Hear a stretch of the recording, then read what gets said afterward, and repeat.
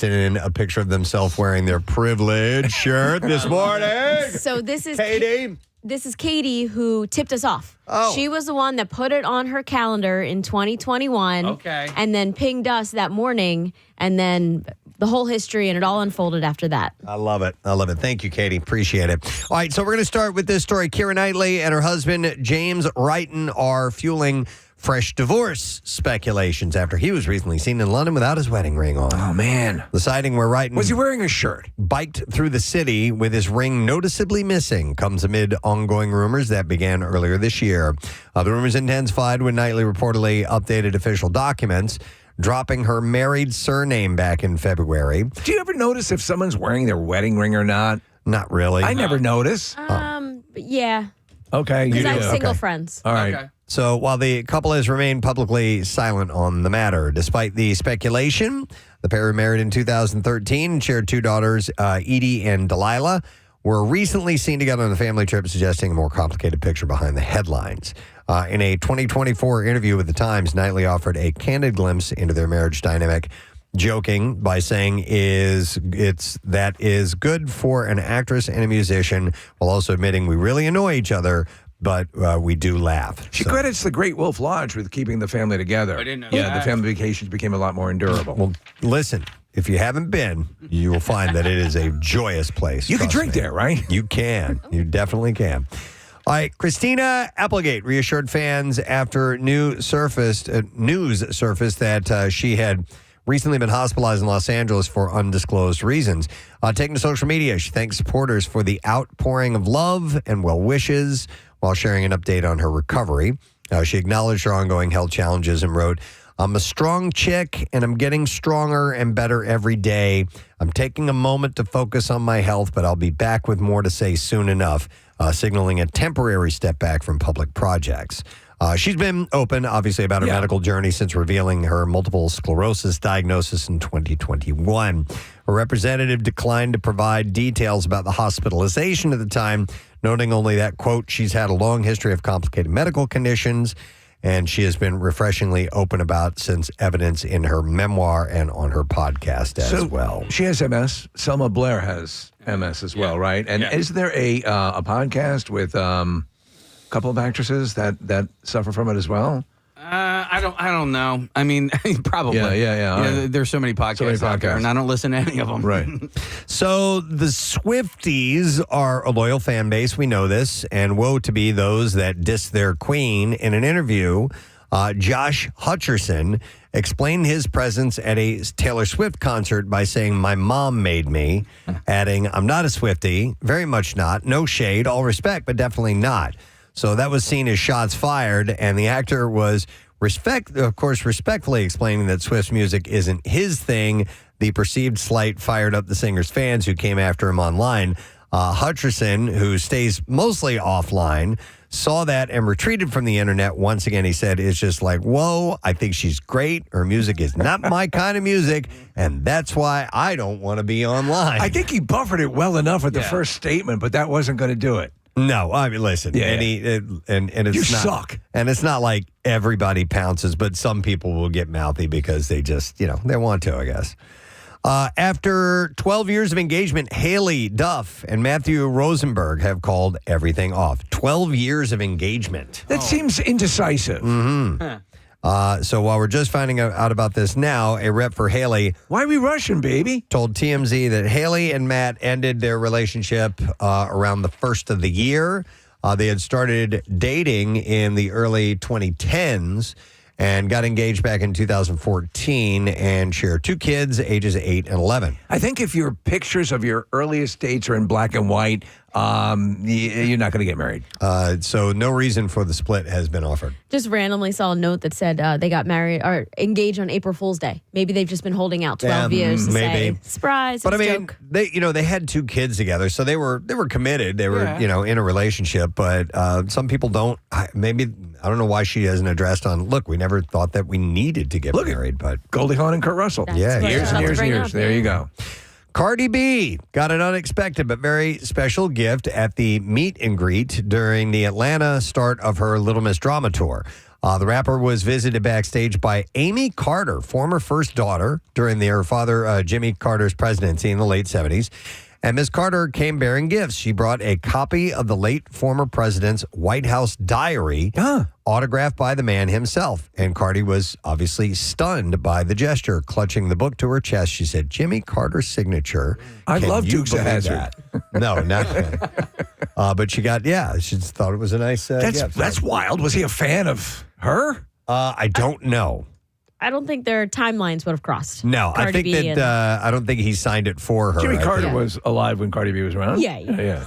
But anyhow, it was a nice gesture. All right, congratulations to Eddie Murphy and Martin Lawrence, who are new grandparents. Murphy confirmed that his son Eric and Lawrence's daughter Jasmine have recently welcomed a baby girl. Eddie revealed the news during an interview with E! News at the American Film Institute Achievement Award ceremony, which was on Saturday. They just had a baby girl, Murphy told the outlet. And they just had her 2 weeks ago or a week ago. Yeah, Ari Sky is what he said. So Murphy himself has, 8 kids? I'm not sure exactly how many. I thought it was 10. Is it but I may be off. I don't know. Eddie was asked if he had any advice for the new parents, to which he explained that that's not his thing. He said, "Oh, you don't give advice like that." He said, your kids don't go by your advice. Your kids go by the example you set. They watch you. But I don't know how many grandkids he has now. If he's got that many kids. Pretty wild, yeah. He's got to have a few of them. This was sad to see. Actor Patrick Muldoon from The Days of Our Lives was also known for his appearances in Saved by the Bell, Melrose Place, Starship Troopers, and more, has passed away. TMZ reported the actor suffered a heart attack. Which is wild because he was 57 and he appeared to be in good shape, but I guess it was his time. With his sister telling the outlet that Muldoon was found unconscious by his girlfriend after taking too long in the shower. Paramedics worked to save him without success. His final film was called Dirty Hands, and that will be released later on this year. I'm a massive Starship Troopers fan. Love the movie, and he has a really horrible death in that movie. His brain gets sucked out of his head by one of the aliens. Oh, my God. Yeah. Wow. It's a pretty wild scene. Through which orifice? The back of his head. Oh, okay. They have like a straw-like appendage or something? there's a brain bug, a large gelatinous one of the controlling the other ones, and it's the smart one, and so it literally pulls out knowledge through your brain. He had just posted that he was starting a new project. Like 3 days ago. That's too bad. Wow. Rita Ora has joined the cast of Amazon MGM Studios' Honeymoon with Harry. She joins a cast that includes Kevin Costner, Jake Gyllenhaal, and Sarah Pidgeon, though her role hasn't been revealed yet. The film follows a tense island trip where a man and his fiance's overbearing father clash before forming an unlikely bond. The movie expands Rita's relationship with Amazon MGM Studios. She also stars in the studio's upcoming Voltron film. That's pretty wild. Alongside Henry Cavill and Sterling K. Brown as well. Yeah. That's a good cast for the Voltron movie. Yeah, no kidding. Yeah, there's some pretty solid names for essentially a Transformers movie. Well, right? they've been waiting on the Transformers hit the ground running and was huge. But, there were 2 camps. Were you a Voltron? Oh, it was both camps. No, there weren't 2 camps. You could easily do both. Yeah. Voltron was badass. Yeah. You know? Yeah. And remember as a kid, I had one of the lions, and then I got them all. And I was able to put them all together. Yeah. Johnny Knoxville played Chaos Agent in Southern California over the weekend. A double explosion was captured on film outside of a dog park by a Simi Valley local, only for social media users to discover that Knoxville was behind the blast. There was a clip shared online, and apparently people thought that a plane had crashed yesterday in Simi Valley. That's what Johnny said when he posted about it. He said, little did they know it was from a monstrous explosion. And then he tagged someone, Gem FX Popov, created for us for the final days ever of Jackass filming. That's right. They're filming the movie. Yeah, a large plume of smoke was seen rising behind the hillside where Big Sky Movie Ranch operates just before the sunset in suburbia. Big Sky has also served as the filming location for a number of movies and television shows, including Little House on the Prairie, Gunsmoke, Wild Bill, and Quantum Leap. Stop and think about it. We talk about, obviously, as you get older, you do things like move your head and you're in traction for a month. These guys are up there, and they're still doing this stuff. I know. It's got a shelf life, though. It's got to wrap up. And I know, like, Bam almost came close to dying with that kayak. Remember that thing he did? It was like a 100-foot drop or whatever the hell it was. A ridiculous thing. Yep. So, you know. Every time they do one, you're like, oh, this is the last. This is the last one because someone's going to die. Knoxville wrote online, we were standing near the explosion and couldn't believe what we were seeing. Immediately after, the entire cast went and hugged Jem's neck. He said, thank you to Ilya, his crew, and the rest of our amazing crew yesterday to make sure that we went out with a bang. 26 years, and that's a wrap. Remember when it was quite common that there would be entertainers like at football games and stuff like that? They would get into like a box that would blow up. Yeah. It was obviously an optical effect, but it was really a popular thing. You know, the guy gets in the box, I'm going to defy death, and the quote-unquote I remember that. dynamite goes off. Yeah, you'd see it all the time. It was mainly one guy that did that. Mainly I think, one right? guy, I yeah, forgot yeah, his yeah. name, but yeah, he would get in this box and it would blow it up. Steve's not kidding. No, and then people would be sitting Why don't on... we take a 5-minute break? Totally. Yeah. Totally. It was his occupation. What do? I blow myself up in a box. Oh, I gotta need to figure out who that was. Yeah. Because that was like 1970s, right? 80s, early 80s? Exactly. Knoxville added, coming to theater June 26th, Jackass, Best and Last. Marissa is looking up 1970s guys who blows himself up in a box. And we found, it just says, Benny Kosk, the human bomb. Yeah, this is the guy. Benny, okay. Right. We need to reminisce. Guys, watch this. This is what used to be entertainment in the late 70s, early 80s. We're looking at this guy. He's in a red, white, and blue coffin-sized box, and they just detonate it, and there he is inside. And he's just laying there. It's like Evel Knievel can't ride a motorcycle. Yeah, so he just totally. blows himself up in a box. Yep. It's like Super Dave. All right, anyhow. Let's see. There's smoke. They're shaking his hand. There's smoke coming coming off of his head. Yeah. Great job, buddy. Yeah, nice Way to job. blow yourself up. So what'd you do while you're in there? Not much. How do you do that? I don't consider it really performing. Just lay there. Wow. All right. The 32nd Annual Critics' Choice Awards has officially set its 2027 ceremony for January 3rd, 7 p.m. Eastern from Santa Monica.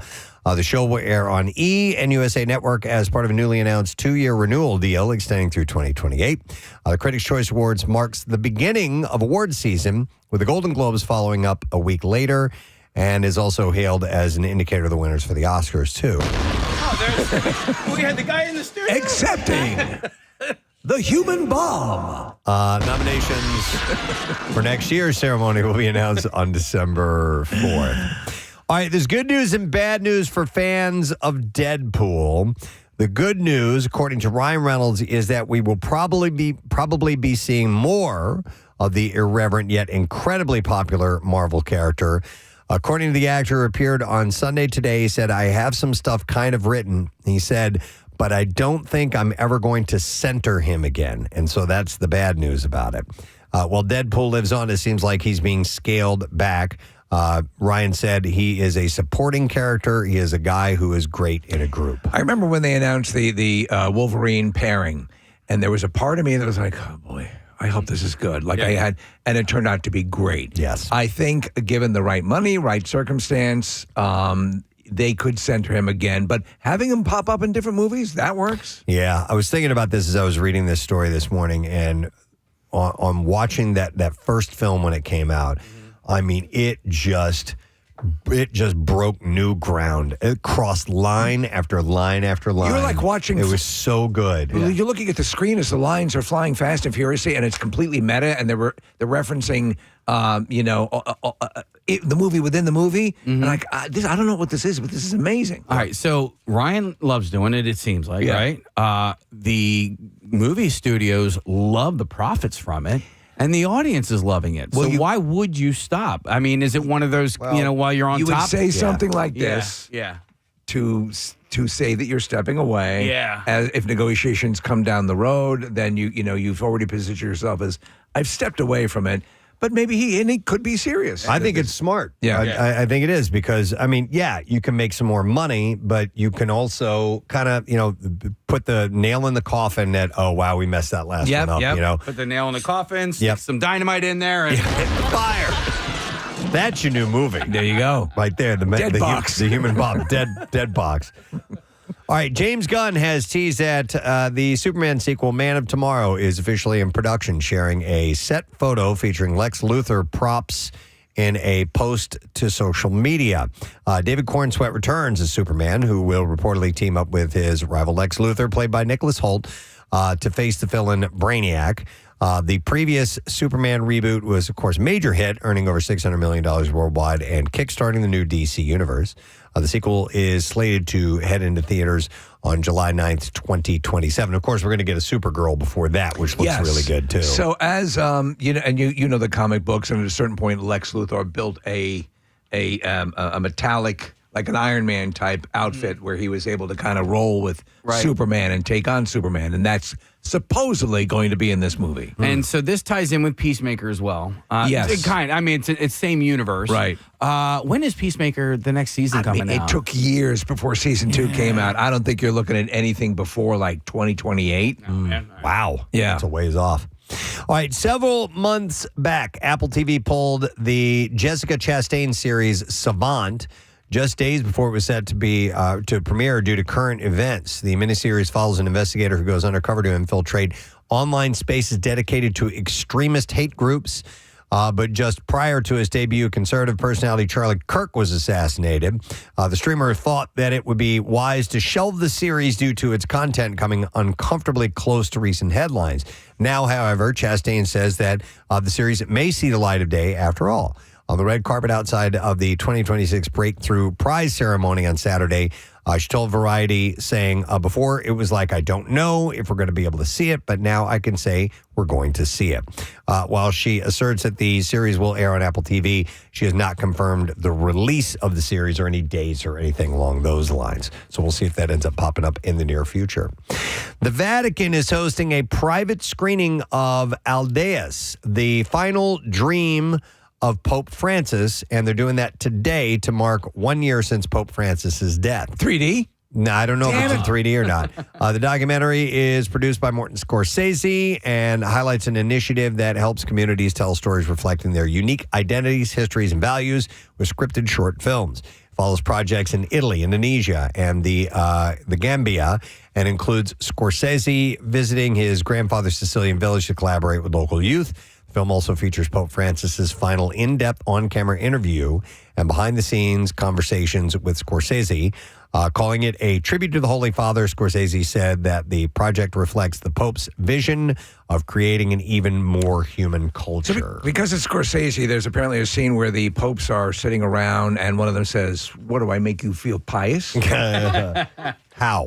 Pious how? Tell me how I make you feel pious. All right, last story. The HGTV series Renovation Aloha is facing legal action after an episode showed the discovery of human remains at a property in Hilo. Wow. Remains are considered very sacred in Native Hawaiian culture, and it is illegal to broadcast footage of them. During the episode that aired, host Kamohai Kalama had reacted on camera in shock, saying there's bones back here as filming continued. In a court complaint, Deputy Attorney General Miranda Steed stated the broadcast of footage depicting iwi kupuna on national television caused profound and irreparable harm to the Native Hawaiian community. Responding to the backlash, HGTV said, "We take the concerns raised by the Native Hawaiian community very seriously," adding, "We apologize to anyone who found any part of the episode offensive. That was not HGTV's intention." I mean, they wouldn't know that. Now, the scene has since been removed from all future network airings and platforms, and the newly re-edited episode clarifies that local authorities were contacted when the remains were found, and the host did not develop the site and had it blessed by a community elder out of respect. I wonder if they found a little necklace. Little tiki sort. necklace. Yeah, I don't know. If they did, don't touch it. Could be because cursed. bad things come to those who touch. That's the truth. All right, clips this morning. An ex-con turned South Florida private investigator in R.J. Decker. And here Scott Speedman explains what he likes about the character. Honestly, he's just a warm, likable guy, and I thought I could bring what I bring to the table with that. And he's fun. He pushes the action. He's in every single scene. No, thanks. A new episode of R.J. Decker airs tonight, 9 p.m. That's on ABC. Here's our next clip. Unchosen follows a young mother trying to escape from a religious cult. And here, Christopher Eccleston shares what it's like to play a cult leader. What was interesting to play it, Julie Geary, who wrote it, has taken this villain. She's given him complexity, so it was a real pleasure to play it. He's contradictory. It's quite a challenge to the audience. Give me something good here. Vagina. There we go. All episodes of Unchosen are streaming today, and you will find that on Netflix. That sounds interesting, that one. There you go. That's what I have in the entertainment report for you this morning. All right, we got a bunch of things taking place today. No sad dough, so your first chance to win a little less than an hour from now. We'll give you the keyword and all that. We'll do it a couple times this morning, 5 times throughout the day here on MMR. We have the legend Mike Schmidt stopping by in our studio today. And there's an event that's taking place that Mike is going to be participating in. We'll get the details when he shows up. We also have the founder and executive director of Mural Arts Philadelphia. And there's a cool thing that is trying to happen, and we're going to have Jane Golden. She is like the head honcho. She's going to stop by around 8 o'clock this morning, and Bill Weston stopping by. It's Talk Like Bill Weston Day. You might as well. So have a little tribute of your own. Say hello and wake up somebody that way today. Yeah, please do. Rise and shine. Just roll over and start talking to him like that. You're the one you share a bed with. All right, we're going to take a quick break. Come back in just a moment. It's a beautiful, sunshiny day. We'll return in a moment.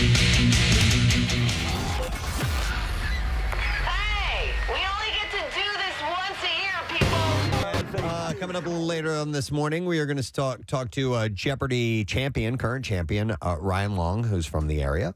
Doing Philly proud? Yep, he's from Mount Airy, so born in Philly and moved to Bensalem at the age of 9. We know a little bit about him, but we're going to find out more when we talk to him around 9 o'clock. Oh, he's from Bucks County. He's so smart. He's so smart, Yeah, I so figured. intelligent. So He's not from Bucks County. He's from Philadelphia. But he moved there at Kinda 9 like how you're where he not got from his Bucks County. education. Yeah. All right. Well, we'll have this Well, little have him tell debate us. with Yeah. him later on this morning. But in the meantime, I saw this article. I thought it was very interesting, and it was essentially a forum. People had shared their stories of rules that were put in place because of them. Oh, okay. I like So this. You did something, and whatever you did from there on, there was a rule. This is, you can't do that anymore.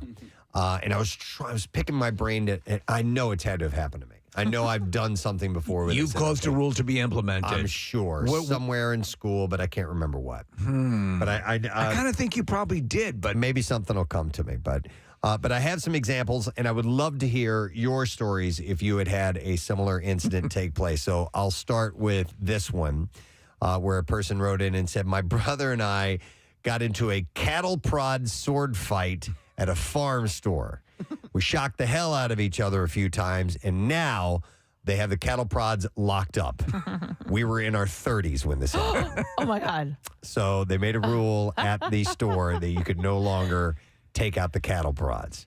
Another one says, I put a croissant in one of those hotel conveyor toasters, and it soon became engulfed in flames and had to be extinguished. The next day at breakfast, there was a sign that said, if you'd like your croissant toasted, please ask a staff member. So they put up a rule after that.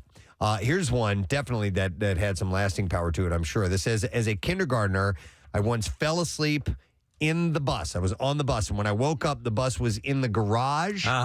It's happened. I had to yell to get to someone to get me out. So to this day, every bus driver in my school district needs to walk to the back of the bus and check every seat before they park the bus. This has been in the news a few times where they've had kids and the bus driver failed to do that. And there was a kid sleeping in the back seat. Yeah, I think that's pretty standard, though. Yeah. For bus So drivers. this- They're supposed to anyway. This probably happened a long time ago. right. They made that rule. Here's another one. It says, in my high school history class, there were about 10 of us who were really close friends. And we take every opportunity to make your mom jokes.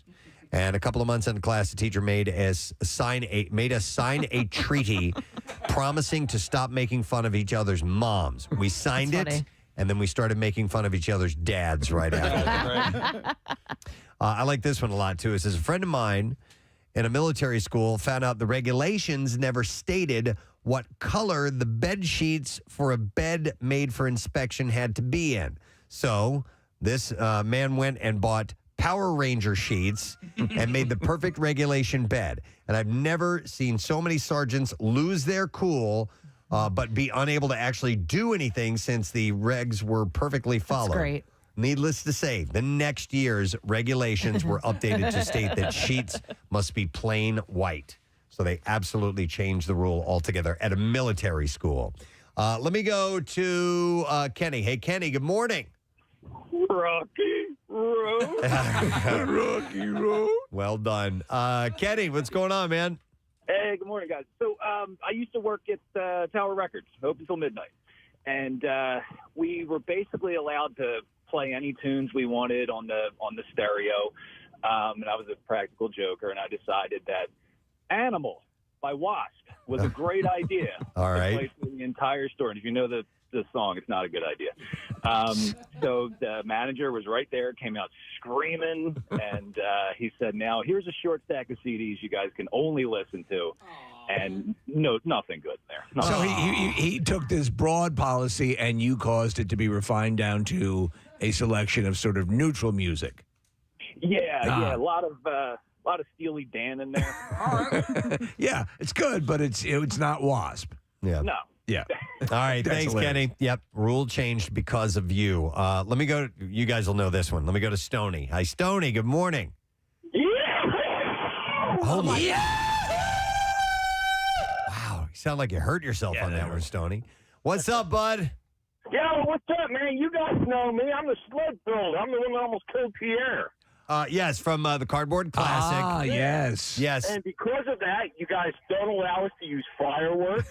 Not allowed to ride on the second floor. Right. I also built the big wheel. Well, a buddy of mine built it. We're not allowed to roll down a hill anymore. That's right. You are the reason Dude, that was for great. a lot of roles. Had to do a lot of refinements. And if you ask, is it a good idea? Just ask Mr. Peanut. Yes. Oh.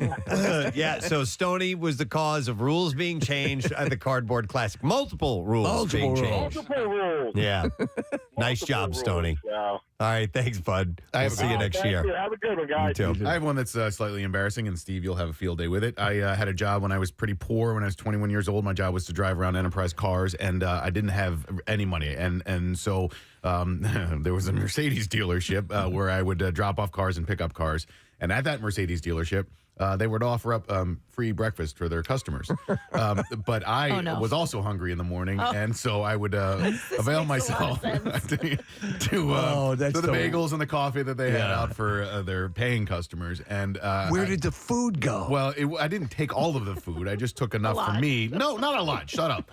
Just a little bit every morning. But they eventually had to put up a sign that said, bagels and coffee for Mercedes customers only.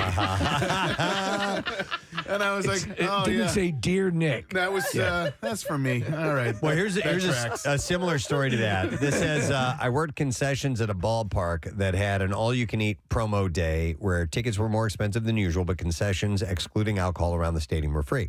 So I worked that day, and of course it was chaos. And when the line started dying down later in the game, they started sending home some of the hourly employees, myself included. But I didn't go home. After I clocked out, I stayed in the stadium, got some cheeseburgers, cheesesteaks, and a soda, then found an empty seat in the crowd for the last few innings. The next year, they had the same promo. New rule for staff. If you get sent home early, you actually have to leave the stadium. So it's similar to you, Nick. But I understand his point. Let me go to Steven. Hi, Steven. Good morning. Chicken pot, chicken pot, chicken pot pie. Thank you for the serenade. What's up, man? So when I was a kid, me and my family used to belong to the Warminster Swim Club, and all the township folks used to cut through the swim club to get to their maintenance building quicker. So when I was 14, I was riding my bike through the swim club, and I got nailed by a van. Township supervisor was driving through. And so then after that, what happened? No more cutting through the parking lot. No more cutting through the Well, parking you can lot. understand that clearly Yes. since you almost died. Yeah, you Yeah. took one for the team, for the walkers. Damn and it. bike riders. Thank you, Stephen. Appreciate it. Let's go to Will. Hey, Will. Good morning. Good morning. Sorry to bother you guys at work. Nah, what's up, man? So back in the ancient times of the mid 1990s, teachers had copy cards for their copiers at school, and they would sometimes send a couple students to go make copies for them. Well, I was one of the responsible ones, and they sent myself and one of my friends to go make copies. Well, one of my friends takes the copy card and decides to copy a magazine from his father's collection and send pictures around the entire school. And so after that, teachers were never allowed to give copy cards again to their students. Wow. Of course. They killed it. because you were working now in the porn industry. Mm-hmm. Yeah. Yeah. There you go. Yeah, you can understand. Yeah. Good times. Good Thanks, times. Will. I love those appreciate last it. second scrambles because I didn't realize that we had that we had not a common like the Power Ranger bed sheets. Right. We should have specified. Here's another example. It says in middle school, I would use Sharpie, permanent markers to, quote, tattoo myself.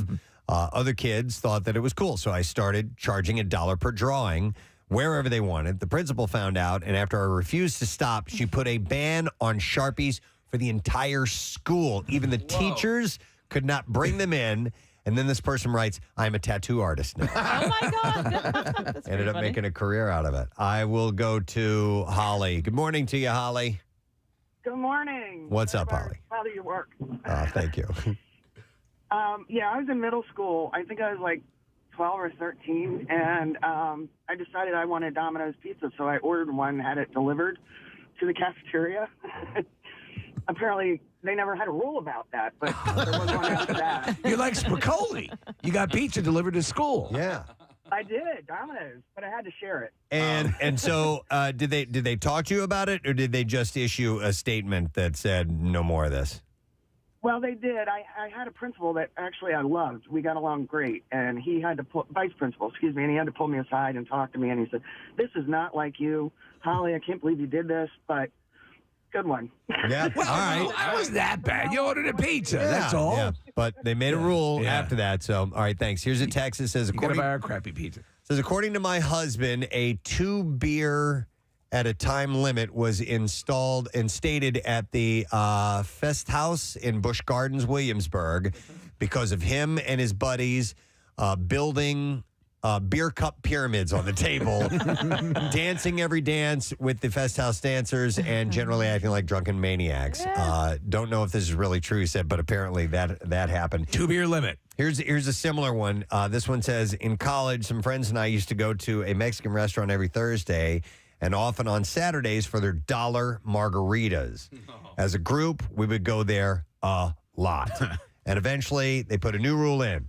It was now $2 margaritas and no more than 4 margaritas per person. Oh, It's bummer. a lot. Well, so I wasn't responsible for it, but there used to be the thing at the Roy Rogers where the Fixins bar, and people would go and just make sandwiches. So there was one right near my college. And I think this is probably corporate wide, but people would go do that and not really buy anything. Right. And so they had to, they put up a sign at that salad bar, you know, for patrons only, for paying customers only, because it was getting Right. like Nick, like the Mercedes. Yeah. All right, No we'll bagels. go to Christine. Hi, Christine. Good morning. Hey, bitches. Hey, what? All right, Christine, what rule did they change because of you? Well, you said porn industry, so this goes a little towards that. So when my friend and I were 17 years old, friend of the family was the penalty box official for the Flyers back in the old Spectrum. And we were waiting for him after the game. We were outside in the corridor outside the locker room. You could get really close to the fighters at that point. So the door swings open, and Brad McCrimmon. All right, thanks, Miss. Later this morning in our studio, Michael Jack Schmidt will be here, along with Dr. Erin Carty, and we'll explain that a little bit later on. We're also going to have Bill Weston stopping by. Yes. It's going to be good to see Bill. The 21st of April is Talk Like Bill Weston Day. So you have two of the greatest third basemen to ever play in the bigs. By the studio, in the studio Bill today. and Mike Schmidt. Both of them. A lot of people don't know that about Bill. Yeah, he's only second only to Mike Schmidt. No, I would actually like to dive into some stories, and they're running through my head, so I just got to release My and mind suggest. is a raging torrent, flooded with rivulets of thought, cascading into a waterfall of creative alternative. The stream of Consciousnessner, now with a T-shirt. I'm wearing my official Stream of Consciousnessner T-shirt, which was gifted to me by Craig Ligons, and it's got the entire speech from Hedy Lamarr from Blazing Saddles, which is the intro that we play there. So, and it's a little big. It's a double XL. I wear a large. Tug on his shoulder there, Case, just to even out. There's a big wrinkle. We want you to look spiffy. Perfect. Better? Okay. Better. Fashion. Get the wrinkles out. I saw this article on Reddit, and I thought this was a lot of fun, and I wanted to share this with you guys. It was a post that asked, what is your favorite word to mispronounce in a fun way? And there were more than 1,000 responses. And I'll give you some examples that people wrote in. One of them being, instead of tortilla, they say tortilla. Yeah. All right. Okay. Yep. Instead of females, they say famales or famale. I've never heard that one. I've definitely said famale before. Scissors, how would you pronounce Skizzers. that? Skizzers. Exactly. So I like these examples. Another one says, I say weekday names like my late pops. He was from the South, and he would say Sunday and Friday, but that's how you say it around here. Yeah. That's how Bam Bam says it. So for me, I say Pahone Oh, yeah. for phone. That's a good one. Yep. So that would be one of them. Somebody also says teeth paste because I have more than one tooth. Or down south, they would call it teeth paste or toothpaste. Toothpaste. Yeah, just toothpaste because you have one tooth. Oh. Now, here's one that says they pronounce hors d'oeuvres horse divorce. Yeah. But I would always say whores divorce. Just to say the word whores. Yeah, whores divorce. Shrimp. And my family, we say this, scrimps. Cramps. Instead. Get some scrimps.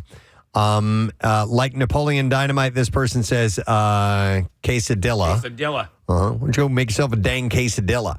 Ginichetti. Ah, that's perfect. Yes. Yeah. Kathy's husband would say ginichetti instead of gnocchi. And sometimes I say ginichetti. Lasagna. Lasagna. Spaghetti. That's a good one. My dad says Target all the time instead of Target. Yep. Yeah. That one's been around. So this person says instead of asparagus, they say disparagus, the saddest vegetable of all. My mom pronounces this person post prosciutto prosciutto. All right.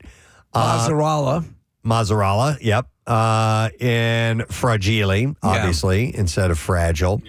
Somebody says they say popsicles like an ancient Greek name. Popsicles. Okay. I love that. That's a good one. Popsicles. Chamomile, pronounced chamomile. All right, that's good. I like that. I like chamomile. There was, I just adopted this, and it was one of those HBO Hard Knocks, but there was a guy, I think he played for the Miami Dolphins, and he called it a charcuterie board. Yeah. I like that. Yeah. Oh, do you remember? Hold on, wait a minute. Parafate. Yeah. Parfait Yeah. was Joe. That We was sent Joe. The great intern Joe out to get us parfaits. Yeah. And he was looking for parafates. Yep. Let me go to, I have Mike calling in. Hey, Mike, good morning. Ever since my daughter had her first Holy Communion, it was on Cinco de Mayo, and she wanted a Mexican-based thing.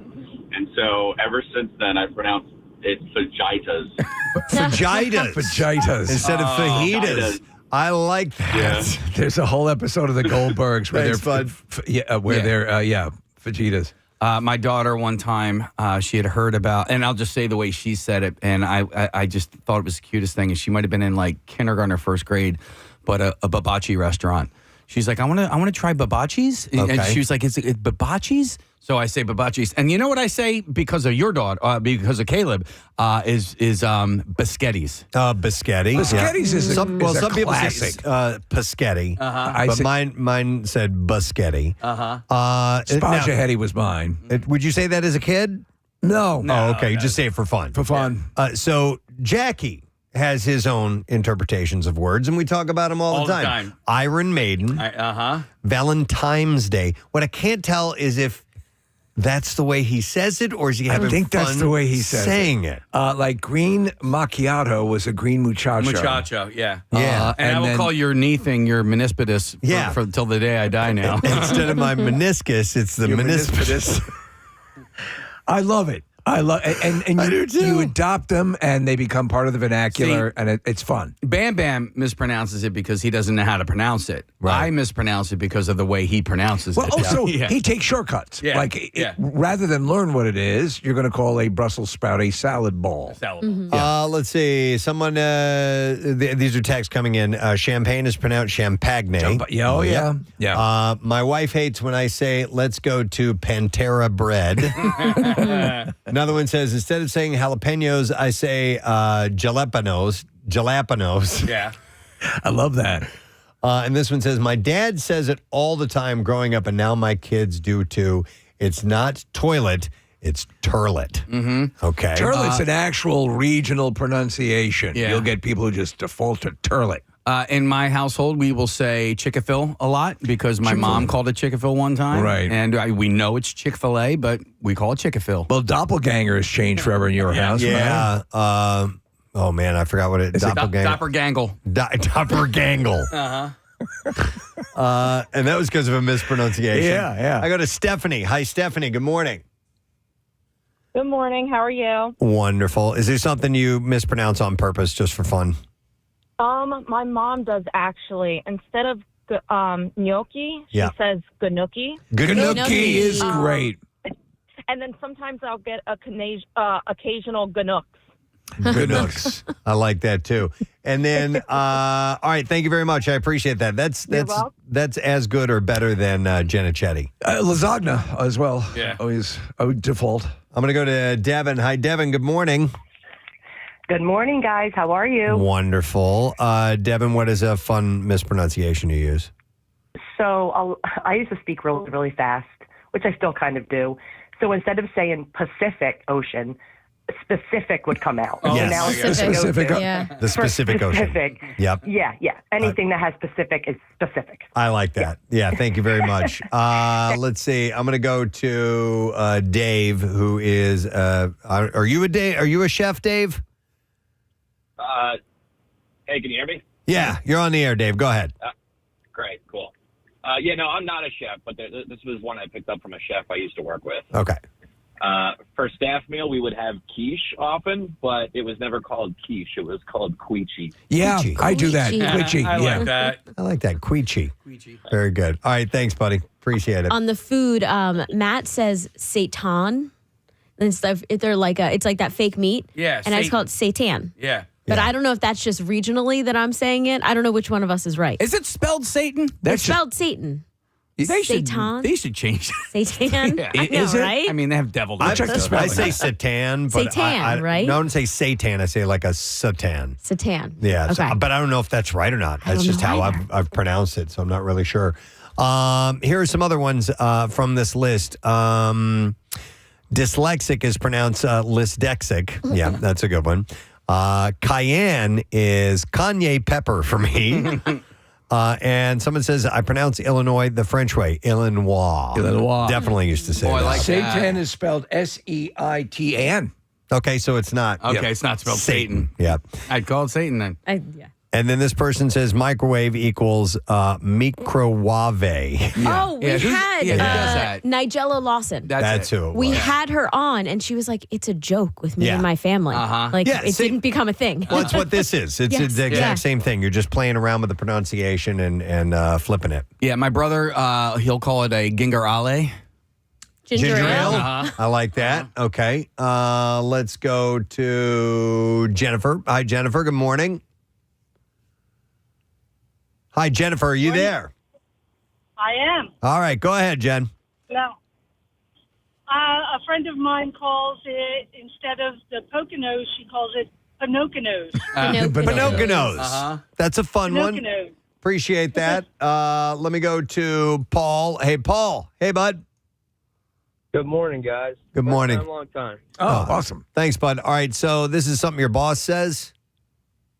Yeah, she calls it Chipotle. Chipotle. Say it again. Chipotle instead of Chipotle. Chipotle instead of Chipotle. I mispronounced it for the longest time. I didn't know what the name was. It's a difficult word if you're not used to saying it, so that can be a mispronunciation that turns into something you say regularly. In fact, there's a couple of Chipotles up here. Let me go to Blair, see if it's similar. Hi, Blair. Good morning. Hey, sorry to bother you guys at work. It's all right, Blair. All right, how is Chipotle pronounced? In City Ave, when it first popped up, my dad drove past it. He said, "What the heck is a chipotle?" Chipotle. I like that one better. Yeah. Nice. Yeah. All right, appreciate that stuck at our house. it. Excellent. Well, search your own, dictionary in your mind and see which ones you like to shorten up or change just for fun because you're in good company. A lot of people do that. So I thought that would be kind of fun to pass along. Little thing you can do on your own today. The stream of consciousnessner. All right. So you guys know what Roku City is? No. Oh, yeah. Well, I mean, is that the save screen on the Roku? That is it. Yeah. So it's called Roku City. When you have the screensaver come up, if you have a Roku, it's this cityscape, and it's kind of a purplish color, and it's fun to sit and look at. I love it because they change it up from time to time, and they have like little scenes or little Easter eggs from movies. And there are ones that have been in there forever, like the Stark Tower or like a Godzilla. There's a King Kong. So it's a changing graphic on the Roku screen. It scrolls. Yeah, every now and then, like the family truckster from Vacation was in there. Yeah. Do they put ads in it? Yeah. Oh yeah. Okay. Oh, yeah. So it's a fun little thing, but they've launched, Casey, Roku City Dash, a retro-inspired game that users can play from within the platform screensaver. Okay. Isn't that great? All right, yeah. I've not seen the gameplay and how it works, but I love the idea of it. It's described as an original game that takes you inside the beloved Roku City, past iconic buildings and unexpected surprises from outer space. Users who play Roku City Dash can compete with their households for a high score, so you can do it amongst your family. The game is now accessible to users through an interactive building in the Roku City screensaver, as well as through the Roku home screen. Okay, yeah, I've seen this screen. I'm looking at the game, obviously, in play here, a side scroller. That's pretty cool. Yeah, it does look fun. Yeah. Because when you do have it on, it's fun to sit there and, like Casey said, pick out the Easter eggs. There's some in the foreground and some in the background as well. Do you know what I love with Apple TV? They go to mountain ranges and oceans and all of this sort of net geo footage. Yeah. And I'll just sit there and watch that friggin' thing for a while. Yeah. Sometimes it's pleasant just to take a peek at that And if stuff. they do that, they really need to put in, because sometimes they do, what you're looking at. What you have to do is hit the button and it'll come up. What you're looking at. See? How about that? All right. You learn stuff. All right. Another story for you. The stream of consciousness. So returning stuff got a little less annoying thanks to Uber Eats, who is rolling out a new return feature that lets a courier handle that for you. To do the return? Yes. Interesting. You can request a return right in the app. You can have somebody pick it up, get your refund almost instantly as long as the item meets the store's policy. And it costs $20, at least $20 to have somebody do it for you. I loved this until that. I know. But if it's worth it to you, if you've got a crazy busy schedule and you got to get it done, I could see that. I hate doing returns. I sometimes will just keep things even though I don't need them. I do that all the time. But you know what has actually turned out to be a cool thing? You can actually return Amazon purchases to Kohl's. Yep. I've done that. That's cool. Yeah. And if you want to, you could send your courier from Uber Eats to do it for you. That's pretty cool. Yeah. I get burned with Amazon. Like, I'll buy something and then, this has to be returned at Whole Foods and this can be returned at Staples.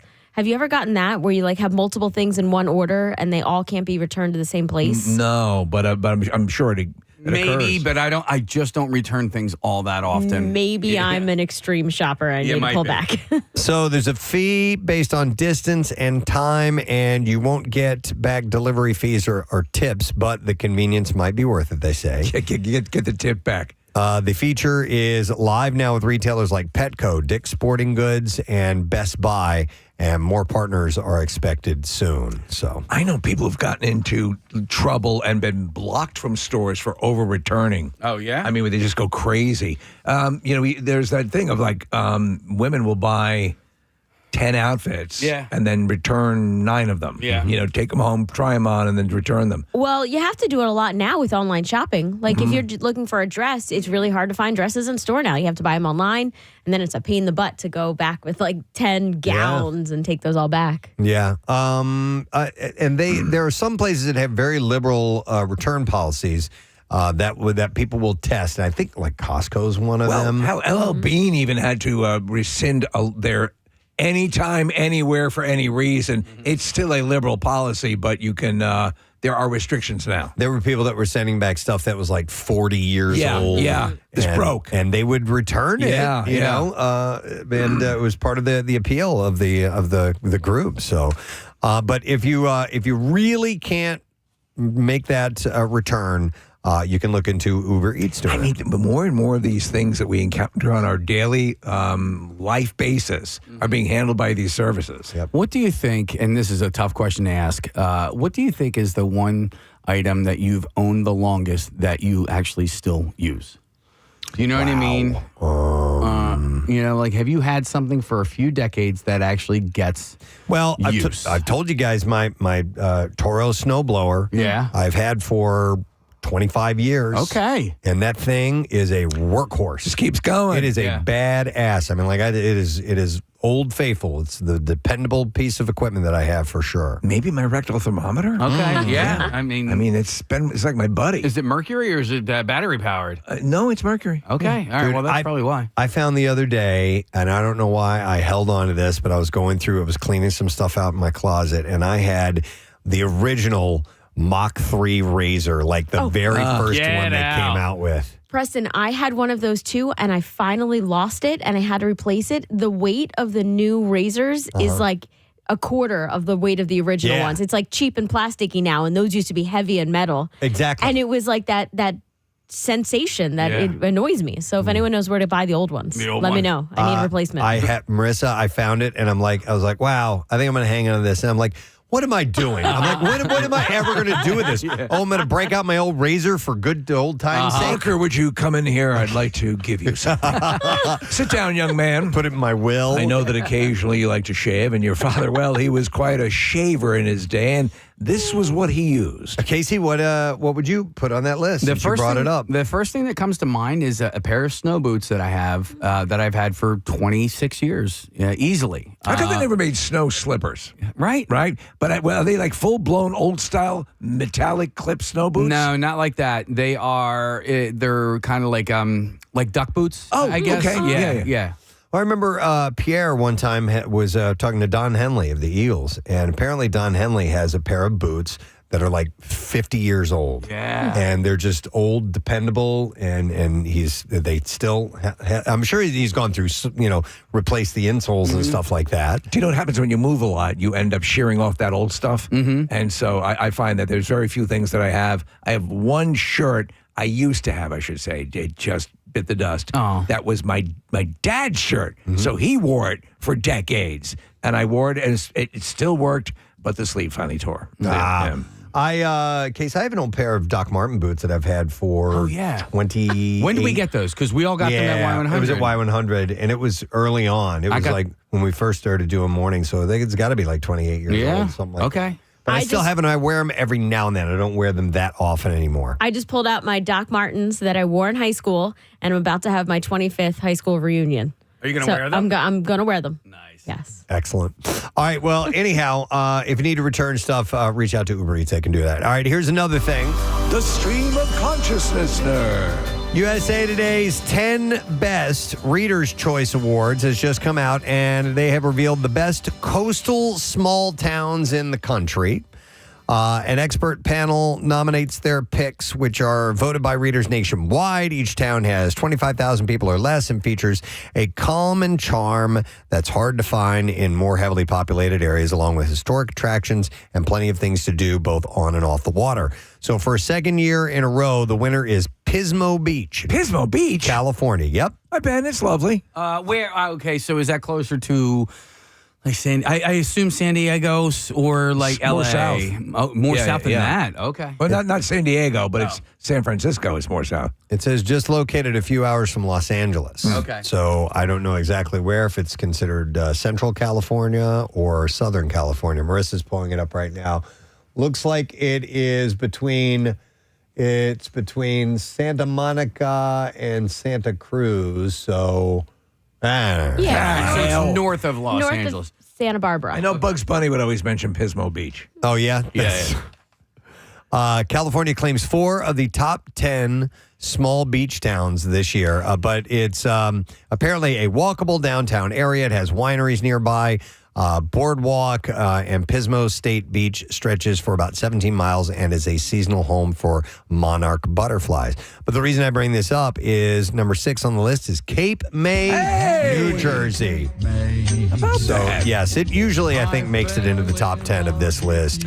Best coastal small towns. I got to tell you, because I ride my bike down there all the time, like everybody knows the beach area of Cape May and then Washington Square. I think that's what it's called. But like you go a little bit more inland, closer to where the Shorehouse Cana is. Yeah. There's like vineyards back there and little farms. And like Yes. I love riding my bike back there. I wish they paved a couple of those streets a little bit better and were a little bit more bike friendly. But man, I really do love riding around there. Will you ride it out to Cape May Point? Oh, yeah. Yeah, that's beautiful down all there. over, yeah. We love going out there. There's a place called the Fish House, great little restaurant. I love Cape May. I think it's gorgeous. Whenever we head down to the shore, we usually at least end up in Cape May once if we're there for the weekend. There's a song about it. No. It's beautiful. You know what? It's been a long time since I've been there. I got to get there. It's more green than the other shore towns. Right. You have a lot more, a little more space. The architecture of the homes, especially in the downtown area, is really pretty. It's a special little town. So I'm glad that it gets recognized like this. Nothing else on the Jersey Shore as far as this list goes. Like I said, 4 of them are California. There's a couple of them from Florida. These are so beach towns. If you talk about like harbor towns or like Northport, Long Island is a beautiful town, like right on the water.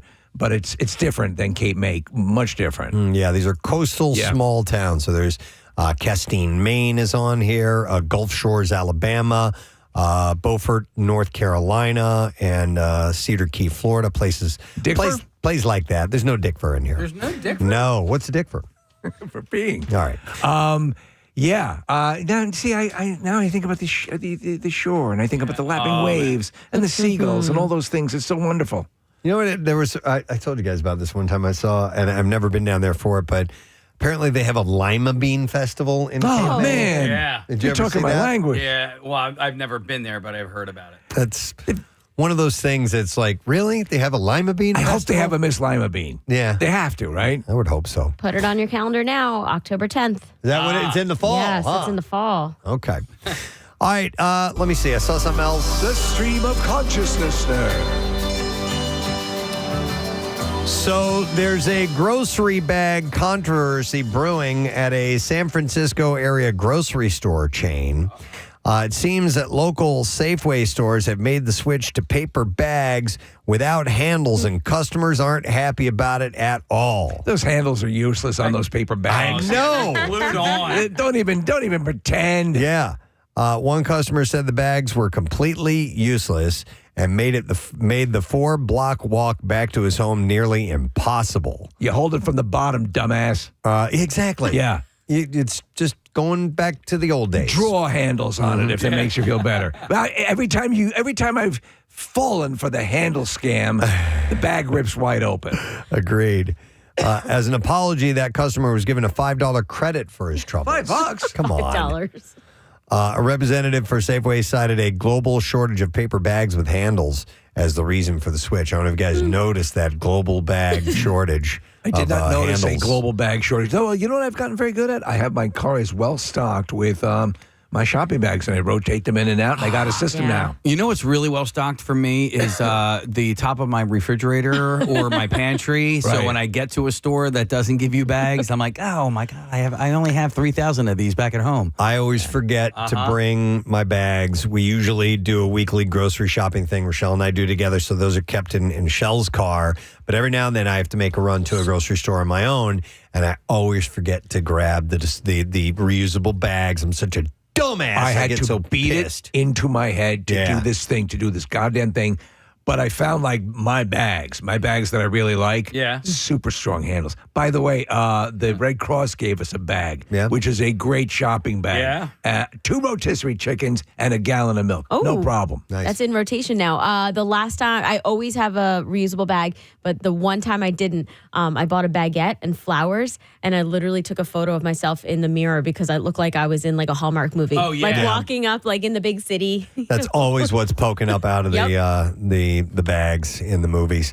So anyhow, they're not having it, but this guy got $5 out of it. So $5, everybody. I guess it's a happy I ending. found a scam. Mm-hmm. All right, I have another stream of consciousness. The stream of consciousness. I have a few of them. I got to keep an eye on the clock here. How about this one? I'll mention this. I'm sure you guys saw the Oklahoma high school principal, who had thwarted a school shooting. He has been crowned the prom king. I love this. Isn't that great? It was so great. The look on his face. He's wearing the crown and everything. Paul's Valley principal Kirk Moore was shot in the leg and disarmed and pinned the shooter, a former student, to the ground, holding him until police arrived. And this past Friday night, students honored the hero by crowning him in an emotional moment. The students cheered as Moore accepted the crown to the song Hero by Nickelback. And like after the shooting attempt, Moore said, like so many educators around the country, we prepare for these events through training and careful assessment of threats. And I'm grateful that my instincts and training were available to me. I mean, the guy, he charged him, knocked him down. He did a full-on football amazing tackle stuff. to the dude, and he's holding the gun down with his hand, and he's getting on top of him, and he saved some lives, most likely. Keep flailing. I'm trying to become prom king. So that was all in the bid to become the prom king. All right, you're going to come by like 7:15. And his dream had come true. So don't put bullets in it. I love it. All right, that's all we have time for. The stream of consciousness. We got to stay on time for the No Sad Dough, of course. And our first guest is going to be arriving. Jane Golden, founder and executive director of Mural Arts Philadelphia, is going to be in here, and something really cool we're going to talk about with her when we return. Stay put. We'll be right back. Preston and Steve. They call him the Beast for a reason. Wow. Brad McCrimmon was standing there totally naked. So, of course, 17, I'm like, oh, my God. So ever since then, they changed the rule was that nobody could get down in that corridor by the locker room unless you were affiliated with the Flyers organization. And or now, a 17-year-old girl. At 17, and Yeah. now I'm in human resources, so there you go. Oh, there you go. So Man. you're handling stories like that. That's funny. And that was the moment they made the rule. Wow. All right. Thank you, Christine. Hope you're proud. We'll go to Frank next. Hi there, Frank. Beating your head in with a hammer. I was hammering in the morning. All right, what's up, Frank? I was a bartender, and a customer ordered a flaming shot. And I didn't tell the customer, hey, you need to blow fire out because we can't consume that. And so he goes. We, as human beings, cannot consume fire. No, Okay. Science has taught us that. Yes. So he goes to drink the shot, gets scared, cause fire, drops the shot, it breaks on the bar, and my bar engulfs in flames for a moment. And then, had to take like a soda gun to spray it off. Oh, that's funny. So no more flaming shots at Texas Roadhouse, guys. Oh, There you really? go. Nice. There you go. Nice. A flaming Mo. I don't know if it was you or the customer, but Yep, absolutely. All right, some other examples. This one says, I got our human resources Dropbox taken away. at work because HR threatened to not pay us if we missed a clock in or clock out. I printed out the law stating that what they were threatening was illegal, highlighted it, and put it in the HR box when no one was around. Our HR rep threw an unholy fit and tried to figure out who put the paper in her box. And from then on, everything had to be handed in personally instead of a box. I can see that. And they went on to say, in our defense, the phones didn't always work, and the clock-in system was really unreliable. So that's why they had made that complaint. Another one says, I work. I already did that one. My younger brother was always late to school and tardy every day. He eventually figured out that if you just skipped first period altogether and showed up to his second period, he was counted as being at school with no late penalty since he was at second period on time. And they had to change that the following year. So the rule would accommodate just going to second period, and he would be listed as present for the day. As present for the day, but with no tardy for the first class. Right. Okay, that's gaming the system. Right. Yep. Need to adjust that. Let's go next to him. We're taking calls on a rule that was made because of something you did, and I will go to Kenny next. Hey, Kenny. Good morning. Hey, Kathy, it's Jay. I heard your mixtape, and I want to take you back. Wait, do you know Jay, or did I say his name on the air? You said his name on the air. Okay. That's great. Very astute, Kenny. What's up, man? What'd you do? So in middle school, you know, like you get changed in the locker rooms for like gym class. It's the first time you're all excited to use deodorant and be like a man. Right. Well, we were we were in the back of the bus, and we some kid, I'm not going to say his name, but he brought a lighter, and we were making fireballs in our hands. Yeah. Oh yeah. Shooting flamethrowers, and the next year, our bus driver would not allow those deodorants in his bus, so I had to use stick. Okay. You had to use a stick from there. Yep.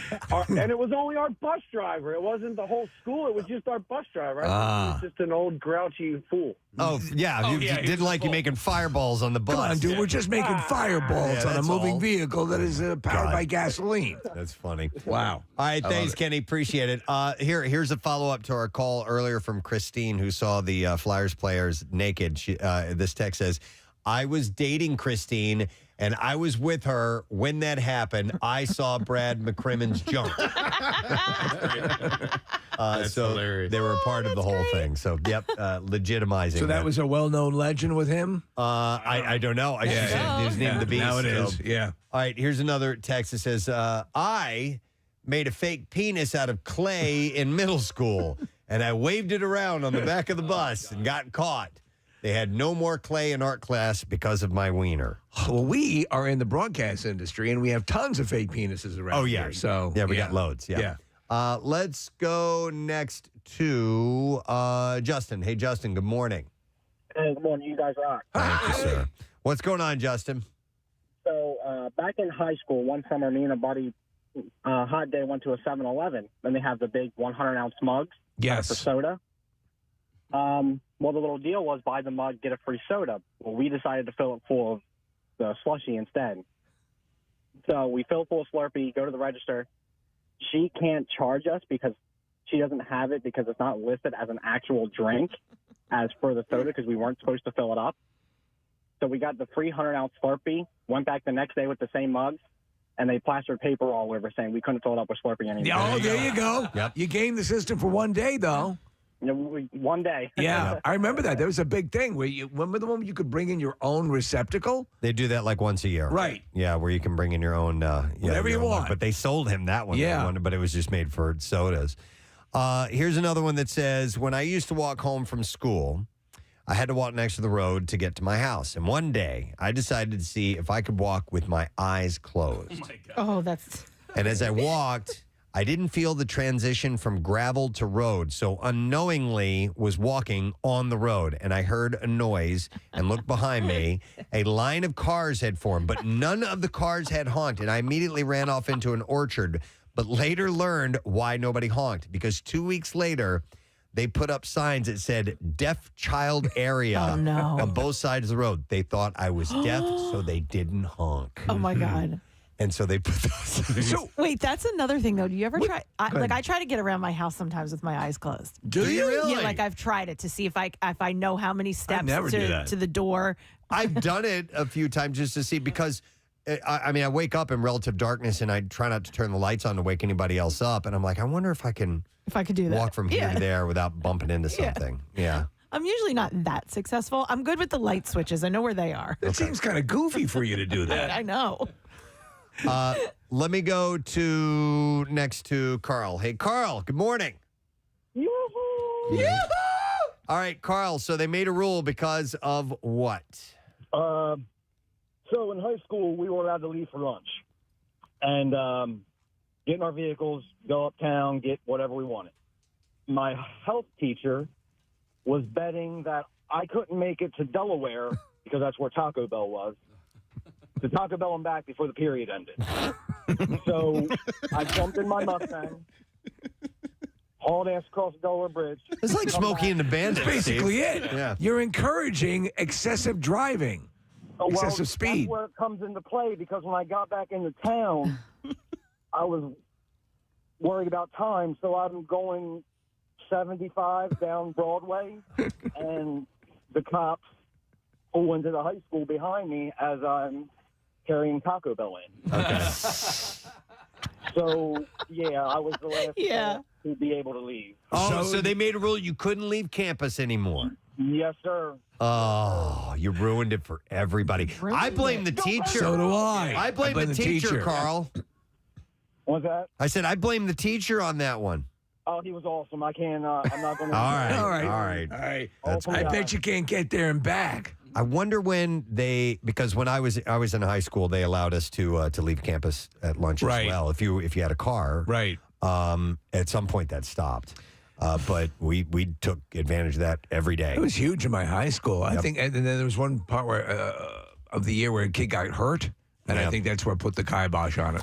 All right. Well, awesome examples. Thanks for your call. Think about that today. Talk amongst your friends. They made a rule because I did this. We got to take a break because we're going live on Fox Good Day Yes, today. that's right. Let's break and come back with that as well. The Bizarre File coming up too. Stay with us. We'll return shortly.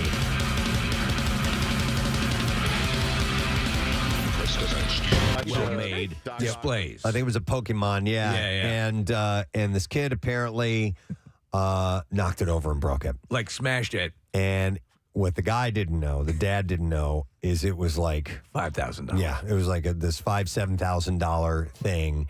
And sorry, you got to pay for it. Yeah. Now they went back and they ended up watching video, and the kid wasn't like playing around with it or something like that. He had just knocked it he had over. leaned on it or something along those lines, and so he knocked it over and it. But I would imagine like bigger stores, I don't know where they are, they have some sort of insurance that if something like that happens, you're not going to make the parent pay for $1,000 ceramic Pikachu. I've heard stories of again, I've seen the old adage is you break it, you bought it. Right, you break, you buy it. And I've seen that at like smaller stores, like especially if they sell glass items, like, especially down the shore, like some of those, little shops down there. If you take the kids in, like you could see everybody tense up and like there's a little sign that says you break it, you buy it. Mm-hmm. You can see the owners, like if you walk in, and so we don't have kids, but when people come in with like small kids into places like that, like in New Hope. Oh, yeah. I think. My words before I go in are don't touch anything. Yeah. No, and I get nervous around stuff like that. If there's shelves with like hundreds of plates or just fragile things. Yeah.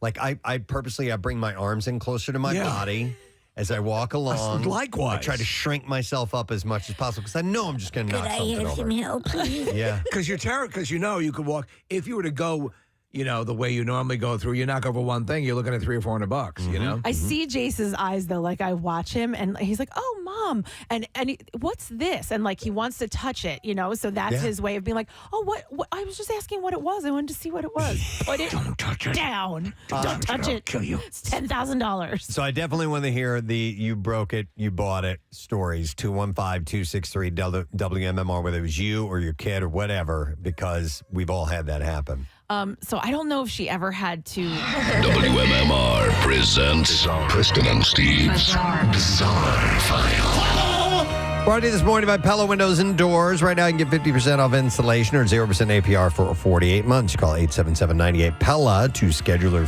your free in-home consultation or visit PellaPhilly.com. All right, I'm going to start with a follow-up story. All right. So the man who is accused of driving his blue Mustang through a gate at the airport in Daytona Beach and trying to get on planes has been indicted by a federal grand jury. Brian John Parker, 58 years old, is being charged with damaging, destroying, and disabling airport facilities and entering an aircraft or airport area in violation of security requirements. He could spend 30 years in federal prison if he's convicted. Yeah, no doubt. On March 25th, he and his blue Ford Mustang plowed through a gate at Daytona Beach International Airport. He was highly intoxicated when he rammed the gate and headed toward the Embry-Riddle area of the airport. So what's the illegal part of all that, Preston? Parker then approached and occupied a running airplane and attempted to board it, but was unsuccessful because the plane had already been locked. He then made 2 more attempts, ultimately boarding an unoccupied plane. He was not on the plane for long before airport operations and security took him into custody. At one point, Parker was running around on foot, urinating on the taxiway, and chasing after taxiing aircraft. And what I love is this quote. So in the video of his arrest, Parker says he doesn't remember. He said, "I went to an AA meeting. The next thing I know, I'm doing cocaine, drinking, and smoking pot." Oh, wow. Look for a new meeting. The deputy said, "So you were doing all kinds of drugs and ran through the gate?" And he said, "Yeah, and I crashed my car, too." Going to jail. Gemma Monk was seconds away from the happiest moment of her life when her world turned black. As the 35-year-old prepared to walk down the aisle, she heard her name called, and when she turned, a thick drench of black paint hit her. The substance splattered over her $2,000 white gown, her face, her eyes, and the front of a horrified wedding guest. She was covered in black paint. This was at her wedding. The attacker was Antonia Eastwood, the wife of Gemma's older brother, Ashley. Eastwood fled the Victorian mansion immediately, leaving her victim standing in the hallway in a ruined dress. Despite the spiteful assault, the mother of 2 refused to let the sabotage win. She retreated to a changing cubicle to scrub the paint from her skin. An usher was dispatched to find a replacement dress. Although the borrowed gown was too large, Gemma was determined to proceed with the ceremony. I thought maybe this was a replacement for throwing rice. No. And you should see the pictures of her. It's crazy. She's covered in black paint. She ended up marrying Ken Monk, her partner of 20 years, just 2 hours after the attack. The couple had saved for years for the ceremony. The motive for the attack appears to stem from a toxic family feud that bubbled over a year earlier at Eastwood's own wedding. Gemma had been wrongly accused of trying to trip up Eastwood during her walk down the aisle. Man, wow. So that just got in her gut. Eastwood nor her husband, previously Ken's best friend, were invited to the nuptials. The paint caused more than $5,000 in damage to the registry office, and special cleaners were unable to save Gemma's dress, which she had hoped to hand down to her daughter. At court, Gemma read a powerful victim impact statement. She described how the attack had shattered her mental health. The trauma was compounded by the fact that Gemma was undergoing a cancer scare at the time. Man. Eastwood was allegedly aware of the medical issue when she planned the attack. Gemma has since been given the all clear, though. Eastwood was handed a 10-month prison sentence, by the way. Well, I can guarantee you they will look at their wedding video. Yeah, they will. I don't. Yeah. All right, a dozen families in Texas filed a lawsuit against a charter school after nearly 20 students suffered potentially life-threatening injuries in February. The lawsuit alleges that the head football coach at Texas Leadership Charter Academy in San Angelo ordered about 80 students to perform continuous whistle-driven push-ups for an entire class period, about 45 minutes or more, without water, rest, or breaks. The students estimated they were forced to do between 300 and 420 push-ups, while 5 coaches walked among them, berating any child who showed signs of fatigue. You know that new teacher we got from North Korea? Yeah. The following day, students said that they returned to school in agony, with many unable to raise their arms, eat, brush their teeth, or dress themselves. Despite this, coaches required them to do push-ups for 2 more days. The case, they said, is about the adults who tortured children. When children collapsed, the coaches ordered them to get up and continue. When children cried out in pain, they mocked them for being weak. When they begged to stop, the coaches blew whistles and demanded more. The gymnasium doors were closed, the children were trapped, and not one adult in that building lifted a finger to help them. 20 children were reportedly hospitalized. Many were diagnosed with rhabdomyolysis, which is a serious potential life-threatening syndrome resulting from rapid skeletal muscle breakdown. And the reason for this? I don't know, man. I mean, that's a torture program. Exactly. So the hospital stays is said to range from 2 to 7 days, with multiple patients being referred to specialists for permanent kidney damage. Oh my! Well, on the plus side, they're adding an extra pizza day in the cafeteria. The lawsuit alleges that no one from the school called any of the families to inquire about the children after they were admitted for hospital treatment. I don't know, man. That's insane. Yeah, totally. All right, we have time for one more story, and then we'll wrap it up. This is great. This was yesterday. There was video out of Riverside County, California. It shows the moment a hot air balloon landed in the backyard of a home. Yeah. And now the homeowners are speaking about their stunning experience. I mean, this is a tiny backyard. Yeah. And it wasn't the landing that anybody expected, but somehow carrying 13 people, it landed in the yard. The homeowner was watching TV around 8:30 a.m. when a neighbor knocked on his door. Hunter Perrin said, I go answer the door. This guy's like, they just landed in your backyard. And I'm like, what? Perrin and his wife, Jenna, who was in another room at the time, then went outside to see what had happened. He said, I opened the sliding glass door. There's a basket full of 13 people in my backyard, he said. The pilot, he said he was masterful. He got it right down inside, like directly into the backyard where there was nothing. The balloon didn't catch on anything. No one was injured. The homeowners say the hot air balloon pilot told them that the wind had died, forcing him to make an emergency landing. So they were just kind of stalled. Right, They were in one spot and they were running out of fuel. So he said you can kind of see in the video when they came down, he plopped straight down and moving very, very slowly. He said, I run to the backyard. There's a whole group of people that are waving at me, Jenna said. And I'm like, oh, my God. And the sound I heard was flames. Incredibly, there's no damage to the backyard. No one was injured. One of the passengers said at first, I was like, oh, my God, we're in a backyard. This is crazy. She and her husband were taking their first hot air balloon ride to celebrate their 10th anniversary. And as they started approaching the neighborhood, she said the pilot made an announcement. He said there's not enough wind because the wind stopped a little bit. And he was like, we were going to land and we only had a little bit of fuel left. So he managed to do it. So when we did it, they have another team that's on the ground, and they actually had to drive up to a house where the balloon pilot was going to land us, knock on the door, and ask permission to land on their front lawn. Yep, that's how they do that. So, but these guys went right in this backyard. It's crazy. All right, there you go. That's what I have in the Bizarre File. All right, we're a couple of minutes late, but here we go. 93.3 WMMR Philadelphia.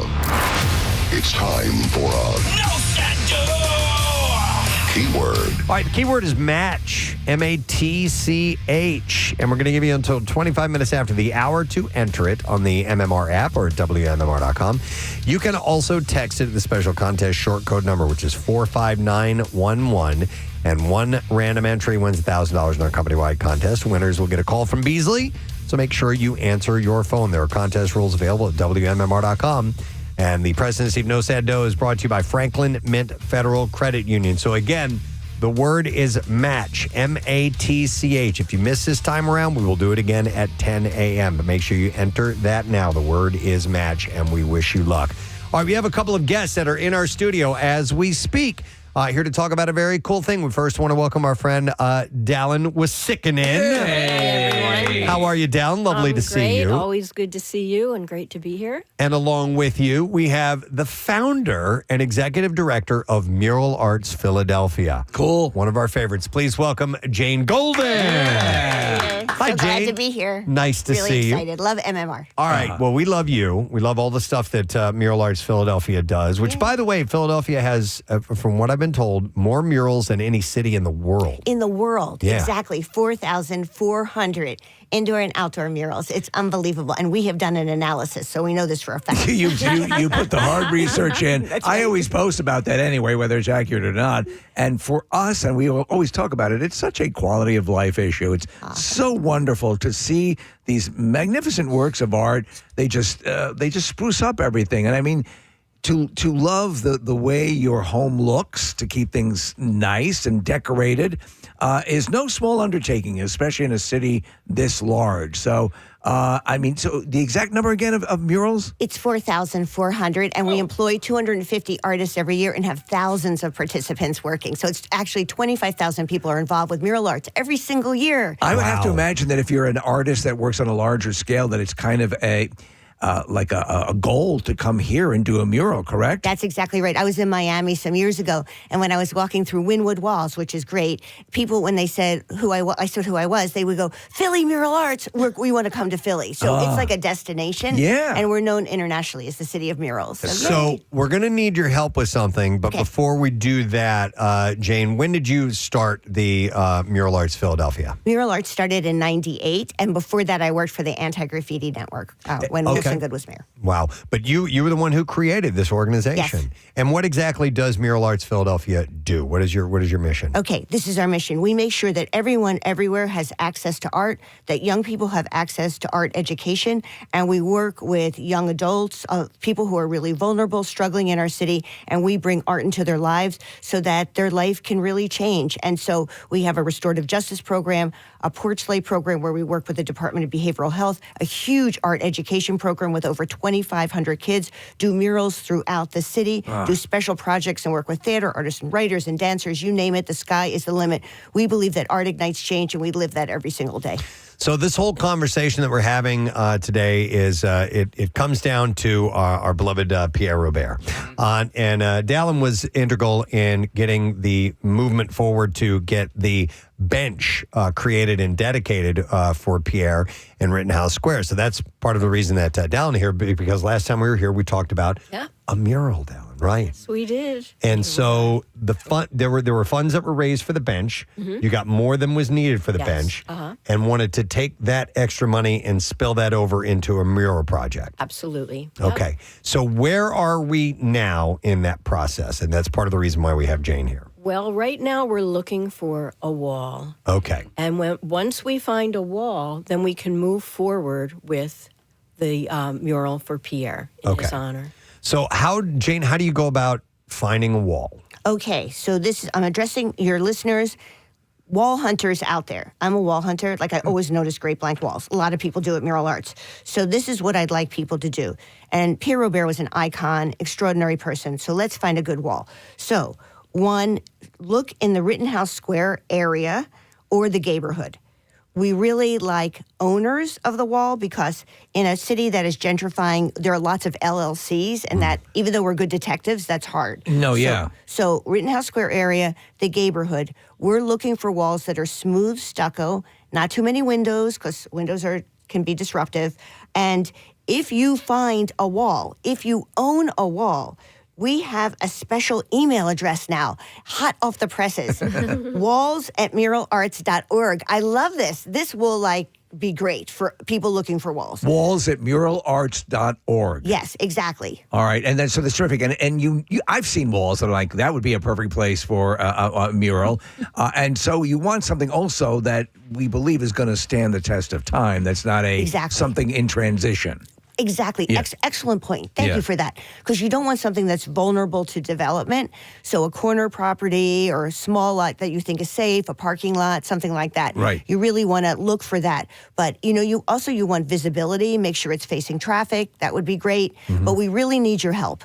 This is like an all-points bulletin out here. So Jane, let's say I have a wall, and I think it's a good idea, and I reach out to you guys, and an agreement happens.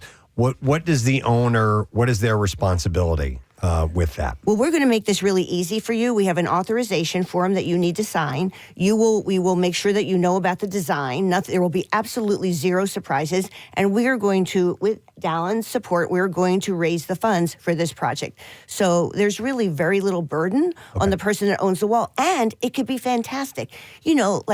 Because Pierre Robert was so loved, this will be really fun. We'll have paint days where we involve citizens who will help us paint the mural. And then, we'll first unveil the design, and then we'll have paint days, and then we'll have a major mural dedication, probably with great music. Yes. It's interesting that you mentioned you'll have volunteers help out. When I was a kid, I helped out with a mural. It was a small town that I lived in, but I had no idea. It was like our Cub Scout crew They had us come out and told us exactly what to do, and it was so much fun. Did you actually paint? Yeah, painted on the side of a wall. I mean, and I'm not an artist at all. Right. Like I was like making gravel or something like that at the bottom of this particular painting, but they had us come out and be the artist. They did the Phil Abundance mural on the side of the Phil Abundance warehouse down in South Philly, and it's almost kind of like a paint by numbers. So you can bring it out and say, hey, paint blue in this area, paint red in this area. Then when you step back and see how it all comes together, what it's I'm thinking unbelievable. here is that you say your building has a wall, and you end up being nominated, or you get contacted for this. You now become part of the sightseeing community. Exactly. As you said, there's going to be a number of different functions that are going to take place. If you're a business, you benefit from that exposure. It's a win-win all the way around. Exactly. Thank you for making those points. That's exactly right. We have a fabulous mural tour program. People are coming from all over the world. If you're a business, this is just a win for you because this will be on the map. And, Philadelphia it's just doing so great. And there's so many people coming to our city. This is going to be fantastic. So again, everybody, Rittenhouse Square area. Remember, Pierre loved Rittenhouse Square, but the Rittenhouse community and the neighborhood for sure. Excellent. All right, I hate to break in here with this, but we gave out the wrong word for the No Sad Dough. Did we? We did. The word is game. So So if you just texted whatever the last word was, I said. You know what the word is tomorrow. Game is, so change that. Re-enter that now. All right, the word's game, GAME, so you can text it or go to the app or you can do it on the website. You got more than enough time. Yeah, I got plenty. I got till 25 out of the hour. Sorry about that. But you had mentioned tours that Mural Arts program has. Yes. Are those curated tours, like for specific types of artwork, or like if I just want to go see Phillies murals, or if I want to go see all sports murals, or is it just murals in general that you can do? Well, people should keep an eye on our website because sometimes we have special curated tours, like it's Jazz Month or it's sports, something like that, which they're super fun. And then year round, we have walking tours, trolley tours. Only in the middle of the winter we don't have walking tours, but the walking tours are great. They're in 6 different neighborhoods. Sometimes we have bicycle tours. Sometimes we have tours led by different Philadelphians, famous Philadelphians. Sometimes tours led by artists. Oh, I love it. It's such a great idea to go around and take a look at these, especially with somebody who can take you along and show you. That can explain it. Yeah. There's one, there's a painting of someone who looks exactly like me. It's in Manayunk. It's on the side of a wall right by where Cooper's is and Jake's, the restaurant. And it's huge. When you stand at the base of it, I think you really take into consideration the artwork, the planning, the specificity, because it is a work of art, but on that scale adds a whole nother level to it. You're right, exactly. They're so dramatic. Someone once said it's like intimacy in a public space because everybody gets to have their own relationship with that work of art. Yeah. Often, people will stop me and they say, "Aren't you the person with the mural organization?" I'll say yes, and they say one of two things: either they say they've moved to Philadelphia because of the murals, so yay for that, or they have a favorite mural that has really meant a lot to them. And that means so much to me because it means that this collection is not art that comes down from the sky. It is art that is really resonant with the citizens who live here. People feel a sense of ownership about the murals, and I just love that. Oh, of course. So, Dallyn, there'll need to be fundraising that'll have to be done for There this, will right? need to be fundraising, but we're going to wait until we find the wall so we know exactly what we're up against. Okay, so dollar figures we won't know until we get the size of the wall and assessments and all that stuff. Yeah. So that is where we are right now, finding a wall that would befit the legend of Pierre Robert and represent his legacy and his life and be a wonderful contribution to that part of town, whether it be in Rittenhouse or the neighborhood or wherever, or just if you know someone who is an owner of a business, has a wall, please reach out to Philadelphia, Mural Arts Philadelphia. I actually started doing this last night. I was walking to dinner and I was looking at places I was walking by. I looked at Continental. I was like, "Ooh, Steven Starr, do you want a mural on the side?" I don't know, it's small. But I want to put out a call. General Building Contractors Association is a big supporter of Camp Out for Hunger. And they, touch all of the buildings, everything all over the area. Yeah, so they would know. GBCA, please put it out to, project managers, building managers, everybody that we have to find this location. Do you know, it'd be awesome. And of course, your mind starts reeling at the possibilities of what could be depicted in that mural. And then, what right now? I know what right now seems to be the most popular or most visited mural in the city? Can you even tell me an answer to that. Oh, well, it's really hard because there's so many. There's so many. Even Saturday, I was with a group and we were looking around at some murals, and the people that I was with kept saying, there are murals everywhere in the city. Yeah. It sort of boggled their mind. There were so many. I'm like, mural, mural, mural, mural. Well, the reason I ask is, wouldn't it be great if Pierre's ends up being one of the most visited? Because, it would be great. Yeah. It would be great. And also, this is a great stretch. We're doing 100 new projects because of 2026.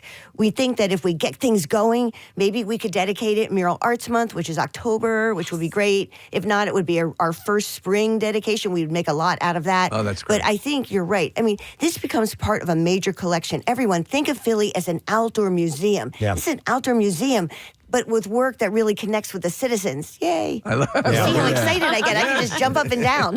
We're very lucky with the amount of public art we have in Yeah. Philadelphia. We really are. It's special. And it's important too. I mean, it really it creates the sense of beauty that we all need. There are studies that show physically for the well-being, for your physical health and mental health, to live in a city that dresses things up like with murals and makes things pleasant and looks for pleasant public areas to hang out. It is again a quality of life issue. All right, Jane, where should they reach out once again, please? Okay, everybody, are you ready? It's walls@muralarts.org. It is now active, so please use it. And I want to say one of the most beloved murals is Common Threads by Meg Saligman. She did it in 1998, and it changed the way people saw public art in Philadelphia. And so it was a lightning rod, and it led to all this other great work everywhere. But I have to say, I've got lots of murals. There's lots, 4,000 plus. Common Threads. I got to look that one up. Excellent. Well, thank you guys so much, Dallyn. Thank you. It's great to see Always you. great to be here. Jane, wonderful to have you here this It's so morning. fun. Thank you. Congratulations on everything you've done. It's so important to this city. We appreciate it. Thank you. All right, let's hear it for Dallyn. And let's find a wall appropriate for Pierre Robert, friends. We're going to take a quick break, and we will be back in just a moment. Stay with us. I might actually be listening right now, but I had a friend who was at a store, and there was in the middle of the store was a nail polish set up. And I think she tripped and fell, and she fell into the nail polish, and all of the nail polish shattered on the floor, broke. Wait, she pretended like she was passed out because she didn't want to get up. Shut so up. she pretended like she was knocked out. Oh, that's great. And so when they got her up, that's she was great. like, oh my God. I'm pretending I passed Yeah.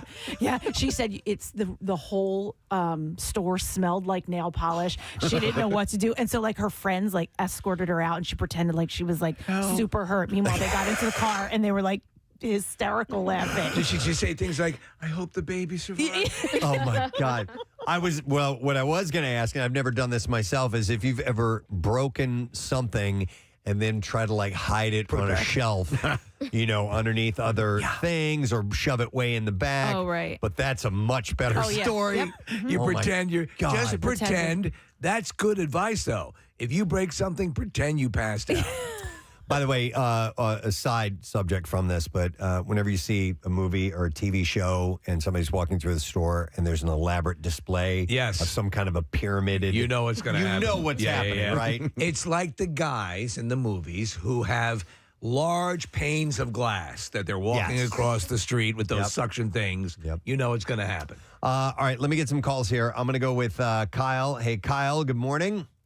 Hey, Mom, turn the radio down. What's up, Kyle? Hey, what's going on? So what if a guy threw a shoe at me? Good morning, guys.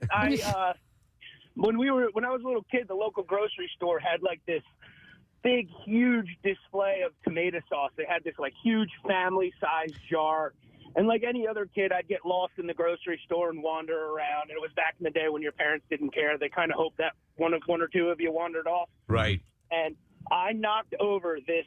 It had to have been gallons of pasta sauce into the aisle of the grocery store. Oh, man. And these are glass containers? Oh, yeah. And I'm 5, so I think I could just brush it aside and clean it up. Nobody will know. So I come back to find my mom holding broken pieces of glass with pasta sauce all over my hands. Oh, man. Oh. She must have thought you were bleeding out. That's what she thought. She said, "Oh my God, what's blood? What's pasta sauce?" It was horrifying experience. Hey, Kyle, did they make your folks pay for it, or was there any sort of did they kick your ass out of the store? What happened?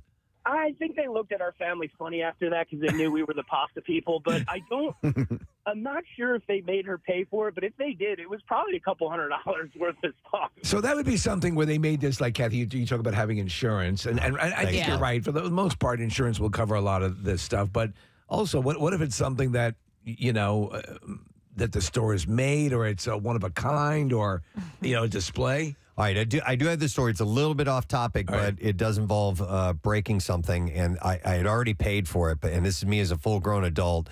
I had gone to a liquor store, and I had bought a bottle of gin, okay? Yeah. And I was, why did I go back? And anyway, I think I had already paid for it, and I forgot something. I came back into the store, and I was in the back of the store, and I dropped it, and it just shatters. And I've already paid for it. And I'm like, you got to be good. Or maybe I went outside and dropped it. Anyhow, I dropped this, and I was like, I was like Bluto in Animal House. Right, when they dropped the booze, like, because I just paid for this bottle. And I bring it back in, and I'm like, oh, my God, I'm so sorry. I'm like, can you fix it? Can you fix this? No, but what they told me, and I did not know, that with alcohol like that, as long as the seal on the cap was not broken, they could take it and give me another one. Really? So they did? Yeah. So they gave me another one. So as long as that seal was not broken, that proved that you didn't drink some out of it and go, oops, I dropped it and I need a new one. That they could give me so another they didn't one. see you with the straw in the parking lot. Right. I made a little hole. I was at a store just this past weekend at the beach. It was kind of like Terrain, Kathy. Think about it, where it's like it has all these cute like knickknacks and bric-a-bracs and kitchen things. Plus, you can get lunch there. So while you order, you go and you shop around, and it's beautiful, like pottery and dishes. Everything is breakable. Yeah. And in the end, it's very tight aisles, and there's lots of things on the floor. So there's not just like things on tables, but this woman leaned in, and she must have kicked a stand that was set up under the table, and it just started shattering. But it wouldn't stop shattering. There was at least like 9 dishes that fell. Once in those displays, once it's like that, they're going. Here's the only thing I think she had going for her. It was definitely like all high school kids that were working there, and everyone was like, what to do? Oh, sorry. Well, Enjoy that's the your same macaroons. thing. I get so nervous when I'm at Cracker Barrel and you're in that store part. And I remember one time, Preston, I knocked over a Mel Tillis CD and cracked the jewel case. And I was like, oh my God, this must be worth, I don't know, $1, right? Oh, God. Here's a text that says, knocked over a saxophone off of a stand in a Sam Ash while test driving a bass guitar. Bent the horn into an oval shape upon impact. $2,700 later, guess what I own now? Oh, my God. So what are the parameters of the law or insurance coverage? What are they within their rights to exact from you if you are responsible for breaking something they deem? In other words, are they compelled to go? Is it like when you get into an accident and you decide, Kathy, like your situation, are we going to go through insurance, or you know what I'm saying? Yeah. Can you do it outside of that? I had the same question. What happens if you get in an accident when you're test driving a car? That's a good question. You bought You dig it? You bought it? I think you sign up for their insurance policy when you take the car off the lot. Don't quote me on that, but I think like in order to do a test drive, you have to sign something that says you are somewhat culpable. I promise for it. not to break it. Right. We're going to calls. You broke it, you bought it. 215-263 WMMR. I have Laura on the line. Hey, Laura. Good morning. Good morning. If I had a hammer, I'd hammer in the morning. I'd beat you with the hammer. Then I'd flee town. What's up, Laura? So recently at a pet store in Harleysville, I know which one. Names. I know which one. Go ahead. Yes. We live very close to it, and I took my dog in there to buy dog food, thinking I would spend $30 or $40. And he peed on the entire display rack of handmade raincoats for dogs. And the lady was so pissed.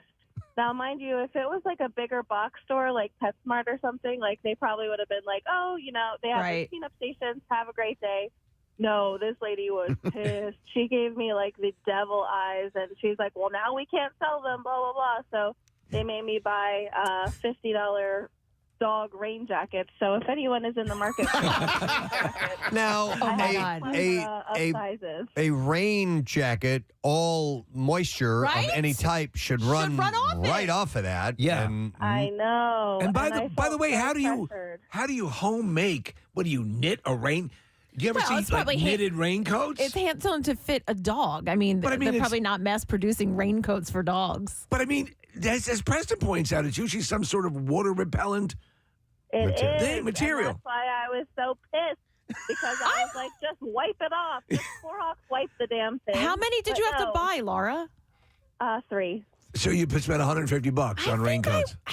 And also, you're bringing an animal into a store, and they know that from time to time, an animal might do something like that. Yeah. You, as a human being, have very little control over that. That's why Petco has the Fabergé eggs up on a higher shelf. Right. Exactly. Yeah, that sucks, Laura. They have since moved that display rack, by the way. I have been in there since. I thought I would never show my face there again, but I have. You have to. And they moved the display rack to a more higher up, which they should have been in the first. In the first place, yes, absolutely. All right, thank you, Laura. Enjoy the raincoats. Yeah. Hope for rain. If anyone's in the market for raincoats, get to use them. Let's go to Keith next. Hey, Keith. Good morning. Hey, what's up? Yeah, Bob. What's going on? So it was like 1999 when those Dell computers came out that were all different colors. Yes. So, all right. And they were probably like $1,000 when they came out, right? Maybe. Yeah. I put that about that price. Yeah, I think you're on the right path. So we ride our bikes up to the Best Buy, look at video games, not even really look at them. And they're all on these shelves. My buddy is a moron and goes, wait, does the shelf pull out? So he tries to pull it out, and all these computers fall behind like 2 shelves and smash. There's also like CD players on there, like heavy stuff. Of course. Just smashes. All of them broke. So managers come over, they grab us up, and they're like, hey, man, like, where's your parents? We don't have any. We're orphans. We're orphans.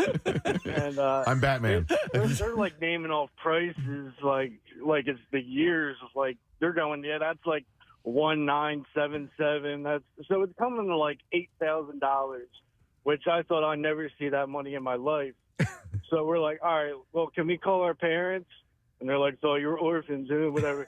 So as we're walking to the office, my friend's just like, time to go. And we just dip, get on our bike. And, like, I've never been back to Deptford.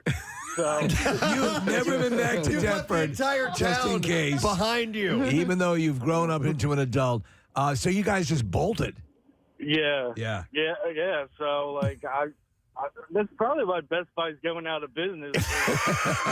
Probably what you did in 1999. That's pretty good, man. Oh, my God, Keith, I love that story. Oh, man. And listen, as a kid, you just panic, man. You just get out of there. I could totally see that. Well, when parents have like ultra grabby kids, and you can see, they go into a store like that, you see the law being laid down and kids are just, Yeah, just grabbing. Yeah.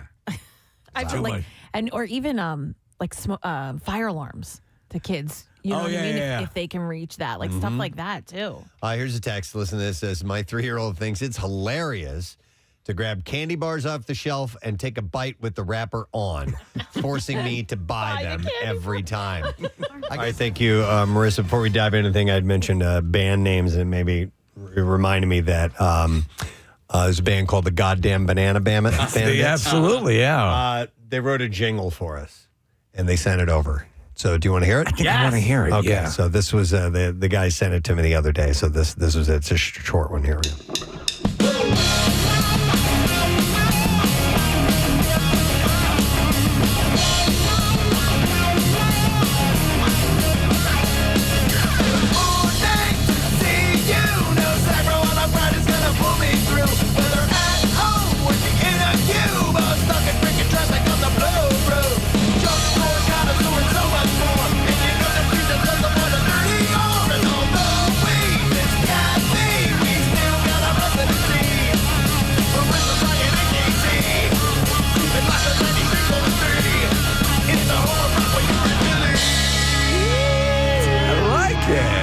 I can only understand a small portion of it. Picked out some lyrics, and like the lyrics that I could pick out, I'd like to be able to read them, or maybe bring the vocals a little forward. I heard "Good morning to see you" and "Connoisseur" and a few other things in there. But thank you guys, we appreciate it. Energetic, love it. I'd like to see more of that. I would love for bands to write a little ode or even a short little jingle and send it over, and we'll play should it we do another, if we like it. Another contest thingy based around that? We don't even have to do a contest. We Send give us- a poop knife if you win. Send us a jingle along with your next 3 gigs. Yeah. You know what I mean? We'll advertise. Something like that. Yeah. But it's got to be something that we'll like. We're not going to play anything and everything that comes across. But include some things from the show, whatever you feel encompasses. We're very demanding. All we have to do is hear our names. That's it. That's it. And we're happy. And we are thrilled. We are happy if we hear that.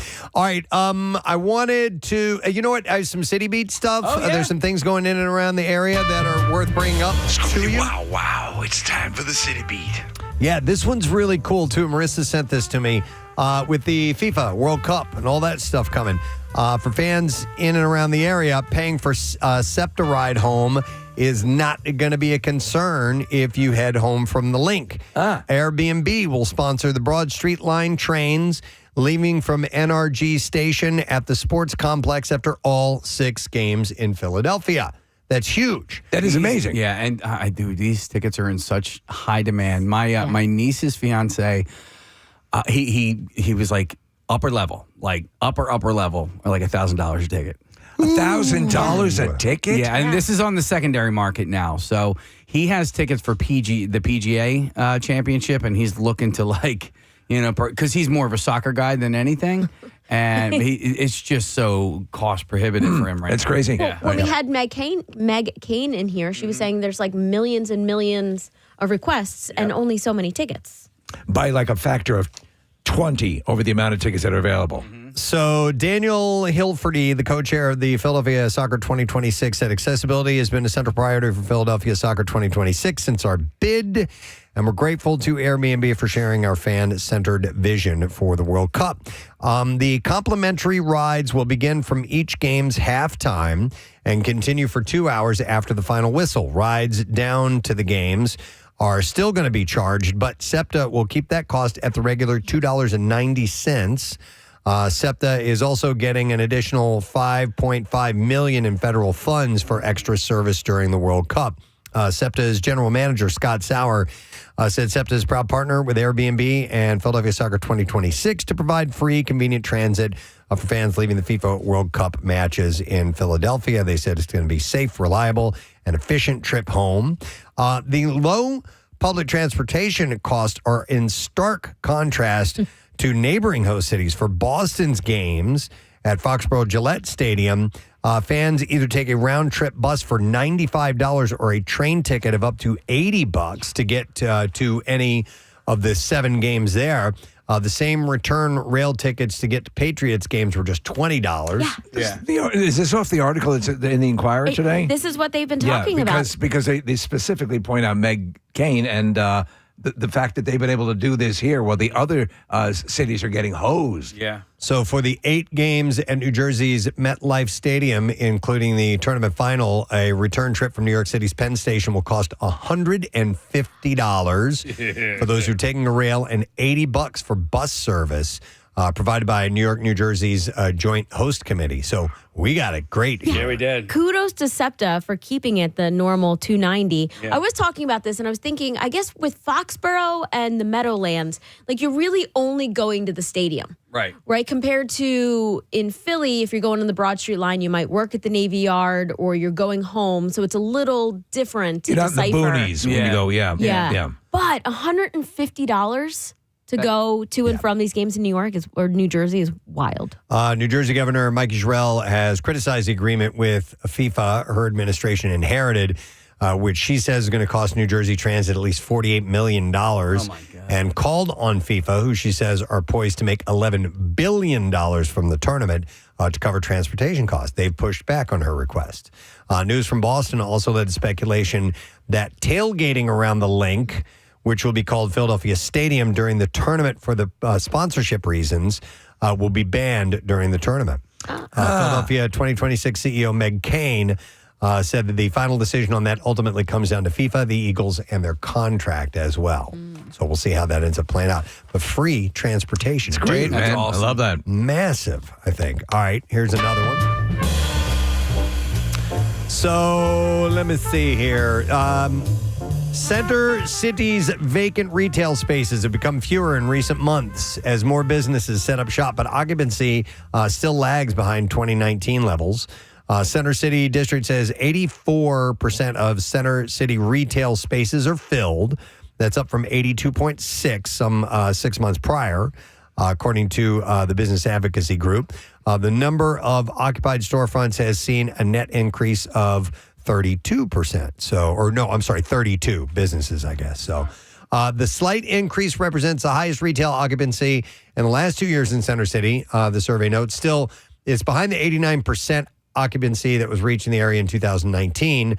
It dropped to roughly 55% during the pandemic, while storefronts along Walnut Street are 87.5% occupied. Sansom Street's 85.1%, Chestnut Street 80%, and other four streets. Among the four streets survey, Market Street reported the lowest occupancy at 71.6%. I love hearing that the businesses are getting revitalized and that it's reinvigorating the city. The thing that is always, and we've talked about this, always an issue for a lot of people, even though there's mass transit available, is parking. Yeah. And parking is, and the traffic. So whenever you're heading towards something, and I'm guilty of it, I'll say, do they have one out in Radnor, or do they have something out of the city?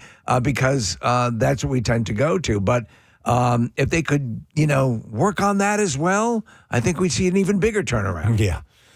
You're talking about a multi-year process of fixing. Just lift the city up and put an underground road system. The traffic issue is like they did in Boston. That's what gets me. Parking's a pain in the ass, but I can deal with that. It's the traffic. It's just too much. You just want to die. Yeah. But this is more for the people that live there, right? Like, live and work. City can't live and work. Yeah, the city could not exist simply on the residents of the city, right? You need the people that come in from the burbs. But when we talk about like shopping, we all have shopping centers in and around our homes. Like I can't tell you the last time I went into the city specifically to go shop for something. I mean, other than like like Steven Singer. Right. All right. So that's, I want to buy a Steven Singer. Yeah, I want to buy one. Well, there are fewer and fewer storefronts of clothing retailers. Those seem to be going less and less. But it is important to shop small when you can. The survey notes a significant factor behind the district's sustained retail growth is Center City's steadily expanding residential population. Yeah.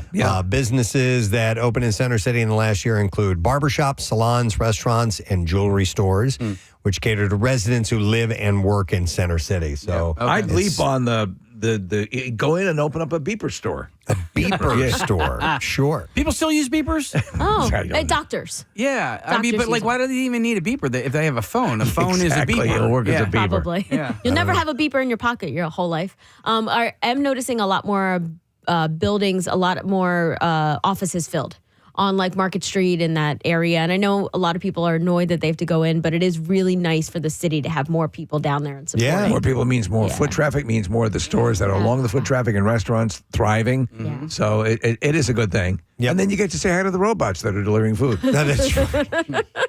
Marissa, you see them all the time? All the time. Yeah? Yeah. How about the driverless cars? Have you seen any of those? Yes. Really? They freak me out. Yeah. I saw a robot hailing a driverless car. What? Wow. That would be awesome. This is crazy. I need to get across town. Have you talked to anybody who's taken them? In other cities, not in Philly yet. Okay. I think you have to be part of the pilot program. You have to be approved to be part of it. Coming into market. Thanks for coming along on the flight. A buddy of mine's friend was, I forgot what city he was in. It might have been San Francisco. Anyhow, he took one of those Waymos and he was drunk when he did it. So he's filming it. And he's like, he kept saying over and over, there's no driver in the car. You see, nobody's driving in this car. And my buddy Will texts him back. He's like, so let me get this straight. There's no driver in the car? But that's what it's great for. Yeah. Hey, why not, man? Jump in there. All right. Another thing, and this is outside of the city, even though we call it the City Beat. It's in New Hope, Pennsylvania. All right. I consider that part of the city. I love New Hope. And they have announced their Pride Fest 2026, which is running May 9th through the 17th. And they've got a lot of things planned up. There's over 15,000 attendees expected to gather in the famous riverfront community for an unfiltered celebration of identity, community, and visibility. The 9-day event will culminate with America's only Pride Parade to cross a state line, led by the stunning 100-foot rainbow pride flag crossing the iconic New Hope Lambertville Bridge. You know what? I never go over into Lambertville. Nah, me neither. And I've heard there's some great stuff in there. I've gone over. It is really nice. I went one time. Yeah. But I just haven't really spent any time over there. I was with Washington when he. Yeah. I'm a little bit older. Yes. But it was not as developed then. Pride Fest Live will then turn up the volume. They have headliners. Dance music legend Crystal Waters. My dearest wife, I'm participating in the Pride Parade. Hope to see you on the other side in Lambertville. And they will have Philadelphia-born queer artist Vincent performing as well. Other marquee events include drag queen storytime, Progress Pride flag unveiling, Pride bingo, Love is Love gala, the Pride with a Purpose, the fair, the parade, the closing tea dance and pool party. And tractor pulls. And a month-long Pride-themed cocktail contest as well. So when's the tractor pull? That's coming up May 9th through the 17th. I'm sure near New Hope there's got to be a tractor pull somewhere that's taking place at one time or another while they're there. All right, so I thought that was kind of interesting. And actually, all right, one more City Beat thing, and then we're going to switch gears. Oh, wow. I love that. All right, Fort Mifflin.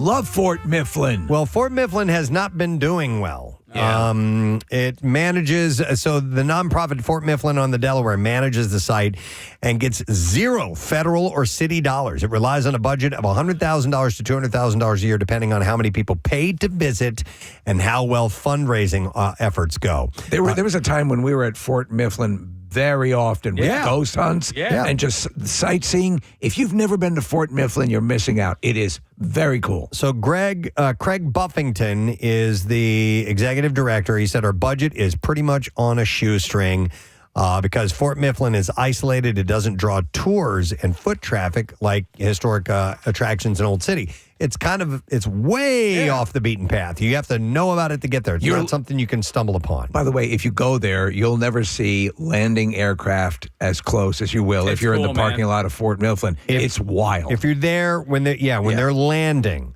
and they're coming over that way, I mean, it feels like you can reach out and touch these things. It's crazy. Pretty wild. It's built on Mud Island. It is battered by persistent flooding, which is the issue. Okay. Made worse by sea level rise. One building's brick exterior is bowed. Wood is rotting on multiple buildings. A pedestrian bridge is giving way. The grounds are saturated much of the year. In short, even with a focus on Philadelphia and the 250th anniversary of the signing of the Declaration of Independence approaches, Fort Mifflin needs help big time. Buffington said the list is pretty much endless. A new tide gate should go a long way toward alleviating flooding. It was built in 1920. And has been failing for years, and it leaves everything mushy and gross. Yeah, so we walk around the grounds and walk up on the hill and realize that, there was that one battle where they were bombarded with British, cannonballs for how many days? It's amazing history to Fort Mifflin. Yeah, so by the way, it's going to cost $4.15 million to create a new tidal gate. Oh, wow. Honestly, would it benefit from having an on-site dispensary? It wouldn't hurt. Right? I mean, for real. But restoring the control over water levels, the new gate should allow the perpetually soggy ground time to dry out and water levels at the moat to remain constant. So they're working on it. So even with the new tide gate, though, Fort Mifflin still faces a daunting list of deferred maintenance. It had a $164,000 balance in its last tax filing in 2023 and manages operations on its own. So they need help. Do you know one thing? Honestly, I don't know, and I don't. There's it's a haunted location, at least in the historical thing of people who are quote unquote ghost hunters. We did a few there, and it was pretty amazing and a lot of fun. I didn't see a damn thing, but other people did. But if they were to do something a la Eastern State, I don't know if they do. Do we know if they do or don't? Because that could be a money generator. Don't know. Yeah, I don't think they do. All right. So anyhow, do we have enough time for another quick segment? I know we got Mike Schmidt arriving in a little while. He's not here yet, is he? He's not here yet? Oh, no. He's here. I see a baseball player in the Acme Lounge. Oh, okay. So, all right, but we have time to at least do one of these because there are a couple. So we're going to switch over to the recaller. Oh, here we go. Yeah, if you would. So recaller. I'm Try sorry. that again. I had it turned down. Try it again. Recaller. All right, so this is an important one. A recall affecting more than 400,000 power banks has been reissued after federal regulators reported additional incidents, including a fatal fire and a separate onboard airplane fire. So you guys know these things, right? You bring you can plug in multiple things to it, and it's a lithium battery. Yeah, it's about 430,000 Casely power banks. The 5,000 mAh portable MagSafe compatible wireless chargers. These are the ones they advertise now as surprise detonation. Are in the recall and due to fire and burn hazards. It was first announced in April 2025. At that time, it had received 51 customer reports of the charger overheating, swelling, or catching fire while being used to charge phones, causing 6 minor burn injuries. Since that recall was regulated, they say that 28 additional incidents have been reported, including the death of a 75-year-old woman in New Jersey. Wow. She was charging her cell phone with the power bank on her lap, and it caught on fire and exploded. Oh, dude.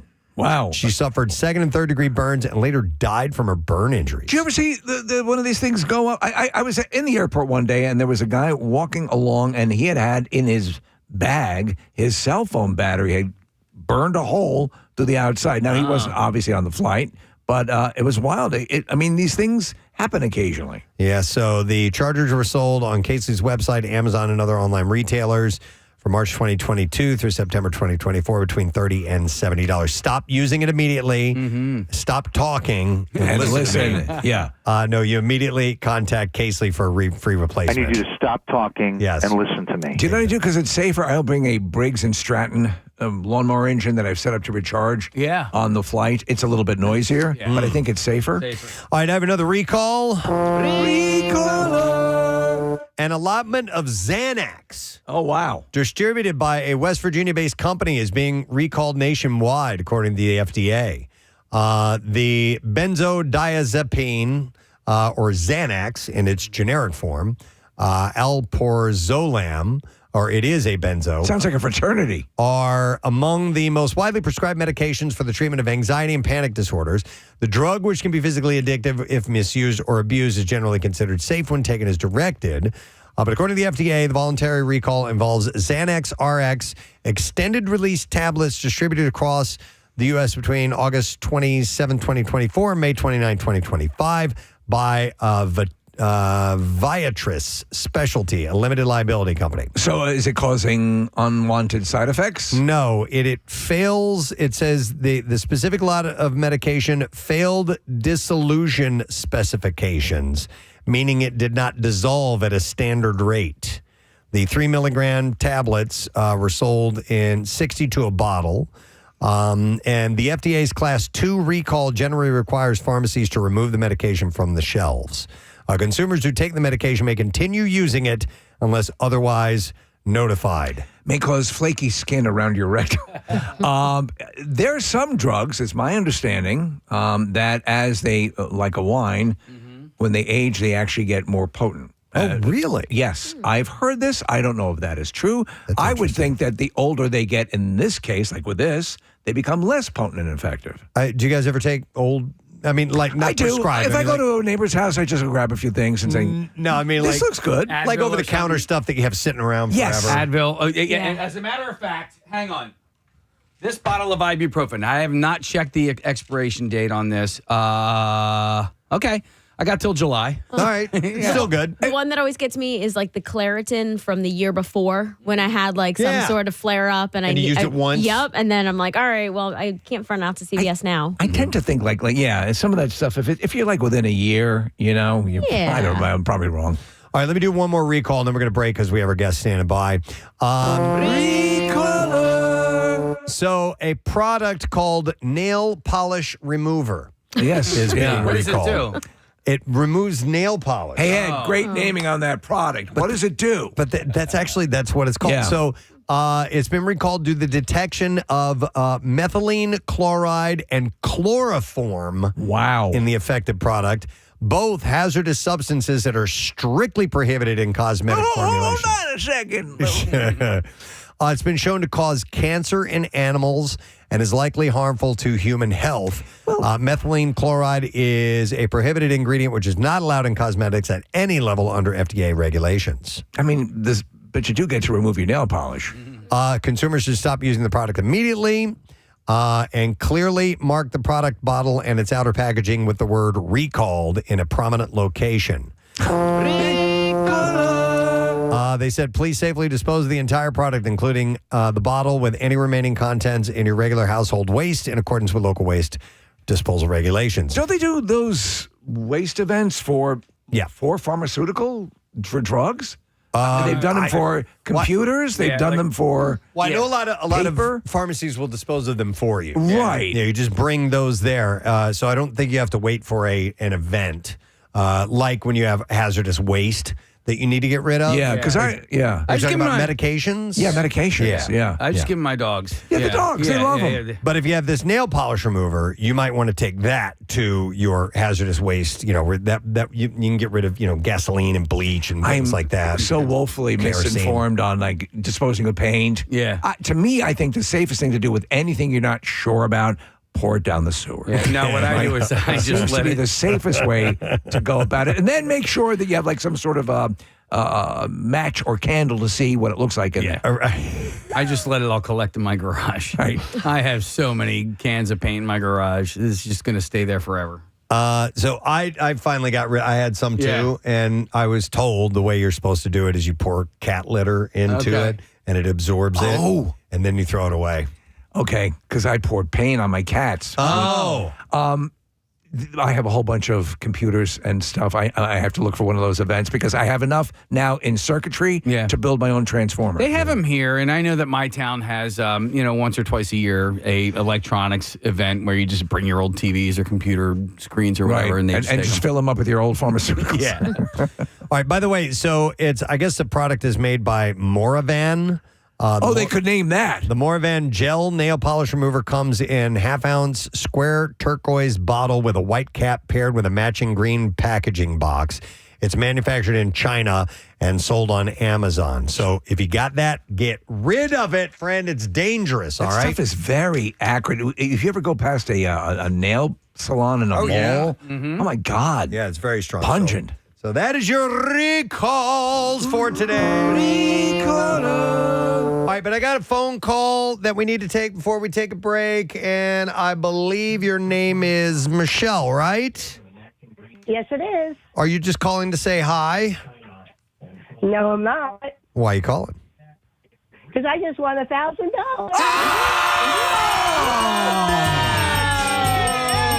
Michelle won for no sad dough. Even though we gave out the wrong word, she ended up getting it right because she re-entered the correct word. I believe that's how it worked, right, Michelle? Yes, it does. Excellent. Where are you from, Michelle? Plymouth Meeting. All right. And what you going to do with that $1,000? You got any ideas? No, I'm not sure. Maybe I just bought a new car, so maybe I'll use it for a payment. Yeah. Something like that. Something for the new car. She broke up while she was saying that. Well, we love it, Michelle. Thank you so much for listening. Are you happy? Yes, I am very. All right. We love you. Appreciate it. Michelle, $1,000 winner. Right there. That's how it works with no sad dough. Your next chance is coming up at 10 a.m. Do not miss it. All right. We're going to take a break because Mr. Schmidt is joining us next in our studio. Back here again. Happy to have him back. We'll be back in a sec. Stay put. Yeah. You can, if you want that candy bar, you definitely just take a bite. You're going to be buying it. Can you do the same with like a Lamborghini if you go to the dealership and just a bite? Yeah, chew on the wind. I'm guilty of like smushing the candy to see if it's fresh and then putting that one back and getting another one. Getting another fresh one? What are you doing? How can you get a not fresh candy bar? Or like a Sometimes- pastry? Yeah, or like She just digs her Twizzlers. fingers into the Did pastry. you do the same with the produce, like apples, and take a little bite? Nah, this is good. No, but I do tell myself that no matter what the apple is, like somebody else picked over that apple. Okay. Does that make sense? Like, while I'm spending too much time trying to pick the right apple, I'm thinking like this apple was picked over by somebody else. No, I don't know what you mean. Picked over. Like somebody else. Somebody passed up on it. Passed up on it. Somebody else didn't take it wasn't home. a good one. Yes, So and it's how not does the that how best does that one. make you feel? Preston, you wanna unpack this right now? I'm not understanding. So you're saying that all the good apples are taken already, and you're left with the dregs? Yeah. I'm like the second best apples are left. These are the. What if they just put them out and you've got Yeah. to pick of the litter? What if you just got there? Yeah. You're right. Yeah. Should never You don't thought know. of it that way. Thanks. See, This is you a turned it moral- around. This is a moral crisis you're going through now. God, I need to talk to you guys more often. Here's a text that says, "Color Me Mine sends me into a cold sweat. I loudly lectured my 2 children during a very crowded holiday weekend not to touch anything.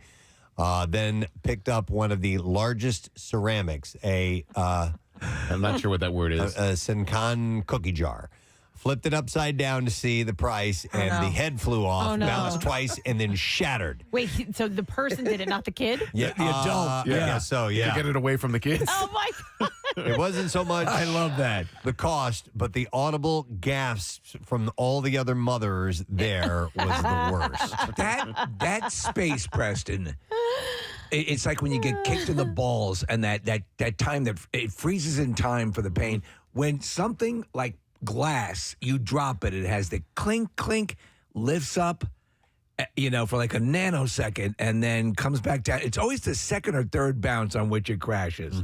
It's like, God damn it. Here's a text that says, regarding you break it, you bought it. I'm a civil attorney. If a store puts something on display that they they take the risk that something may be broken, Right. and there is no need to pay for it. You do not have to pay for anything that gets broken unless you do it intentionally. Go take those raincoats back. Take it back. Yeah. In fact, she takes them back. She should piss on them in front of so that's That's interesting. what I mean. It's part of like the store insurance. It's like if somebody were to come into your store and get hurt, like you have, you know what I'm saying? You have insurance that's going to cover. I think they're saying that by what this gentleman or woman is saying, it's because they have opted to put this out as a display.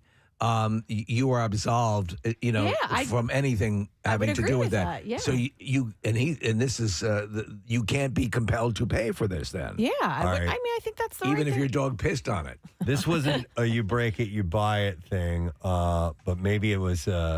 Remember, we had that conversation about they made a rule because of me. Oh, Remember? yeah. Right. This says didn't break it, but I reached out and pushed the Liberty Bell when I was 6, and the whole thing swung on its mount. Oh my God. Holy Jesus! Not sure that they would let me take it home if I broke it though. Well, it's already broken. Like when they ceremonially ring that bell, they take a little soft mallet and just touch it to Right. it. Like they don't actually hit it and ring it. Yeah. So the fact that this guy reached out and pushed it and it swung, they had to have freaked out when that happened. And then they went to a cave in Hawaii. Yes, and then Vincent Price. By the way, Casey's not here today. In case you hear some mystery sounds, Marissa is doing her damnedest, doing her best to wrangle the sound effects. So, Jace didn't break anything, but he loves cars and he loves exotic cars. And so we saw a Lamborghini parked in front of a hotel, and he's like, "Mom, can I go look at the headlights?" He's obsessed with the front of the cars and the headlights. I said, "Yeah, sure, go ahead." And so he walks over, he's like, inspecting it, and then he's like, "Wow," he's like, "This is so cool." And I'm like slightly across the street just waiting for him. And as he walks around the side of the car, he takes his hand and he runs it down the whole side of the car. Now, listen, not a big deal. He didn't scratch Was he anything. holding keys? But no, people who have that car, like now it's like a little kid's handprint down the whole side of his car. I was like, oh man. Look, I got the hood ornament, Mommy. Yeah, seriously. I was like, that used to be a thing. Get out of here. Yeah. here's a text that says, used to work at Walmart, broke an extremely expensive exercise equipment piece. I was bored out of my mind, and I was doing something I shouldn't have been doing, and knocked it off the shelf and shattered a bunch of pieces on it. No. I put it back on the shelf, set it up so that it looks okay. Customer went to use it weeks later, and it broke instantly. Oh, what'd you do? Customer was insanely embarrassed and was just happy no one found out it was me. Dear God, man, don't you have any sense? Oh my God, of how fragile things are, sir, what are you doing? Have some respect for the people of the store who work diligently to make sure these things are safely displayed. Wow. You are to leave this Walmart. Well, it happens. It definitely happens. So, all right. Well, thank you for the stories. We appreciate that. We do need to take a break. As I said earlier, Casey is out today, so Marissa Magnotta is playing the role of Casey Boy here in our studio today. And she's handing me things to give away, and I will comply because we have tickets to see Jurassic World Dominion. Cool. We have a 4-pack of tickets, and this screening will be Tuesday the 7th, so it'll be a week from today at 7 p.m. at the UA King of Prussia, and then it hits theaters on June 10th. So we'll take callers 8, 9, and 10. At 215-263-WMMR, and those passes are on us. And while you're calling, you may want to text as well when you get a chance because we have a Tattoo Day today. It's a chance for win with $350 gift certificate for Floating World Tattoo and Piercing for your Preston and Steve themed tattoo. They are located at 1729 South Street in Philly, and you can check out their artwork samples. Go to floatingworldtattoo.com or do a search on the Instagram. You'll be able to check them out there, too. We'll take a break. I got some B-File stories. I think you're going to like them. We'll get to them when we return. Stay there.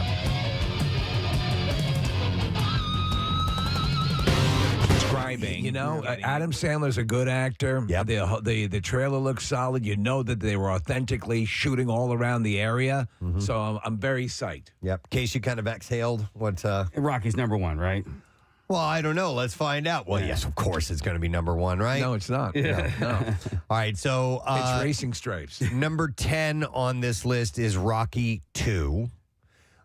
So that's when he ends up beating Apollo, right? Yeah. You know what? I like Rocky too. It's not, oddly enough, it's very dismissible for me. To me, it seems like Rocky was so successful that they were like, we need to do Rocky over again, but he wins at the end. You kind of nailed it, and it was sort of the inevitable. He had to win. It was. So I guess that's why it held less impact for me because you knew what was going to happen. Yeah, and he had to win. And they had the Adrian in the coma in the hospital and all that stuff. It was Stallone directing, and he proved he could direct. Steve, so you mentioned Adrian in the coma. What are we waiting for? Come on! Yeah, what are we waiting for? And you see, you don't see it, Preston, but as Mickey's in his zeal to get out of he pulls out one of the IVs. Oh, he yanks the whole thing. She goes, hey, I got some bad news. Somehow, one of her wires popped out and she's dead. Is that the one where he chases the chicken too? When he's training him and has him.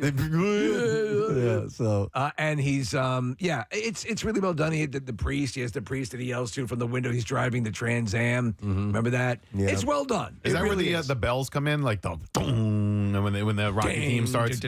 Yes. Like that. Not that. No. Okay. What the hell was that? You know, is that the bell that they use at Eagles games? Yeah, they use it a lot in sports events now. It's the best of the pumping you up Rocky theme music. Yes, I agree. I love that. But Steve, I think I speak for you. There's 2 movies in that franchise, Rocky 1 and Rocky Balboa. Yeah. And sometimes I like people don't. How can you not see it? Yeah. I love them both. Those to me capture that spirit. And God almighty, Rocky's so good. I just watched it again in its entirety straight through, and you just appreciate how fantastic it is. Yeah. Rocky 4 is good. It is a good movie. It's okay. Yeah, it's not Rocky 5. Did you see the director's cut? Did you see his edition? Have you seen it yet? He tweaked. No, I've seen some of the things that they've done. They removed some of the cheese from it. Stallone did. Again, look at all the... Not only in those movies was Stallone getting into near pass-out, ripped-up shape to be in the movies, he was also writing and directing. But like for me, massive accomplishment. When did that come out? 87, 88, 89, something like that? Around that time. It was, and they catered that movie to me. Do you know what I mean? Like Yes. to some 13, It was a 14, big hit. 15-year-old Yeah. kid. Yeah. But I think the one like Rocky 3, Clubber Lang, and then it kind of leaves the planet for a while with Rocky 4. And then Rocky 5 tried to be, really, down to earth. They've tried to dial it back too much. And that's where they made Rocky just completely brain dead. I guess Rocky Balboa was the movie that Rocky 5 was actually trying to be. Exactly. It was just terrible. Exactly. Yeah. So is Creed in this franchise? Creed is in this franchise, Okay. but let's move on All to right. this list. Mike Cielski's column of the best and worst Philly sports movies of all time. Number 9 he puts down as Invincible as one of the best. It's a good movie. Franchises. Yeah, it is a good movie. There are things I liked about it and other things that didn't touch too well. That with are me. cheesy and hokey, but it captures, I think, the spirit of the Philadelphia sports fan. I think it's telling that there's really no victory. Yeah. Yeah. There's not. Well, no. The victory was you played really well. He picked up a fumble and took it in for a touchdown. Yeah. Or he had a strip sack or something like that. You did a good thing there. I think they got 3 wins that season, Case, or something like that. Ladies and gentlemen, a player just did something good. They didn't win the Super Bowl.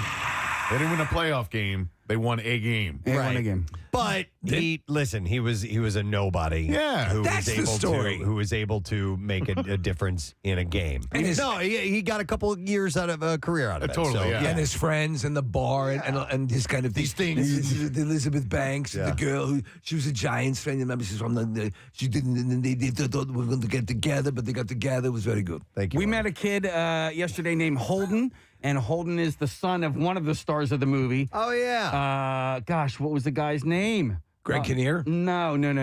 Stink Fisher. Stink Fisher, that's Yeah. it. So we met Stink Fisher's boy Holden yesterday. Yeah, And speaking of Greg Subaru. Kinnear, he was good as Vermeil. He was. He was? Yeah, yeah. He was really good. So, Invincible, it's a good movie. All right, this one I never saw, Warrior. Yes. He has his number 8. That is a really good movie. That's one of the first times I saw Tom Hardy. Oh, that's the MMA movie? The MMA movie. Yeah, okay. 2 brothers, one from Philadelphia, one from Pittsburgh, battle in a mixed martial arts tournament, and in doing so learn how to love each other and come to terms with their family, turmoil, and the darkest mistakes and moments of their past. It's not a bad movie by any stretch. It's a good movie. It's engaging. It just sort of wraps up a little bit too quick. I actually just watched it for the first time maybe a month or 2 months ago.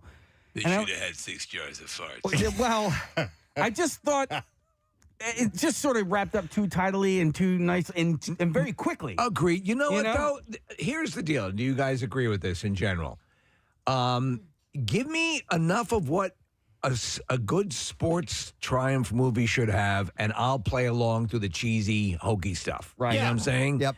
And so, and Warriors did that. And what this movie, so now that we have all these streaming things, so this movie just wrapped up too quickly because they only did it in a 2-hour They were supposed to go span. into space. No. But they did it they only had 2 hours to Right. get this Yep. whole story together. And now with all these streaming platforms, you can give it the treatment that it perhaps It's needs. basically what Frank Grillo's series did. Yeah. You know, it was the same thing. He was able to carry it out over a longer run. Yep. Number 7 on this list of best Philly sports movies, Creed.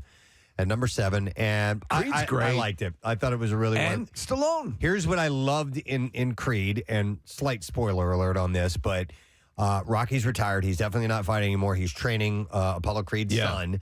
But in true Rocky form, they find a way to make him train and fight again, but he's fighting cancer. Yeah. And they treat it almost like he's training for a boxing match. And I'm like, they did it. Brilliant. I'm like, they did it. They got Rocky to fight without fighting. He's fighting a battle of cancer. Yeah. And I'm like, I thought it was brilliant. I thought it was like an analogy. It was. Wait, what? An analogy. All right, thank you very much, Marissa. Yes, we have 2 people joining us in this next segment, and one of them is an absolute icon in the world of baseball. He is a legend in Philadelphia, and maybe they could sign him for a short contract because we could use his bat right about now. But ladies and gentlemen, the keeper of the hot corner, Mr. Mike Schmidt, is here with us. Thank you. Preston, for $30 million. come back out. You know They're what? ongoing salary today. I'll play a year. Let's talk on Friday. And along with Mike this morning, because they are partnering together with dermatology partners and the RDK Melanoma Foundation for Play Sun Safe. This is an initiative. We'd like to welcome dermatologist Dr. Erin McCarty here this morning. How are you, Erin? I'm fantastic. Thanks for having me. No problem. Nice to meet you. And we're going to get into all things about now. Mike, you had been diagnosed with melanoma in 2013, I believe. You got it. That's right. And Yeah. how did that manifest? How did you find out about it? Luckily, on the way to the airport, I was in a rush and had a little thing on my hand that was bothering me. And so I got my dermatologist to let me run in and take a look at it. And you know what? While I was there, he said, let me take a quick look at your whole body while you're here. And I said, okay, all right. So he scanned my back, and he found a little mole that he wanted to biopsy, and came back a couple days later, stage 3 melanoma. Wow. And so it kind of changed my entire life, if you can imagine. Melanoma in 2013, or I guess it's a scary word. Yeah. We're all trying to avoid that in the world of sun safety, and I went on chemotherapy, the drugs that they had back then, the alternative immunotherapy drugs. We're lucky to have them. It had spread into your body a bit, correct? In your lungs. I had and 12 where else? spots in my lungs, 7 spots in my brain. Right. And a lot of radiology. I'm still on a lot of meds, a lot of CT scans, probably 2 or 3 times a year. I have CT scans of my neck and abdomen and the pelvis, and I get brain MRIs probably 4 times a year to just check on the lesions in the brain. So it's just, I'm still battling it. Yeah. Well, I have a question for the doctor because, Mike spent all those years in the sun, outside, constantly. I mean, it's the boys of summer. It's, it's baseball. But he wasn't diagnosed till 2013. Was it working in him from back then? To kind of get started? So it's hard to know, exactly when one particular spot changes, becomes malignant. But I think in his case, fair-skinned, light, eyes, and then all that cumulative sun damage over the years. And we know that's one of the big risk factors. You know? So you're constantly out in the sun, or you're getting like intense bursts of sun. So you're getting, really bad sunburns, which I think, a lot of us who've been out in the sun playing sports like that. Yeah. Or imagine you had a few sunburns in your day, right? Oh, absolutely. Yeah. Absolutely. If you can imagine with my skin, I wanted to get a tan. Back in the day, we all wanted a tan. A little bit of vanity, yes. And we used to use iodine and baby oil. Which is nothing. There's literally no sun protection. No. Oh, my God. It's almost like putting Crisco on yourself. That's a good way to describe it. Yeah. Hoping to get the tan. I was obviously a ball player, so aside from wearing a baseball hat, I was out in the sun, arms, nothing on the arms, and so did my damage when I was young, and it manifests itself, Doc. And you don't know when. I mean, I think melanoma, for the most part, is things we see, 30s, 40s, and above. Doesn't mean you can't get it younger. Certainly, there are genetic things that make you predisposed to getting that, but the sun just kind of adds, insult to injury. It's an interesting thing because, obviously, we just didn't know, and so the players are going out. There's no instruction on sun protection and so on and so forth. We were talking before we came on, and I have a vitiligo, so if I'm going into a dark room, I put on sunblock. When I go to the dermatologist, I get the kudos, for all that preventative stuff. The one thing that I'm always reticent of doing is sending people, oh my God, they get scared and then they just recoil completely and don't want to do it. There's a good news story to tell here that you catch things, as always, early by just a simple checkup, and you'll be golden. Well, and that's the thing. I get so many guys who are like, my wife's been annoying me for 5 years to do this. That's the only reason I'm here. I'm like, fantastic. Well, here's the good news. You take off your clothes, we look you over. Best case scenario, you just walk out the door, go on with your day, And the other good outcome is we find something. And the earlier you find it, the easier it is to treat. I mean, if stage 3 melanoma is way different than stage 1. Yeah. And you're sitting right here. Obviously, you're having to maintain and take extra precautions on things that are a little bit more elaborate than the average person. But you are enjoying a life. You're moving along. You called this your second life because you know, I mean, and I get that. Years ago, I mean, I had prostate cancer, and it was a PSA test, a blood test, that some doctors would say, oh, you'll get a false positive, and it saved my life. And so I found moving forward, telling that good story, even you and it got very serious, you're here now. That's worth making the effort, right? Absolutely. I mean, and I think part of it that's so interesting is, 2013 and today, the landscape of melanoma care is so different. I'd have to imagine. Even when I was in med school back, around that time, it was like, you have metastatic melanoma, that's a death sentence. Essentially, you heard that and you just felt viscerally ill. And now we have medications. I have patients with metastatic melanoma 10 years out. They're on immunotherapy. Maybe they have side effects, maybe they don't, but doing great. Yeah. So that, again, the nature of the beast, and Dr. Mike, our doctor, always talks about, there's so many cancers that there's no reason you should die from them. Like that you can really, there's a good story to tell. I assume, again, you say 2013 to now, it doesn't seem like a lot, but in the world of medicine, the innovations have been coming fast and furiously. Things, I mean, I'm even having to keep up now, there's just new things in the pipeline all the time, and they're just getting better and more targeted.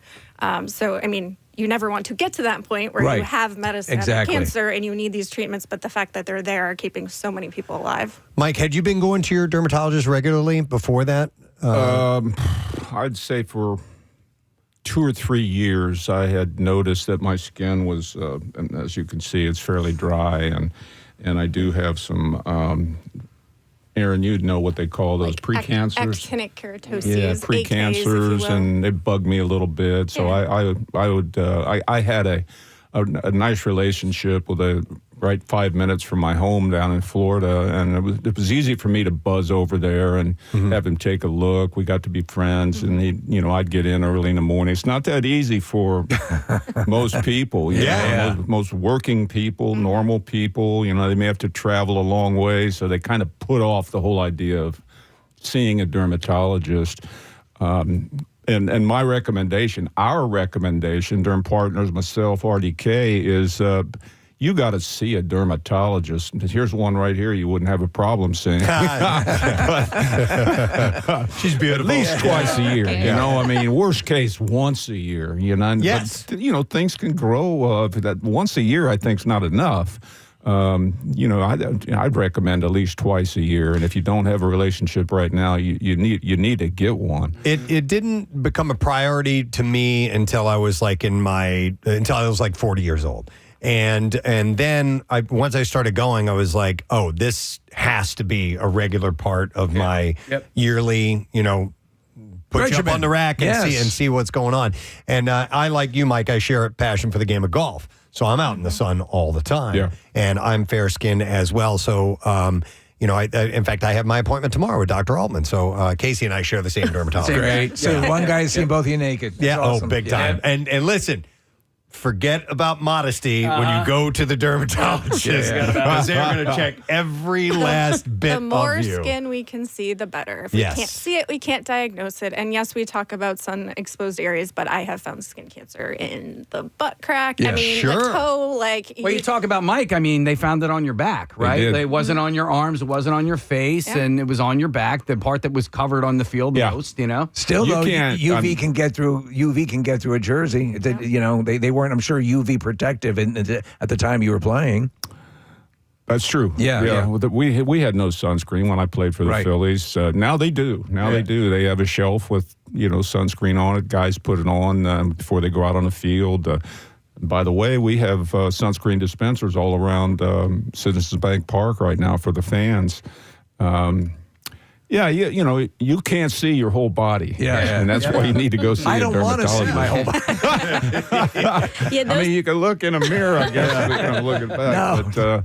But I have one to take a look at my back. I don't like to say to my wife, honey, do you mind giving me a dermatologist exam here? Once over. Oh, they do, though. I love it. My favorite is when men come in and their wife has circled every concerning. Oh, that's great. They Like- marks.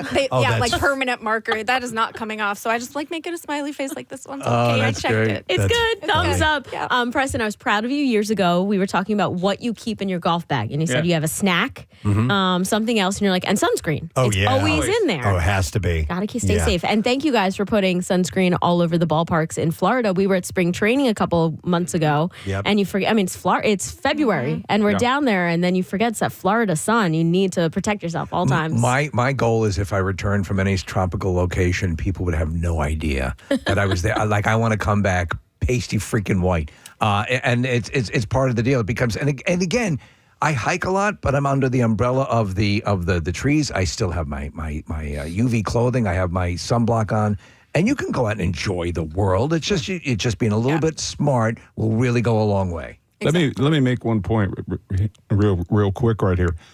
This message, excuse me, is probably more for the parents. Yeah. Than it is for the kids, for the 10 to 12-year-old kids. I mean, it registers maybe with high school kids, but it's the parents that need to change, the way they look at their young kids, right. The habits that the young kids have. The parents need to teach them why it's important to put that stuff on their skin so that as they grow up with different sun habits, and it becomes normal for them, the kids, as they grow up, to put a tube of sunscreen or a spray can of sunscreen. I know you would say that the lotion is better for you than the spray, but if you could get a habit of putting that in your equipment bag, if you're a baseball player or football player or whatever, or golfer, I got sunscreen in my bag for sure, in my golf cart and all that. You have to. Yeah. Because I'm bald, I have my different. I'm almost like a parfait. One thing I learned a while ago is that I cannot put the water-resistant lotion on top of my head because if it gets in my eyes, I am chronically effed. And so I have my different mixture. Like I'm a little suntan lotion, a sunblock chef. Mike, is it true that you're an advocate now for baseball players to wear those umbrella hats instead of the baseball caps? Yeah. As soon as you said that, I thought of Jay Johnstone. Wait. Remember him? Yeah, I remember the name, but what made you think about that? Well, Jay Johnstone was kind of a bit of a clown. Okay. When he and he had that umbrella hat that fit around his head real tight, and you could put it up and down. I will say though, because my kids are all like kind of grown now, but we spent a lot of time on the baseball field, the soccer field, and all that stuff. And I started bringing an umbrella with me on sunny days, and I didn't even. I'm like, yeah, and so I'm sure you would be an advocate for that. Like you always think of umbrellas for the rain, but no, I don't want to sit there and bake in the sun. And they do have specific like sun umbrellas where they have like an extra lining. Oh, yeah, I didn't know that. They're awesome. Yeah, I brought one. I was in Africa for a couple weeks, and my goal was like come back and no one can tell. No one will know. Yeah. Everyone's out there like trying to bake, and I've got my like hat, sunglasses, long sleeves, umbrella. Smart. Yeah. So I think the idea of obviously making sure you get your checkup, really consider the sun safety. To your point, Mike, about instructing younger kids to to get a good. To be honest though, when I go now, to beaches or whatever, I see people out and about. I see so many kids in swim shirts, Yep. and I really actually like them myself. I think they're kind of They're great. you don't have to keep applying every freaking time, I still when I'm at a hotel or something, I still look out the window and they're the swimming pool, and there are people baking in the sun all the way around it. I mean, I don't know what you have to do to change that, but we're trying our best with Durham Partners and the Richard David Kahn thing and my initiative here in Philadelphia. We're trying our best to change people's attitudes about that. I think it's a good idea. Making it inviting, I mean, again, if you're listening to what's being said, it's very promising, it's very good, and it doesn't require a lot, and people like to be around. We're happy you're around, Mike. It's the Play Sun Safe initiative through Dermatology Partners and the RDK Melanoma Foundation. Mike, in preparation of you stopping by, Steve and I were watching some of your highlights, and I love the defensive highlights. They're just, they've got all the action. And yeah, I mean, seeing you hit home runs is awesome. I mean, you were doing it every other time you got up to bat, but I love watching the defensive plays. But a little bit aside from that, I'm curious if one of the more challenging things that you did in your career was when you were on the Family Feud. With, no kidding. The rest of Larry Boa was on there with you, and I had totally forgotten about that. Yeah, that was after you guys won the series, right? Yes, Was that it was. 80, I think the Royals were. The Kansas City Royals were on the other side. Yeah. What was that guy's name? Richard Dawson. Richard Dawson. Yeah, You didn't kiss him. host. Yeah. Right. But I remember a specific question, and it was about things you put on the top of your car. Okay. Right? Yeah. And I said that there was, if you made another mistake, it went to the Royals. Yeah. They already had a couple, and I was like fourth, and I said, a canoe. Okay. Yeah. If you're going to go... By the way, there's no... If they happen to survey a dumb audience, you're going to get dumb answers. So I would have said, Doesn't that make sense? Canoe would have made sense. If the audience was landlocked, then they, might not go kayaking or canoeing. Oh, my gosh. I'm actually watching. Marissa pulled up video of it right now. We're watching you guys as they're introducing everybody. I haven't watched that episode, but I just read that they had you guys come out and do Family Feud. We got to do a lot back in the 80s, especially around the World Series that year. Things like the super teams. We got to go to Hawaii with the Eagles and Oakland and the Kansas City Royals, all 4 teams. Mm-hmm. Because we were all in the playoffs that year, they got to go to Hawaii. Got on a couple of TV shows. That was a great time. It's a miraculous life. And going back and looking for things that we don't really know about you, but, I doing some digging. And tell me if this is true or not. It seems to be verified by a number of different sources. When you were a child, you climbed a tree.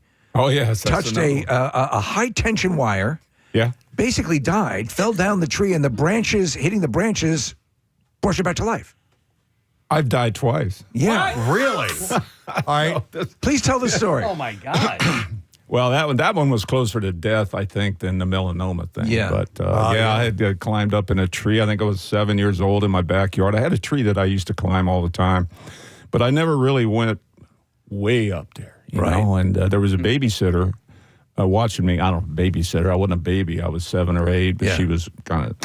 And I'm climbing a tree, and I recall that she said, wow, is that all the higher you can go? A challenge. Oh, yeah. So I went up even higher, and I went, oh, this seems to be a good thing to hold on to. And it was a high-tension wire, a telephone wire going through the tree that wasn't coated. Yeah. And it was like this. Is how I remember it. Oh my God! I feel like a cartoon. And it knocked me out. Yeah. Basically, and so I was like dead weight. Now again, I am recalling this after the fact. Well, no, I'm recalling it as to probably how it worked. Okay. And I became dead weight because it kind of knocked me out. Yeah. And my weight broke the branches underneath me. Okay. And all of a sudden, I broke loose from the wire. By the way, I have a big scar right there from that. No kidding, Scars from on that? my legs and everything. Oh, yeah. Wow. So I fell through the tree, and I was like a penny on one of those weight machines. And I put the coin in. And like that. Plinko. Oh, my God. That's how I went through the tree. Wow. Oh, my God. And hit the ground and got up and walked in the house. Wow. Oh, my God. And when we got in the house, the babysitter pulled my pants up, and this is kind of gross, but all the skin on my right leg had been fried. Jeez. Yeah. I mean, that's so a couple of lives in you. Exactly. Pretty amazing. Yeah, that's wild. So Preston was right. We were watching a highlight reel of yours, and your prowess has been celebrated and rightfully so. but there's some moves and contortions and, one-handing a ball, and getting people out at first. And it's like, and we're familiar with the way athletes train today and how it's kind of a year-round thing. And how were you training back then? Were you following a workout regimen that was extraordinary for the time? Because you seem like you're part ballet dancer, antelope, and athlete. Well, it depends on what point in my career you're talking about. Right. As we got into the 80s and toward the end of the 80s, I would say working out became more normal for us. Okay. In the off season, it was like pumping iron, stretching, running, at least 3 days a week. I mean, with Croce, by the way. You know the name Pat Croce. Yeah. And he was my guy, and I went to him, and he pushed me and pushed me and pushed me. He worked for the Flyers back then. Yeah. He was their trainer as well. And but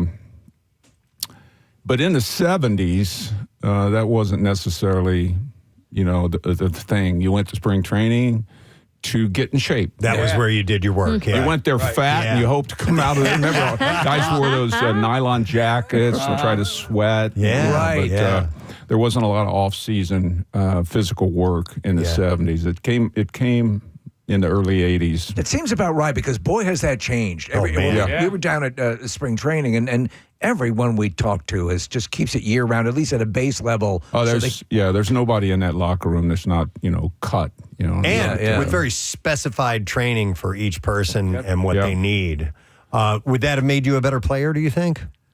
Would you have had in the 70s? If we did it in the 70s, Yeah. well, probably. Okay. But I wouldn't have anybody, pushing me through it and guiding and helping me. I probably would grab some dumbbells and, done some curls. Just whatever felt right, yeah. But with Croce, it was a specific training designed for what I did. I gave me a sense of being able to move left and right, and a first quick step. Just a lot of things that helped me get all the way to say 88 in my career. I probably would have been done in 84, 85 if it weren't for that training with Croce. Well, even now, with the amount of time that's lapsed, where we've seen all sorts of incredible feats on the field, watching the reel of your highlights is still massively impressive. Yeah. How do you think you would have fared in your prime against a player of these? Because you make mention, I think it's in the documentary, or wherever I heard it, is that your pitchers are bigger, they're stronger, would you have fared well, you think? I would think that I would have figured something out, right? Because I was always fairly good at figuring it out. Yeah.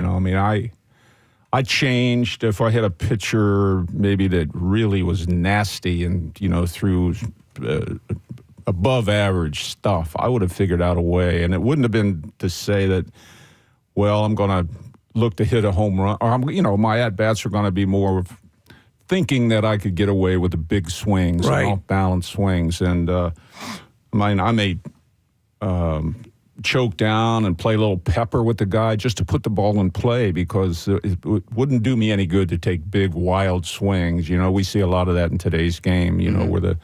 Where the batters are, swinging too hard. They can't hit the high pitch right now. With the style of hitting that's taught in the game right now.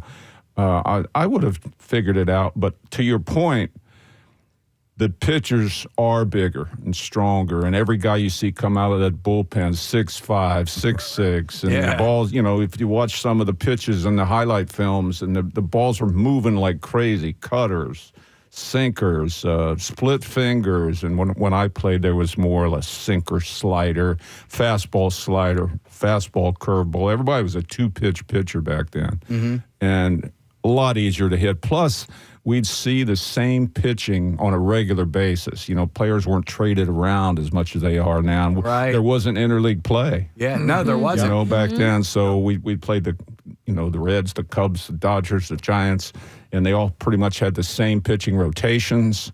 I had about 60 at-bats against Rick Russell. I mean, 50 at-bats against the same pitcher wasn't a big deal back then. It was pretty normal. And so you have a track record against everybody. And, you know, it's pretty wild. We had Cole Hamels on. We were down in spring training in March, and we had him on. And we've talked to him a number of times. But the last interview that we did with him was so insightful. I mean, we could go on and on about, you know, just the small little intricacies, you know, talking about shadows on the field. How are they, you know, like, how were the shadows back in your day? You were playing in stadiums. Same sun. I know, but you were playing. So you had the same sun. But you were. We playing, hated that. You were playing in stadiums, right? Like, you know, everybody plays in stadiums. No, they're playing in ballparks now. Like everything is different. That's a good point. Yeah. I know what I'm talking about. Here. I know the game. The shadows. Hitters don't like. No. Pitchers like them. Yeah. And then when they had those World Series games that started at 5:15, you know, they started on the West Coast, or they started on the West Coast at 5, so we could watch them at 8 here on the East Coast. And shadows were just awful to hit against. You know, we talked about them a lot when I was, you know, doing the broadcast. So, you know, the pitcher's in the shadow and the hitter's not. You can see the stadiums coming over, the shadow from the stadiums coming over. And it's a big advantage for pitchers. It amazes me, and we've talked about it many times, so I'll talk to any player of any import.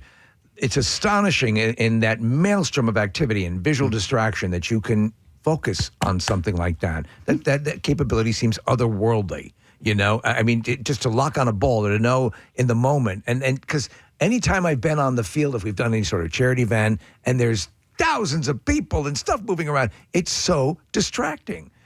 Did you take to it immediately? Would you just have the eyes of a falcon, or how do you develop that? No, you grow up doing it. Yeah. You grow up doing it, and, you know, the noise in the stadium is all part of the game.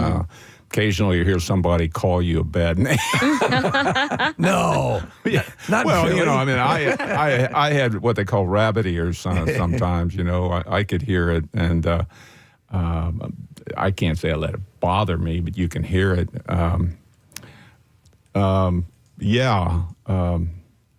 It's all part of the game. Yeah. It's what you do. Yeah. If you're just tuning in, Mike Schmidt is here along with Dr. Erin, Carty, and they're talking about the dermatology partners and RDK Melanoma Foundation, the Place Sun Safe Initiative. We're talking a little baseball right now, but Casey had mentioned the ballparks versus stadium, and the vet, where you spent your time playing, was not a great ballpark for baseball.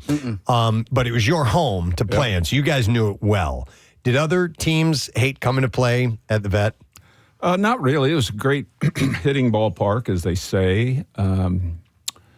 It was typical of the ballparks back then. I mean, there was maybe 6 stadiums exactly like the vet, you know, in Pittsburgh and Cincinnati, and I don't know. There was a St. Louis, Busch Stadium was kind of like that, yeah. Exactly. Yep. Similar outfield dimensions, similar stadium stands and all those kind of things. There wasn't the intricate ballparks that there are now. And I mean, who wouldn't love playing in our stadium, Citizens Bank? It's like going to the mall, and going to the mall, and occasionally you can look out. There's a game going on here, right?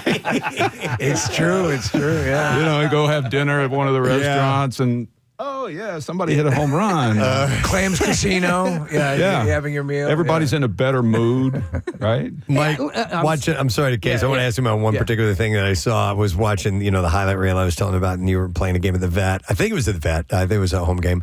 And you go in, there's a foul ball that's headed over into the crowd. You go out, you make this catch, you reach deep into the crowd. And it must have been like free T-shirt day or something like that, because in your mitt, not only the ball, but a T-shirt too. Do you remember that at all? I don't know how you get these things. I remember it vividly. You do? Yeah. It was Shea Stadium. It was Shea Stadium. Oh, exactly. Okay. All right. It was a little on the outfield side of the dugout. Our dugout was on third base side, the old Shea Stadium. And Billy Williams Oh, Billy Williams was the umpire. All right. Right? And I went over, glove hand on the left glove, and I reached in the stands, and I caught the ball, right? And I don't know how, but somebody, I think, was trying to catch the ball with a ball hat. Yeah. Yeah. Okay. Yeah. And the ball hat ended up in my glove. Right? Yeah. And the ball's in my glove, too. Yeah. And I actually, when I came out of the stands, right, I played with Billy Williams a little bit. It's like, he didn't know what to do. Call it out or call it safe. So I said, and I took the hat. And the ball's was in there. my glove. And the batter's out. And then he called him out. What's terrific is he's laughing when you show it to him. He can't believe his eyes. Right. Yeah. You guys must have really done some research on this. Oh, yeah. They do. How many gloves did you go through in your career? Did you always use the same glove, or did you get like a new? Yeah, okay. Yeah. For 18 I mean, years? I may have had a couple of novelty gloves or something in my locker, but now during the games, I always use the same glove. Where is it? Yeah. My last glove's in a case in my office. Okay. At the house. Yeah. My last uniform, about 7 or 8 baseballs that I thought were very important. Yeah. Like your first hit, your first home run, or 500th home run. How about your 10 golden gloves? They are gone. No kidding. They were in a restaurant that I had down in Philadelphia many years ago. It went out of business after a couple of years, and the gold gloves were in there. Oh. And they got stolen. Oh, man. I never knew that. Yeah. Wow. Whoa. Sorry to bring that up, man. But I do have, in their place, I do have a giant Gold Glove Hall of Fame, which you need to have 10 gold gloves to get in that. It's heavier than heck, and these two people, it's gigantic, and it's got a big gold glove on it, and a couple of actual gold balls and all that. So, yeah, not many people have those, but no. Just so all this stuff, all this incredible stuff that you've accrued, and I was watching a little bit of the Michael. Hang in there. Michael Jack Schmidt. I'm We have learning to. so much. The documentary, and you're talking about also, that you were kind of describing the difference between some players who were more appeared more of the people, and you were talking about how you might have read to the fan base that you were about business, and that might have equated to not caring, and in all the time that you've played and looking back and being here, where do you stand? Obviously, you love your time here. When did you finally make peace with how the fans were processing you? Because you said in the beginning you might have been a little too sensitive, and how do you feel about it now? Because we hope that you're embracing the joy and the enormity of what you brought to this area. Appreciate it. Sensitive is the right word. I was way too sensitive to the booing, the writing in the papers, the talk shows. I really didn't handle it well when I want to say negative things, maybe the wrong things. I was portrayed in the wrong light, in my opinion. A lot of times it could have been the right. Yeah. Could have been the truth. I just didn't like it. And I'm guilty of running my mouth a little bit early in my career. It's a thing, though, that you can get trained on every other aspect of the sport, but being a producing player and being in that kind of spotlight, no one trains you for that. That's true. Nobody knows that you're actually a human being. I mean, under a there. good thing to mention here is if you notice, modern day players are bad interviews. Yeah. Right? They are. All of them. Yeah, because they're trained. It's like, I don't want to say too much. Nobody basically says anything. Monotone, very few words. That's right. Yeah. I'm going, will this guy say something that we really want to hear? And it's like they refuse to say anything that's controversial. Yeah. Then you get Nick Castellanos, and then, you can say whatever you want. But there you go. When I was interviewed back then and they would ask me a question, I would pontificate. I'd go until I said something that I shouldn't say, right? Oh, I know. Yeah, we all do it. I mean, one thing I said one time was, I can remember, I forget what year it was, but the vet was really kind of run down. Yeah. And by run down, I mean they weren't really taking care of it. And maybe I shouldn't even say this now, but I happen to the guy that really took it the worst, and I are best friends now. But I mentioned something about a smell in the runway going up to the clubhouse, which I should no business saying, right? And the next day I had deodorizer and buckets and mops and everything in my cubicle in the locker room, to teach me a lesson. Wow. But that's the kind of thing I did, which is wrong. Yeah. Well, and I admit it. I admit to being wrong. If I may think it, doesn't mean it has to come out of my mouth, right? And, it's the indiscretion of youth. Yeah. So as my career went along, and I had started to accomplish some really good things as a Philly player, and people started to talk about Hall of Fame and all of that stuff, and the 500 home run was hit, and so what you might consider as respect from the stands really started to take shape. Mm-hmm. And I could feel it, less booing, less negative things, more respect, more appreciation. And then after I retired, it continued in that direction. And then I kind of stayed away from the game for 10 years. And I came back in 2000, went to spring training, was a coach in spring training. I managed a baseball team for the organization in 2004, and then I was invited to be, what you could say, an ambassador for the team. Worked the TV for about 8-9 years. I got to live a life as one of the people behind the scenes in Philadelphia. See things that I never even dreamed went on. Got to be friendly with the cooks. The ushers, just be one of them. The fans, look out the window and people would come by and yell up in the booth, nice things. And so the world for me around Philadelphia is totally different now. I'm getting to be what I always wanted to be. Oh, glad to hear that. Yeah, it's really glad to hear that. And, so it's a beautiful thing. To come all the way around, full circle. And I've been with the Phillies for 55 years. Wow. Think about it. 1970, signed in 1971. Yeah. So if you go do some subtraction, what is that, 55 years? Yeah, I mean, why couldn't you be like number 2 or number 3? Because when I played Little League Baseball, everybody wanted to be number 20, but that was the large shirt. And so I was a little kid and I couldn't go above number 5. Oh. See, you have regrets too. All right.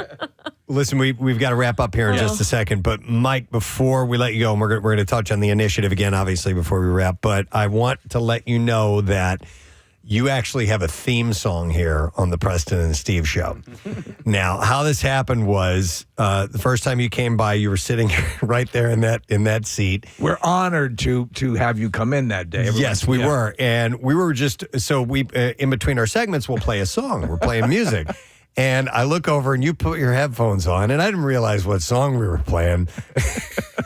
Oh, Phillies Fever. No, and I will forever think of you because it was so in contrast to your demeanor and your personality and your legend. And I'm going to play a little segment of the song. This was a song that was playing at the time here. Here we go. You are crying like a bitch. You are crying like a bitch. You are crying like a bitch. You are crying like a bitch. And I'm sitting here and I'm looking and I see Mike Schmidt with his headphones on and crying like a bitch is screaming in his headphones. And he's nodding. And you're just sitting here going, okay. This is what I got myself into. And so almost any time I play that song, I'm like, Mike Schmidt was here one time. Help me out here, will you? My hearing's not that good. What were the lyrics there? Crying like you a were bitch. crying like a bitch. I'll play it again. You are crying like a bitch. You are crying like a bitch. You are crying like a bitch. need that. I'm going to put it on my. That is a band called Godsmack. And they're playing our big festival show coming up here in less than a month. So we'll tell them the story of you, Mike. We're going to actually have this. Apparently, you're not a soul station. No. We're going to have the singer of that band on the show on Thursday, by the way. So Sully Owner is going to be on with us. Oh, we got and we're going to have to tell them about this part. Yeah, most definitely. So we couldn't let you get out of here without sharing that. But to reiterate the message, and Dr. Carty is here as well, is that the message is play Sun Safe. It's an initiative, and you're just trying to get it, Mike and Dr. Carty, to be more normal to consider sun protection because of the dangers. And Mike, if those of you just joining, Mike had a very pernicious run with melanoma in 2013. Could have killed you. Stage 3? Sure. Yeah. And so that's the message, is protect your skin. Yeah, I mean, I, as a physician, I can go off and say nerdy things and tell you what to do, just like your dentist tells you to floss. Like, everyone hears it, right, they know it, you don't do it. So, you bring this out to somewhere everyone loves, the baseball field, it's family, it's friends, it's athletes, it's, legends like this, and make it more fun, more kind of visible, something that, having the sunscreen out. And it's a positive story. Right. You can take the prevention and you will avoid a lot of, and as you said, even if you do find something, you can, it's as good a scenario as these days you could possibly imagine. But the thing is, if you don't do anything, that's when it's going to become that horrible issue.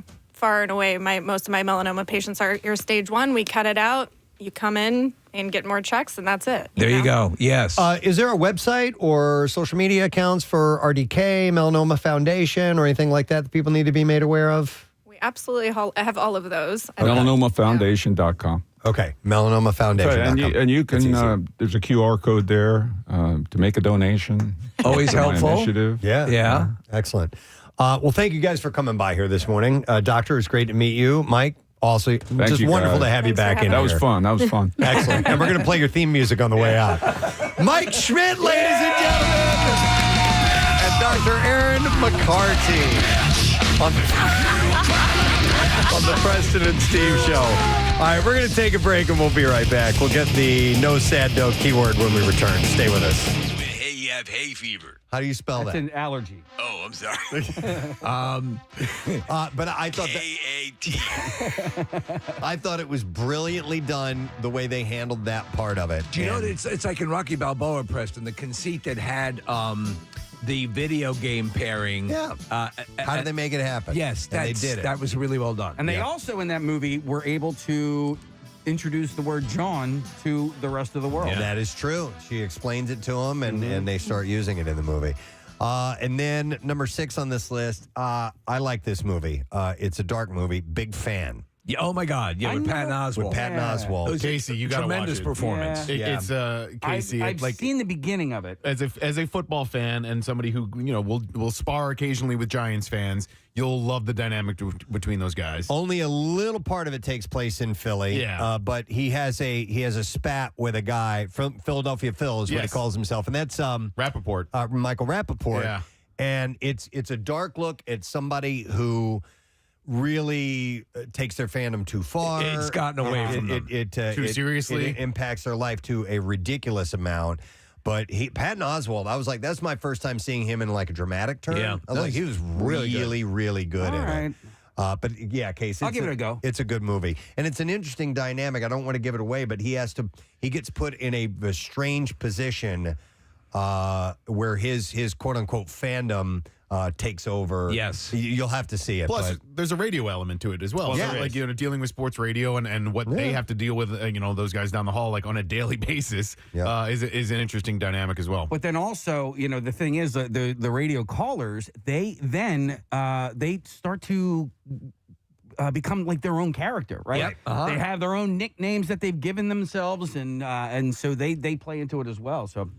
All right, here's one I'm not familiar with. It's called The Last Game. I saw it on the list as well. I'd heard the title. I've never seen it. All right, so Kathy, this will be interesting to you because it's in Bucks County. He said it's a personal favorite. This documentary by a pair of independent filmmakers chronicles 1999 Central Bucks High School West football season. Oh, yeah. The final season in the storied career of Mike Pettin. Yeah, Mike Pettin. So that guy had this long storied career. Okay. Coaching, was at CB West.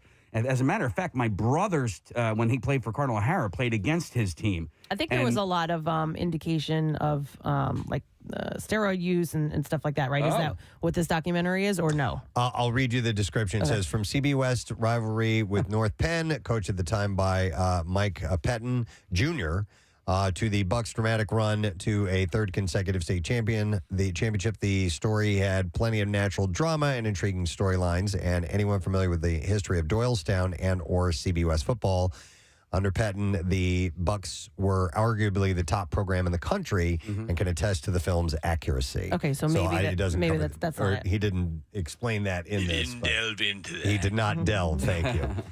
All right, so I don't know if you consider this a sports movie or not, but number 4 is Silver Linings Playbook. I could see where you could in a way because it's so essential to De Niro's character, and it's a prominent character in the movie, and also, Bradley Cooper's. Is it technically? No, unless you consider the dance competition to be a sport as well. Yeah. But I mean, they're constantly the movie revolves around watching the games and the betting and that's taking superstition. place. Yeah, and the rituals. superstition as well. And you know what, man? I know it won all the awards and people loved it. I didn't really like it a whole lot. So how many stars out of 4 would you give it? Like, you can do half stars if you. Yeah, maybe like 2.5, and that's just on a personal thing. I thought it was okay. I didn't love the characters, but some people, like my buddy's daughter, it is like her all-time favorite movie. So for me, 3 stars, enjoyable. I like their romance, the flawed characters, and that's it. Yeah. I agree it wasn't as massive as it was depicted as, but a good movie. But it struck a chord with a lot of people. Was so. it up for Oscars? And Yes. stuff? Oh, yeah. Yeah, Jennifer Lawrence won an Oscar. I couldn't remember. Best Supporting Actress, right? I believe Didn't so. She win for that? Yeah. Actress in a leading role. Leading role. Yeah, that's right. That wasn't a supporting role. It was nominated for Best Picture and Best Actor for Bradley Cooper, Best Supporting Actor, De Niro. So, a lot of nominations. Okay. If we're leaving anything out, please feel free to give us a call. All right, 215-263-WMMR. These are the best Philly sports movies. This is Mike Cielski, columnist, who wrote this article. Number 3 on this list, strange movie, Foxcatcher. DuPont. Yeah, and I know they take a little bit of license with the actual story in it, but Steve Carell is just like gross. He's goo-goo for Go-Go Bucks. He is that. He's nutty. He goes over the top. But it's a you don't recognize Carell too, by the the prosthesis or whatever he's wearing. Yep. And what's his name? Who plays the Channing wrestler? Tatum? No. Anthony Michael Hall? No. Mark Ruffalo? Mark Ruffalo.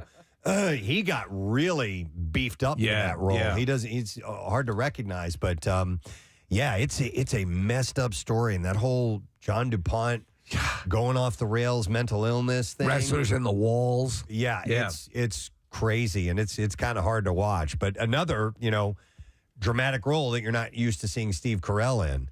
Number 2, speaking of wrestling, The Wrestler. Yeah. He considers that a Philadelphia sports movie. So it's taking place in proximity? Is it? I didn't make the connection that it's... They end up in Atlantic City at one point, right? Right. Yes. I think. When he reunites with his daughter. Yeah. I wouldn't consider it a Philly movie, though. Me either, but I guess it's in a great proximity. movie. Maybe that last match takes place in the Philadelphia region. I don't remember. The one It's been thing a you while. can't argue is that from beginning to end, it is so funny. It's hilarious. No, it is a brilliant movie. It's heart-wrenching. And it's tough. It's tough to watch. There are a lot of heartbreaks in that movie. But And it's you great. understand why he won the Oscar. Yeah. Number 1 on this list is Rocky. Yes. Of course. Yeah. So he puts that in as the great, and I agree. And the way it should be. Yeah. But I'm telling you, I think he really made a mistake by leaving Rocky Balboa off of here. Oh, my God. movie's- That's more than Silver Linings Play. I know you go to the Rocky well a lot with these things because, that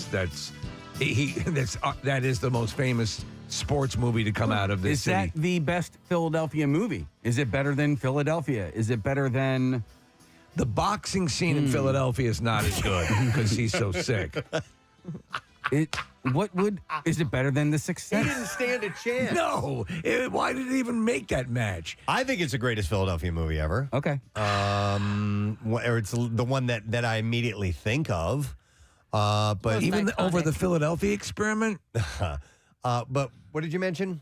Sixth Sense, Philadelphia. Sixth Sense. Pretty Unbreakable freaking is a Philadelphia movie. Yeah.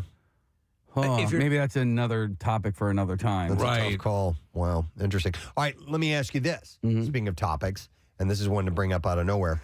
What is the Philadelphia sports movie yet to be made? What story? What story is out there that would make for a good movie? I know one. And you can't just say the Eagles Super Bowl because a team wins the Super Bowl every year. It's got to have something. Rob Zombie's beyond that. Broad Street Bullies. Broad Street Bullies was supposed to be made. Yeah. It was like 60% on the way. Yeah. And it was looked like it was going to happen, and it didn't. Yeah, that's a good story, and sort of the rise out of coming out of nowhere, because they were a young franchise at the time, right? They were 67, 68 is when they were started, and so they won the Stanley Cup by 74. For me, the Eric Lindros story is a fascinating one. The rise and fall of that guy. And his departure when he left in 99, 2000. That would make for interesting. What was it? I'm sorry? The rise and fall of Eric Lindros. Okay. The taking of the captaincy off of his jersey. They did it on live television. The Bob Clark and Ed Snyder versus Eric's dad, Carl. And like all of that drama, to me, is fascinating. There was a brief period in time where Daniel Day-Lewis had signed to play Barbara. No. Yeah. He's amazing. He's amazing. He is amazing. In that He can pull it off. suit? Yeah. Oh, my God. No, I think the story of Leonard Toast, the former owner of the Philadelphia Eagles, I mean, he essentially lost the team because of, I believe, gambling. Is that right? Yeah. All right. Somebody pointed this out. Nick, you'll have to remind me. Somebody said the Flyers versus the Red Army. Didn't they play the national Russian team? The Flyers did as their warm up for Olympics. I thought. Well, it was an international series. Yeah. And the Flyers played so dirty. They left the ice. That they left the ice, Yeah, right? It was a game at the Spectrum, and the Flyers were a physical team. No, we didn't play the hockey the best that we could have, but we played to win. I think that was 76. And you not know neither borscht. But that could have been. Was that Broad Street Bullies? Yeah, I mean, it was after they won the Stanley Cup, but they were still the same team, essentially, and they played rough, and the Dave Schultz and the Watson brothers and the whole nine, and they played so tough against the Red Army team that the Red Army team said, we're not playing anymore. They left the ice, and it took forever for them to come back out. I would like to see the movie that depicts the setting of 3 world records in the dumpster pool. Oh, sure. In one day. In one day. Yeah, that could be a good one. I mean, we have a documentary of it, but I think, something a little bit more dramatic. A number of callers are saying that this one should be on the list. I'm going to go to Chris. Hey, Chris, good morning. Good morning. How you guys doing? Good. What's up, buddy? So I'm going to premise this. I am not an Eagles fan. I cannot stand the Eagles. I can't even stand the color green. That's how much I can't stand the Eagles. Wow. Okay. Should I hang up on him now? Well, I don't know. Where are you from, Chris? I'm from this area. I'm a Philly guy. I'm from Newark, Delaware. I love the Flyers. I bleed black and orange. Like, I'm a diehard Flyers fan. Okay. That's not the only team I bleed for Philly. So that's why it's kind of shocking. I'm calling about this movie here. It's the garbage-picking, field goal-kicking Philadelphia phenomenon with Tony Danza. Tony Danza. Yeah, that's he went from a garbage man to a field goal kicker for the Eagles. Among the worst movies ever. It's a classic, yeah. It's so bad. I've never seen it. I've heard of it. Well, it's very bad. You should rent it. And actually, you should rent out a theater and go watch it there. That bad, Chris, huh? Yeah, somebody pointed out to me I have a phobia with green. They're like, you don't like Seattle, you don't even like the Dolphins, you don't like Green Bay. I'm like, well, maybe I just don't like the color green. Apparently, that's probably it. That's it. All right, thanks, man. Make sure you see it in IMAX. The trash picking, field goal kicking, Philadelphia phenomenon. Okay, it's bad, and he just happened to, all right, let me go to our buddy Craig Legans is on the line. Hey, Craig, good morning. All right, let's get to the B-File. Or no. 93.3 WMMR Philadelphia. It's time for a... No, Sando! Keyword.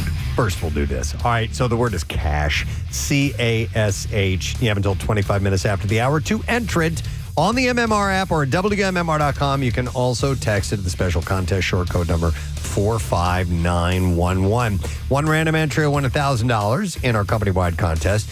And winners will get a call from Beasley, so make sure that you answer your phone. There are contest rules available at WMMR.com. And the Preston and Steve No Sad Dough is sponsored by Franklin Mint Federal Credit Union. So do that now. Enter the word cash. Good luck. Now we can do the bizarre. WMMR presents Preston and Steve's Bizarre File.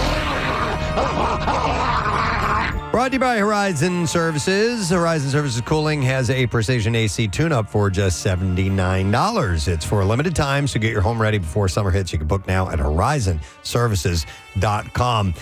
Chinese car maker Series has been granted a patent for what it calls an in-vehicle toilet. Yeah. That slides under a passenger seat for visits to the loo while on the road. The feature is meant to satisfy users' toilet needs on long journeys while camping or while staying in the car, according to the engineers. Is it built under the driver's seat? No, just under the passenger seat.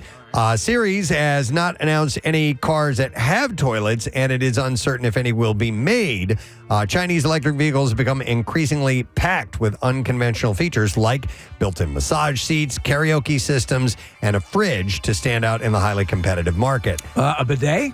The patent filing shows Series plans for an onboard toilet that slides out from the bottom of the passenger seat with a push or a voice-activated command that could get it going. It will come with a fan and an exhaust pipe to channel odors out of the car. I don't care how good that system is, it's going to stink. Yeah. Waste is collected in a tank that has to be emptied manually. No. Have fun doing that. The toilet also features a rotating heating element that evaporates urine and dries out other waste. I just keep a crock pot in the car. While not in use, the toilet is concealed beneath the seat, making it full use of the space inside the car without requiring more room. In-vehicle toilets are rare, mostly found in long-distance coaches, but are not unheard of in cars. In the 1950s, a special version of the Rolls-Royce Silver Wraith included a built-in television set and a toilet beneath the passenger seat. I'd like to see what that looked like, because what we're looking at right here doesn't look comfortable or feasible. Series, along with its subsidiary brand Aito, are known for making electric sport utility vehicles. Most of the company's cars are sold in mainland China, though Series has also expanded to Europe, the Middle East, and Africa as well. Here's a real short story I saw yesterday. A dispute over the preparation of a schnitzel turned violent in the Bavarian town of Gieselhoring. Oh, man. Prompting the police to intervene. They said it was a complete schnittstorm. The 61-year-old man verbally and physically assaulted his neighbor over what he said was a loud pounding of the meat involved in making the schnitzel. I didn't realize pounding was part of the schnitzel process. It is. You got to flatten it out. So the older man went to the neighbor's apartment on Saturday evening, insulting him and slapping him in the face. And it was not clear if the alleged loud pounding of the meat occurred during Germany's legal mandated quiet hours, generally between 10 p.m. and 6 a.m. There'll be no meat pounding. So apparently that was an issue. I didn't know that there was meat in schnitzel. I just assumed it was a pastry. I have no idea. Yeah, It's like a hot dog. Kind of like a kielbasa. No, it's not? No, it is not. A schnitzel is essentially, it's a pork tenderloin that's flattened out, breaded, and fried. So, it's that one. Yeah, they're really good. Okay. You should try it sometime. I like the stuff that comes in the side. Really yummy. All right, so now that we've had our schnitzel update, we can move on to another Schnitzel story. chat. A 3-year-old hunter wounded 2 people during Wisconsin's youth turkey hunt. A 3-year-old hunter. You heard that right. In Rochester Township. Here, son, give me that machine gun. Lieutenant Renee Thock of the Department of Natural Resources said a 34-year-old male mentor said that he saw what happened to be a turkey fan, or what it would appear to be a turkey fan, and movement in the woods. The mentor then knelt and helped the 3-year-old stand in front of him, aim, and pull the trigger. But instead of hitting a trigger, the 12-gauge semi-automatic shotgun blast struck a 40-year-old male turkey hunter and the hunter's 7-year-old child. You little son of a bitch. Both victims suffered pellet wounds to the back, hand, and head. Both were admitted to the hospital, and their injuries did not appear life-threatening at the time of the report. It's a 3-year-old. Give him a crossbow. Thok said that the investigation remains active and ongoing. She also confirmed that one of the injured people was an off-duty law enforcement officer, going on to say that the details do not affect the investigation. Youth turkey hunt is open to hunters younger than age 16, and youth hunters must be accompanied by an adult aged 18 or older. But this was a 3-year-old that they had hunting turkeys. Kickback on a shotgun? Uh-huh. All right, in Washington, we'll do this last story, and then we have a guest who's here in the studio. In Washington State, an inmate in Thurston County Jail is facing additional charges on top of the ones that he was initially brought in for. The man who was being booked for domestic violence was being escorted through the facility when a correction sergeant saw him making movements with his hand toward the back of his pants. The sergeant intervened and found the inmate was attempting to shove a small amount of the suspected fentanyl into his rectal cavity. The pair fought over the controlled drugs, and the inmate then tried to eat the narcotics. Wow. But after trying to shove it in his ass? Stuff from doing so. You've heard of ass to mouth before, right? Yeah. That's exactly what this was. So that inmate was booked for possessing a controlled substance in a correctional facility. Okay. Can I request the electric chair? Yeah. All right, and there we go. That's what I have in the bizarre file for you this morning. Well, friends, it's been a while since our next guest has been in the studio, and it's on an apropos day. This happened by accident, mind Complete you. happenstance. He had planned on coming by here anyway, but today, ladies and gentlemen, is Talk Like Bill Weston Day, and we have Bill Weston! So happy to be here. Yes, this is great. You guys sound terrific, except that wrong cash word you gave 2 hours ago. Oh, we're getting heard that. We got a winner, though. Yes. We got a winner. We did get a winner. So it worked. But see, the program director's always in you. You know it. Oh, my God. Yeah, so lovely to see you people. Likewise. I'm going on a trip on Monday, and Connie and I are going to a river cruise that Renee Antez, Jim Antez, our sales manager, his wife, does travel. And she's a great travel agent. Yes, she did a great job, and she had something to hand off to us, and Jim said, just come by the station. I said, okay, I'm flying Mondays and Wednesdays, so it's Tuesday or Thursday, looks good. Where's the river cruise, by the way?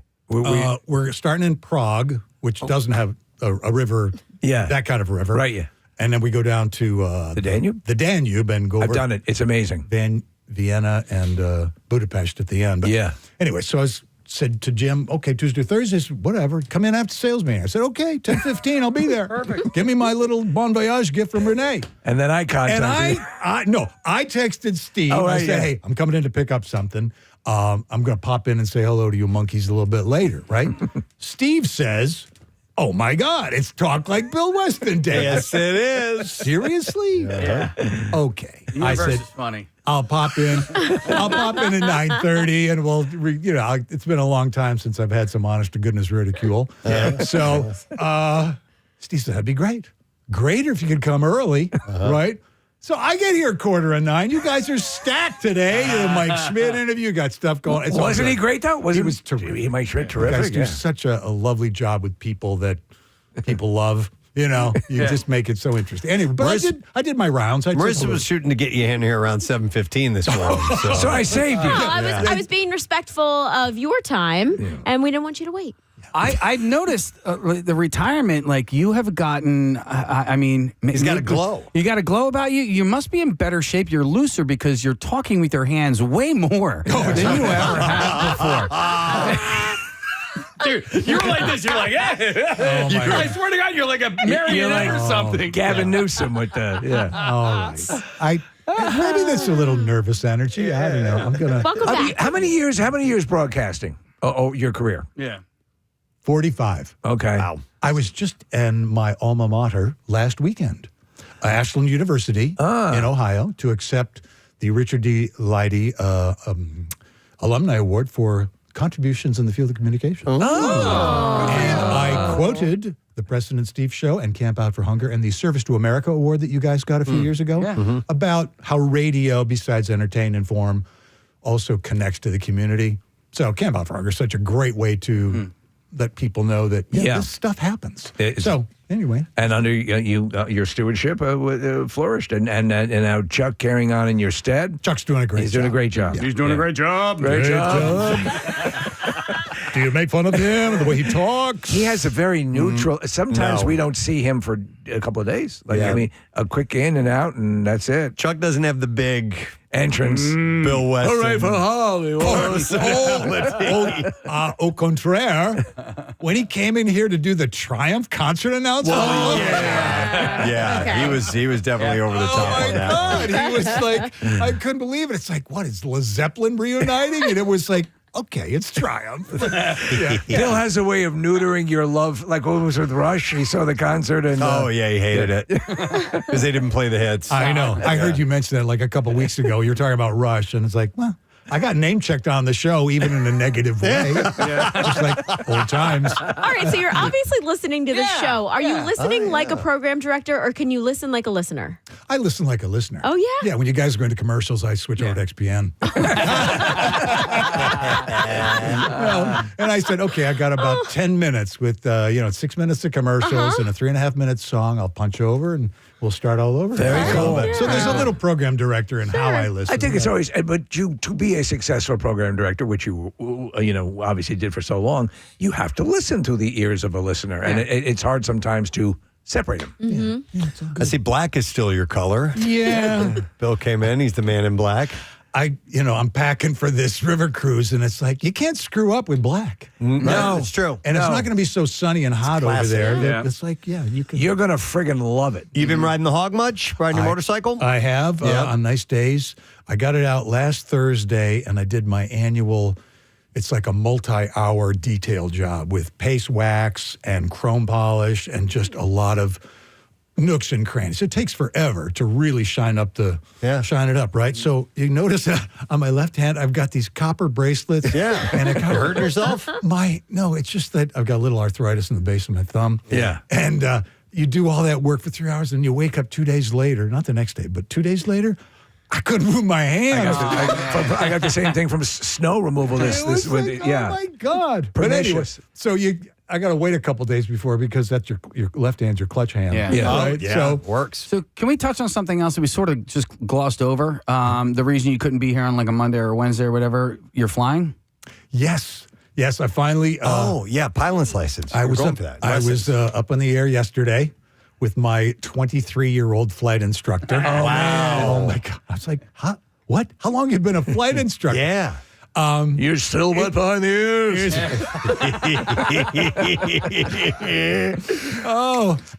It's great. I finished ground school months ago. You're really doing it. It's amazing. Yeah, but I haven't been up that frequently because of weather. Yeah. The clouds are too low or the winds are too high. Or, the plane's in for maintenance or whatever. But is the end goal to get a license and then to maybe because I know you can buy in on aircraft with other people and you can share the purchase. Is that something you want to do down the road, or you just want to have this? Or I just want to prove to myself that I have the mental acuity and the ability to like pass the exams and do it. But it is not easy. Oh my God! Ryan. I'll tell you. So with my bum, you have the stick with your left hand and your right hand on the throttle, right? Yeah. So yesterday we're doing slow flight, and there's all sorts of techniques about how pitch of the airplane and your airspeed and your elevation or your head. You have to keep track of all this stuff, and it is hard. Mm-hmm. I'm learning, right? They say maybe your fifth or sixth lesson it starts to kind of congeal and coalesce, but. So we're like pitching up, right? And I'm realizing, we're nose high. It's like I got to move the plane more to a level, change the altitude. And the pressure on the stick is really hard. And I'm like, oh my God, I can't. So I reach over with my right hand, which is a stronger hand without the arthritis, and I go to put the nose down, and I put a little bit of an aggressive move. Oh, man. Oh, yeah. We had a negative G. We're kind of up out of our seat. My poor instructor's like looking over at me like, what are you doing? So I'm not real good at it yet, but I love it. I love it. Well, what plane are you in, if I may ask? What are you learning on? It's a light sport aircraft called a Sling. Okay. Yeah, it's got modern avionics in the cockpit. And where are you flying out of? Brandywine, which is Westchester. Sure. Yeah. Okay. Untowered airport. So, and by the way, Chester County's gorgeous from the air over there, man. we there's no control tower, so you got to make sure you don't run into people. right. So it sounds like a great place to learn. A robot. It's Coming in for a landing. oh my God! You talk about, like, pilot speak is like this very controlled, concise, no extra crap or emotion. It's just this. So if somebody's monitoring, whether it's another pilot or a control tower, that you get name of the airport or the aircraft, your intentions, your tail number, 641 Papa Foxtrot, Randy Wine was blah blah blah, entering pattern. Oh my God! So play Bill the audio of the pilot, the professional pilot, the interaction between the two pilots. Oh, do we have that from the Bizarre File the other day? You got to hear So this. people freak out. No, listen to this. Here we go. These pilots, they're talking to each other, and you hear the guy in the tower commenting on that. You guys, you need to be professional pilots. Meow, meow, meow, meow. This is why you're still flying RJ. It was funny the first 5 minutes. That's why you're still flying RJ. Regionals. Oh my gosh! Well, that's exciting. Yeah, it's good, man. Thanks for asking. So it's all good. So talk like Bill Weston Day. I understand it's 2 years, since retirement. We were going to kind of just, let things pass, but the universe seemed to want this to happen because you, out of the blue, contacted me, and we figured, yes, it'd be worthwhile. I totally thought you were making it up. No, unfortunately, we don't have like a game or anything like that planned. But I'm totally fine with a talk like Bill Weston segment. Which that's what this is. It's all good. Thank you for. What would you give your own segment in the letter grade? I'd give it a B+. Sure. I think just my energy and the fact that we've kind of like hit on a lot of interesting. You're a good guest. It's nostalgia. My energy. People can relate, right? People can relate to nostalgia. Oh my gosh! Your broadcast from Florida was terrific. Oh, thanks, man. It was nice. We had a good time. You got that down to a science. It was terrific, and they were terrific. I mean, it was obviously you know the massive undertaking that all this stuff is. We talked about briefly about the notion of you. You're one of the handful of people I've seen really take to retirement and do it right. But you do have this vast knowledge of broadcasting. Do you see in any form you imparting it in some way to other people who are interested in the business, whether that be teaching a course or a book or a pamphlet or an OnlyFans? No. I got my days pretty full. All right. I'm going to go to the gym after I pick up my thing from gym. And I'll go home. I'll have lunch. I'll have my cigar out on the front porch, which is a daily thing. Well, we still want to see out and about at some stuff. I mean, we got the MMRBQ coming up. We've got the dedication of the bench for Pierre. Yes. It'd be great if you can come by for that. And Jane Golden with the mural arts. And props to Dallyn for like all that she's done. I saw a picture of the line outside of that record store that was selling off his record collection. Started out the night before. Unbelievable. Yeah, right? people sleeping in line to get in on it. To keep his legacy alive and what he meant and that joy and love of life and that big bear hug he put around this entire city. It's just a wonderful thing. So that's cool. Yep. All right. Well, it is wonderful to see you, man. Great to see you guys. Have fun on this river cruise. It's going to be a blast. Yeah, I'm looking forward to it. Of course, in the Czech Republic and in Hungary, they don't take the euro. They take some weird currency. So I got my calculator about how that happens. It's like, it's all going to be great. It's so good to see you. To put a word on this trip you're taking, privilege. How about that? All right, The great Bill Bill Weston, man about town, the one and only on our program. All right, we're going to take a quick break. We'll come back in a second, and we'll get lesson question, trash, music news. You sit tight. I'll take you off physically and sexually. We'll go behind that shed there. All right, Craig. So, are you calling in for what needs to be told? The story that would make a good movie? Yeah, that, and there's also a movie that a lot of people haven't seen. It's called Snipes, that was set here in Philly. It's not a sports movie, but it's a competition film, and I thought it made a good sports movie. It was about the culture of tagging. See all graffiti art in Philly? Right. Well, there was this movie called Snipes where rival taggers, rival graffiti artists, competed with each other to see who could get the best spot, like the most impossible to get spot, to to tag their name in Philly. That sounds familiar. Yeah. Yeah, it was made in the early 2000s, but I thought it was a great Philly sports film. As far as a movie that should be a film, Nick, you mentioned Eric Lindros. That's a great one. For me, would be the Chris Carter story. When Chris Carter was a Philadelphia Eagle. All he did was score touchdowns. Yeah. Yeah. And I was like, why would you cut this guy? All he did was score touchdowns and goes to Minnesota, goes in the Hall of Fame. His drug problem was so out of control while he was in Philly that Buddy Ryan cut him just so he would get into rehab.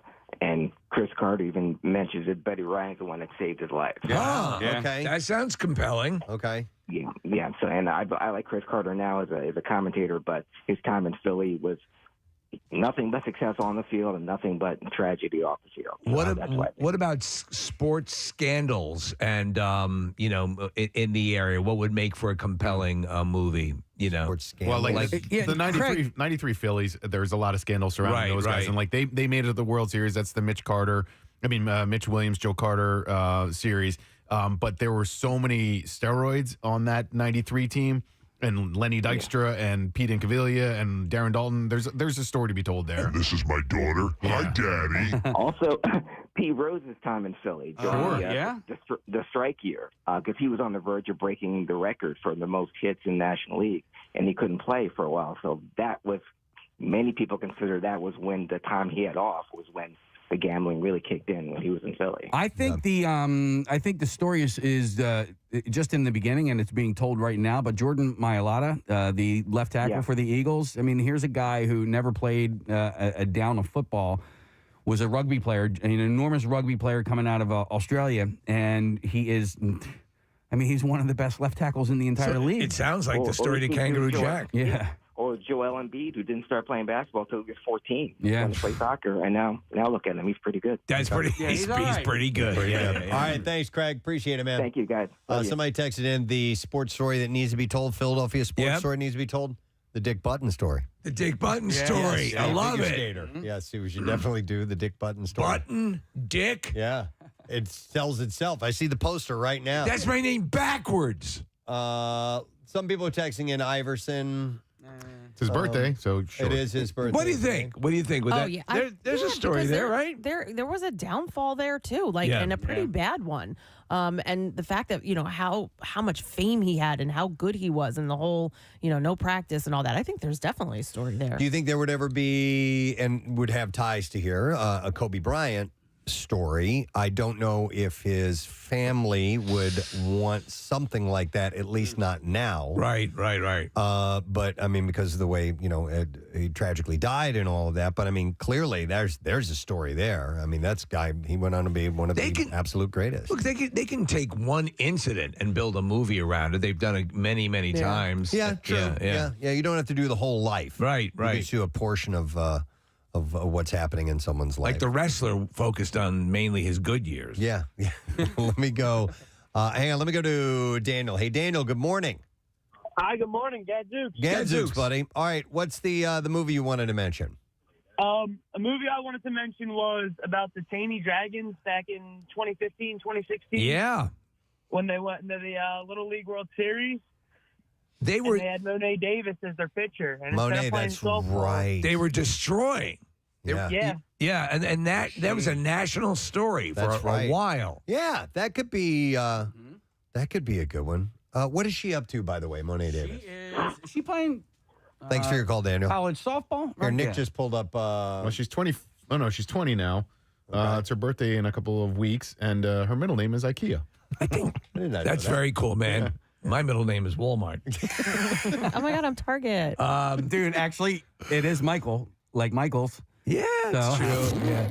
And Paul, not after a saint, Paul McCartney. I think Ron has a great suggestion. All right, let me go to him. Hi, Ron. Good morning. Hey, you guys rock. Thanks, buddy. All right, what's Philadelphia's sports movie to be made? Before I get to that, there's a great story behind the Flyers and the Russians. Yeah. The Russians are in the dressing room, and I read it in the Complete Spectrum. It's a great book. Ed Snyder goes in there, and he goes, if you guys don't get the F back on the ice, you're not getting paid. And that's what made him go back on the ice. Wow. Yeah, it's a great book. It's called Complete Spectrum. Okay. That's very cool. Cool, man. So There's a great story. It's almost like Rocky and Apollo Creed. Joe Frazier would be a great movie, but it would not be mostly about Joe Frazier. It's how Joe Frazier made Muhammad Ali so famous. Muhammad Ali would have been famous, but Harold Cosell documented that it was the rivalry between them that made Ali so famous, and it was Joe Frazier that had a lot to do with it. You're right, and so you'd have the Ali story has been told a number of times. In fact, he played himself in his movie, so that's been told many times. To get an angle that would do Joe Frazier right, and his importance in all of that is the film that still needs to be made. I agree. Yeah, there's also a small one. If I could say one more, nobody's going to get this one. There was a guy that lived in Veterans Stadium that worked in the park. We had him on. Yeah, we talked to him. Yeah. Yeah, that'd be a crazy movie. That would be a good one. He gambled, he did drugs, he drank. The whole damn thing. I like it. There's a lot of stories there. Thanks, I don't know how many of them were true. Like when that guy when the Pope came by. I was going to say, you know what, the likelihood of a movie getting made needs to be, it has to be someone who's nationally famous. So I was thinking that, Joe Frazier would make sense and a few others. But then again, I'm wrong because Invincible was not about, Vince Papale's very, very famous here and known around the league a little bit. But in the pantheon of things, he's not one of the all-time greats. So, and that works. Blur this morning on 93.3 WMMR, 1028. Preston and Steve show, Tuesday morning. Going up to about 58 degrees today. Ample sunshine. It's a nice looking day today. Tomorrow we do have some morning showers. But warmer temperatures, high near 70. Thursday, high 78 and partly cloudy. It's a beautiful day then. And then it cools off as we go into the week and maybe some rain on Saturday too. So adjust your plans should you need to. Lesson question time. We're giving away a pair of tickets as MMR rocks Bob Dylan with guests Jimmy Vaughn and Brittany Spencer. Tuesday, July 14th at The Man. Tickets are on sale now. We'll do this question. What MMRBQ artist wrote Mike Schmidt's theme song? 610-660-9333. Let's see if you know the answer. We had Mike Schmidt, the legend, here in our studio.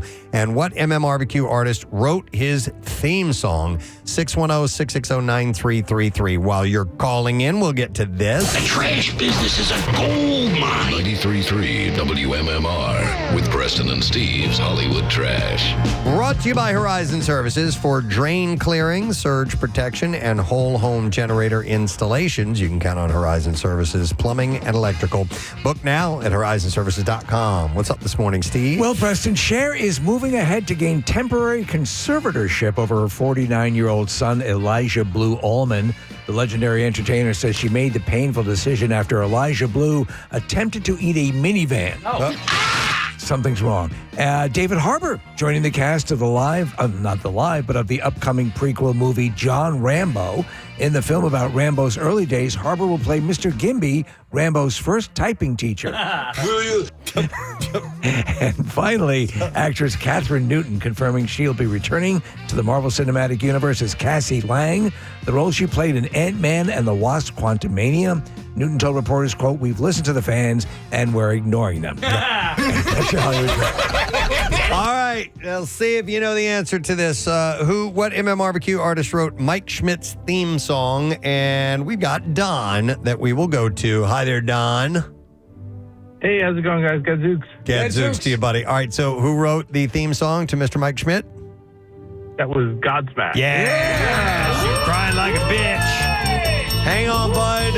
We're going to give you a pair of tickets to see Bob Dylan in concert with Jimmy Vaughn and Brittany Spencer. Tuesday, July 14th at The Man. And tickets are on sale now via Ticketmaster. All right, music news. Now, Preston and Steve's Music News on 93.3 WMMR. Brought to you by 80 Moyer, trusted expert since 1939. 80 Moyer Lumber is your professional source for decks, windows, doors, kitchens, millwork, and more. You can visit them on the web at admoyer.com. All right, for the first time in my career, I'm leading music news with a Weird Al Yankovic story. All right. Yeah! After being revamped, the Rock and Roller Coaster reopens at Disney Hollywood Stories in Florida next month. Gone is the Aerosmith theme as it makes the way for Muppets characters Dr. Teeth and the Electric Mayhem. And it will be star-studded reopening, according to The Buzz.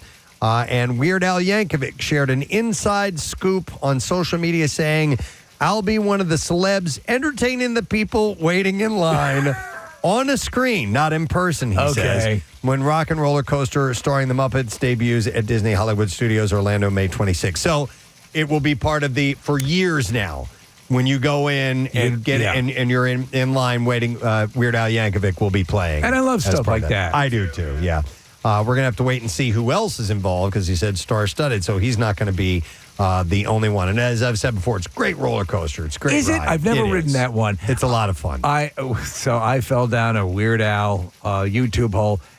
Fat, the video for Fat. Oh my God. Is so goddamn funny. It's great. And I watched it like 50 times in a row, especially when he's casually moving his arm and you're hearing the whoosh. Yeah. And he's like noticing every time he moves his arm, that Michael Jackson whip effect. Yep. It's so well done. You ain't fat. You ain't nothing. He makes a face.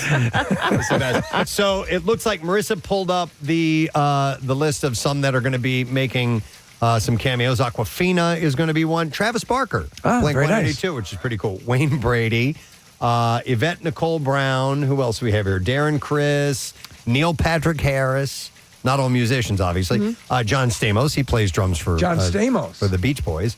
Danny Trejo. What? Weird Al Yankovic. So, yeah, that's a nice mix of very Muppet-like people, I guess. So. I think I saw Questlove in there, too. They keep pouring out. I wonder if they actually, do they tweak it a little bit, the actual coaster itself, or is it just going to be a complete porting of the new? They'll probably change some of the aesthetics around it, Right. but I would imagine the base Mechanism? the actual roller coaster is going to remain the same. That's my guess, but we'll see.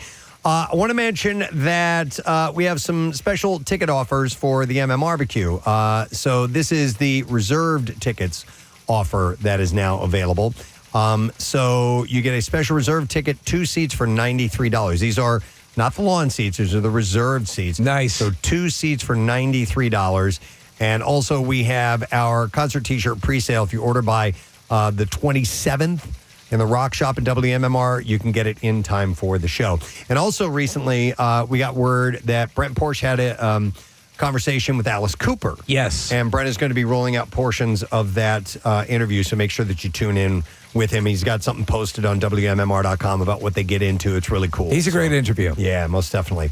All right, and that's it. A short music news for you today. We'll take a break. When we get back, wrap up the show and the letter of the day for the Word of the Week prize. Stay put. We'll be right back. It's a story. It's a great story, even though it ended with him just winning a game.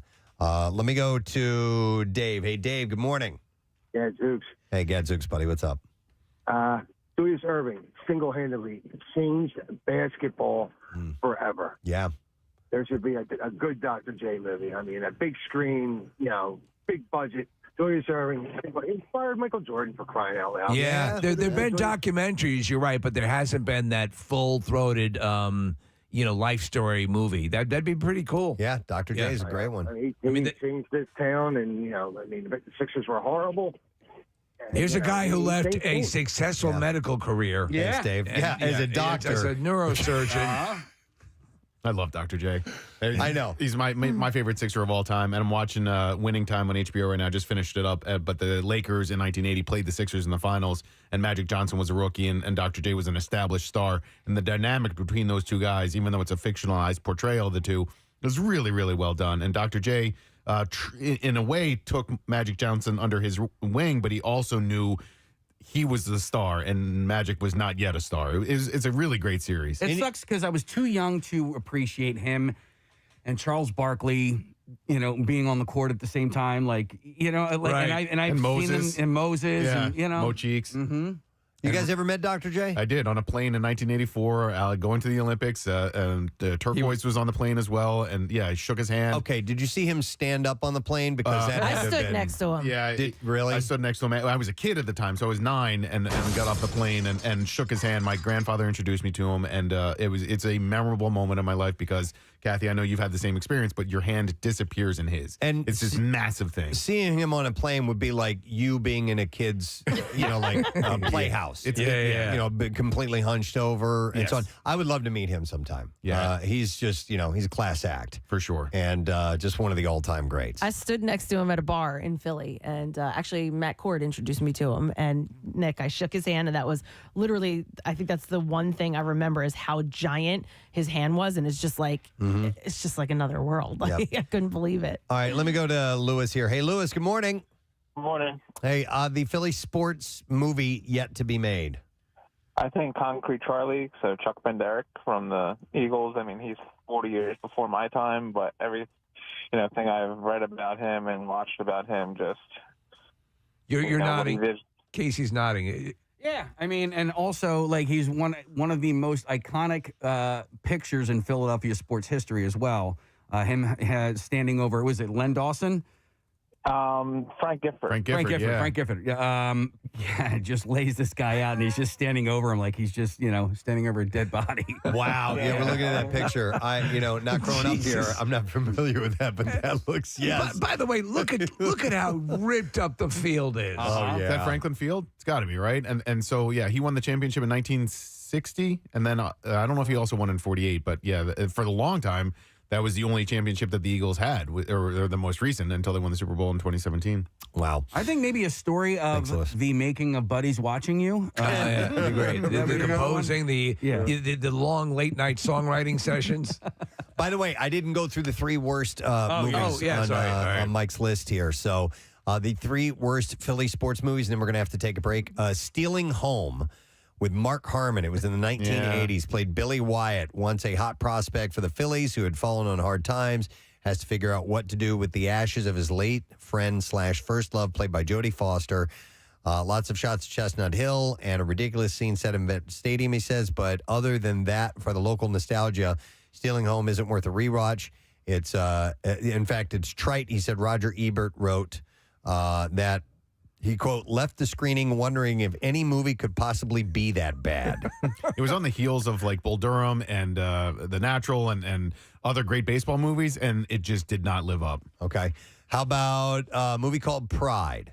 Oh, yeah. This movie aspires to be Remember the Titans for swimming and fails for being too formulaic. Amid racism in the 1970s, Philadelphia Rec Center coach refurbishes an old pool, teaches several black kids to swim, and leads them into a big meet. The acting is overwrought, the characters are one-dimensional, and the script lacks any complexity or nuance. Never saw it, don't know. No, not familiar. And then the last one he mentioned, worst movie in Philadelphia, Rocky V. I think that's where we get Rantlers and the whole up on the roof thing. That's from Rocky V. It really is. Because you compare it to the genius of Rocky and Rocky Balboa and all the stuff we love about Stallone, that attempt, that as Nick pointed out, that first swipe at a Rocky Balboa type story was so bad. We need to go through that movie. I'll bet you there's some other gems we could. Oh my God! We have only scratched the surface, and that's the reindeer on the roof thing. The Rantlers. Can we play the whole Rantlers clip? Do we have that whole thing? He's going to have to. Sorry. No, we got it. Dig that up. But we forgot about Mighty Max. Oh, yeah. You were in Mighty Max, right? Yeah. Star. What was that the flight attendant? I think it was. You were the hooker. You were the hooker. So many roles. I know, but I've had so many roles. You think I can remember all of them? God. Was that a basketball movie? Yeah. Immaculata College. Yes. Okay. The women. The president, I can't believe him just come up on the roof, will you? He just landed there and crashed, and who do you think it is? Do I hear reindeer on my roof? Rantlers, unbelievable. It's like $1 billion. Whoa! Come on, look who's here. You know this guy. He's gonna be next Christmas before he gets down. Hey, they put it together for Santa. Hey! Merry Xmas, yo. Hey, I don't think you got it right, Santa. No, it's ho, ho, ho. I need you to stop talking. I've said this many times. Shut up, man. You're gonna try to Santa Claus. So that was the best take. Yeah. You know? Yep. There were other takes that weren't as good. Let's watch it on playback. Perfect. That's the one they went with. All right. Well, anyhow, interesting. But this movie, Hustle, looks pretty damn good. Yeah. I don't know any feedback. We do have that screening tonight. We'll do a couple more movie passes in a little while to give away. I'm going to hang on to those. What I need to give away now as we take a break are some passes to our sorority party at Parks Casino next Wednesday.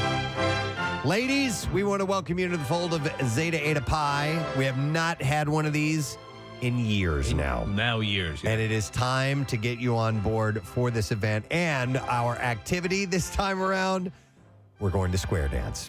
Just like we did in high school or junior high. You know what? I actually did do it in high school, too. I'll guarantee you a lot of the people that'll attend have never done it. That's fine. It's a stupid, fun activity. Yes, and it's next Wednesday, so it's rapidly approaching. Bill, I'm going to take 10 callers right now. 215-263-WMMR is the number. And you need to be ladies, you need to be female and able to join us 21 and over only at Parks next Wednesday. And we'll set you up with a free drink, and we got a free happy hour buffet. You can bring a friend, ladies only, invitation only event, 215-263-WMMR. Call only if you can go. We're going to be back in just a moment. B-File up next. Stay with us. Clearview Regional High School, Mullick Hill, New Jersey. You're up next for Coolest Teacher. You, and then we choose one more tomorrow, and then we're done. So make sure that you do vote. Take advantage of this. It's a way to let your teachers know that you care about them and you thank them for what they've done for you. So just text word teacher to 39333. And if you go to Clearview, make sure you let the faculty know that we are doing this. One of the more frustrating things that can happen to you as an individual is in a moment when you're trying to tell someone about something and there's a word that you just can't remember. And you start flipping through the card catalog in your mind. The inability to articulate. You just can't find it. You know what you're talking about. You know what you want to express, but that actual word doesn't come to you. So on occasion, you will find a suitable replacement that you feel will get the job You done. rig something together. Yep. In your mind that makes sense to you. And sometimes it sounds ridiculous. So I found a Steve show this Tuesday morning. It's 10:44 as we are wrapping things for the day. An enjoyable program. Got to hang out and talk to some cool people today. It's what we try to do whenever we can. And before we go into the thank yous, we have one more guest. I'm sorry, this is a surprise last-minute guest, guys. I just got word on this, so I believe we're going to go to Victor. Hi, Victor. Good morning. Good morning. Hi, Victor. You are a guest on the Preston and Steve show, last-minute addition to the show. We always try to talk to some people who have something interesting to tell us. And is there anything interesting you want to share? Sure. I just won $1,000. That's good news, Victor. I love it. Where are you from, Vic? Honeybrook, Pennsylvania. Honeybrook. How long have you been listening to MMR, Victor? A long time. A long time. Have you ever won anything from us before? I have, years ago. I won a golf trip to the BMW Invitational. Oh, that's nice. That's pretty cool. But if you had a little bit of extra with you while you were at that event, you could have bought drinks for everybody. So we're happy to give you that $1,000, my man. All right? Yes, thank you. MMR rock. Oh, I love hearing that. Victor knows how to do it. Victor from Honeybrook, congratulations. Victor O'Neill is his name. Hang on the line, bud. And that is just how simple it works right here. You enter the word, and then you sit back and you wait for that call, and then you rake in the money.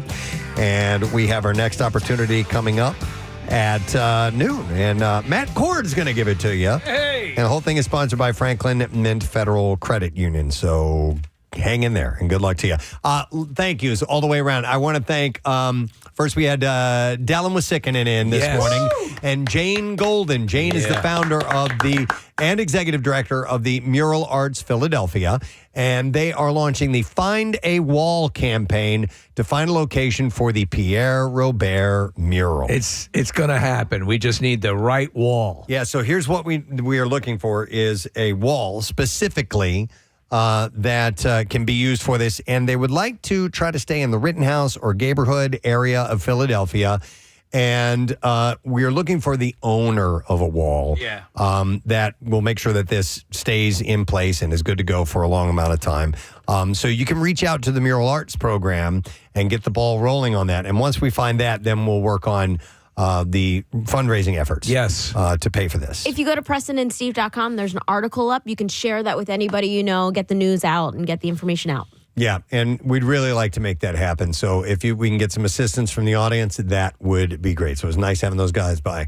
And then we had the legend, Mike Schmidt, in the studio. And along with him, dermatologist Dr. Erin McCarty. Dr. Erin Carty. And the dermatology partners with the Mike Schmidt Skin Cancer Prevention Initiative. And they're essentially just getting the word out and trying to get people to make sure you protect your skin. He's a survivor? He is. He had melanoma. Stage 3, nearly, it could have killed him. And it was through RDK Melanoma Foundation as well. And they asked me to share that if anybody out there, because I was actually one of these, I was asking, if you want to make a dermatologist appointment, it's really easy. Just go to dermpartners.com. Dermpartners.com. They have offices in Pennsylvania, Delaware, Maryland, and they will take care of you. Excellent. And then Bill Weston. Hey! It's Talk Like Bill Weston Day. I mean, it was meant to be. Yep. So we had a great conversation with Bill Weston, and he's living his best life, which is... Santa's got to go. I'm very happy for him. Matt is here. Hey. I found out that Bill listens to XPN. All right. Really, dude? Yeah. Come on, man. And Mike Schmidt was great. I forgot, Croce trained him. He trained all those guys. Yeah. Back in the day. And then the story about was it Shea Stadium where he caught a T-shirt with a hat? and he caught a foul ball at the same time, and the shirt came in his hat as well. It's pretty cool. The footage is hilarious because they all start laughing. Yeah. No one can believe it. And your question, it was a Casey about where's your gloves? Like where do you put where's how many did you have? I didn't know that he used pretty much the same glove his entire career. Yeah, I mean, you get a feel to it, and I'm sure that they can restuff it and put like padding and stuff in there, but the way it opens and closes, you don't want to have to get used to a new one. And you put your Visco girl stickers on it. Yeah, exactly. Yeah, he was great. That was cool. Great. All right, well, you got stuff to get to. Let's get the letter. Here we go. Preston and Steve on 93.3 WMMR. Now, the Daily Letter. All right, the Preston and Steve Show is brought to you today by the letter. As in Outlaws. Outlaws. All right, we're going to give away the Monster Bundle to NASCAR All-Star Race 2026, Sunday, May 17th at Dover Motor Speedway. The Monster Bundle includes 4 tickets for the race and in the turns, and 4 pre-race track passes that provide you with access to the track before the race starts. And tickets are on sale now via DoverMotorspeedway.com. So we'll give it away on Friday. What's happening today? All right, you guys, I like this. You're running late. So less than an hour, we have lame-ass trivia. The prize tickets to see Shinedown this week at the Xfinity Mobile Arena. We got blocks today, so it's 10 years ago today we lost Prince. Oh, wow. So a block of Prince. Cool. We got a block of the Black Crowes, special dedication. And it's Robert Smith's birthday of The Cure. I'm a big fan. I know you are as well. It's an eclectic mix. I love it. And Pierre's vinyl cut today, A Flock of Seagulls. Excellent. I'm a massive Flock of Seagulls. Yeah, I mean, like the poster child for a new wave band. Yeah. He had that hair that there was a name for that. They were two of them were stylists who just learned their instruments because they wanted to be in a band. I mean, I ran Space Age Love Song, Telecommunication, Wishing If I Had a Photograph. Yeah, wow, Wishing, great song. Yeah, so. Do you like Flock of Seagulls? What is that From The from? Wedding Singer. Okay. No, but I can tell you do. Oh, that's right. Nice. Anyway, got a good show. All right, thank you, Matt. And I'm going to thank our sponsors. Preston and Steve Show brought to you today by Dunkin', and the Preston and Steve Show runs on Dunkin'. Also brought to you by the Franklin Mint Federal Credit Union, empowering financial journeys for families since 1970. And also Faulkner Buick GMC Trevose. Get massive construction sales savings at Faulkner Buick GMC and Trevose. And FaulknerBuickGMC.com to be sure.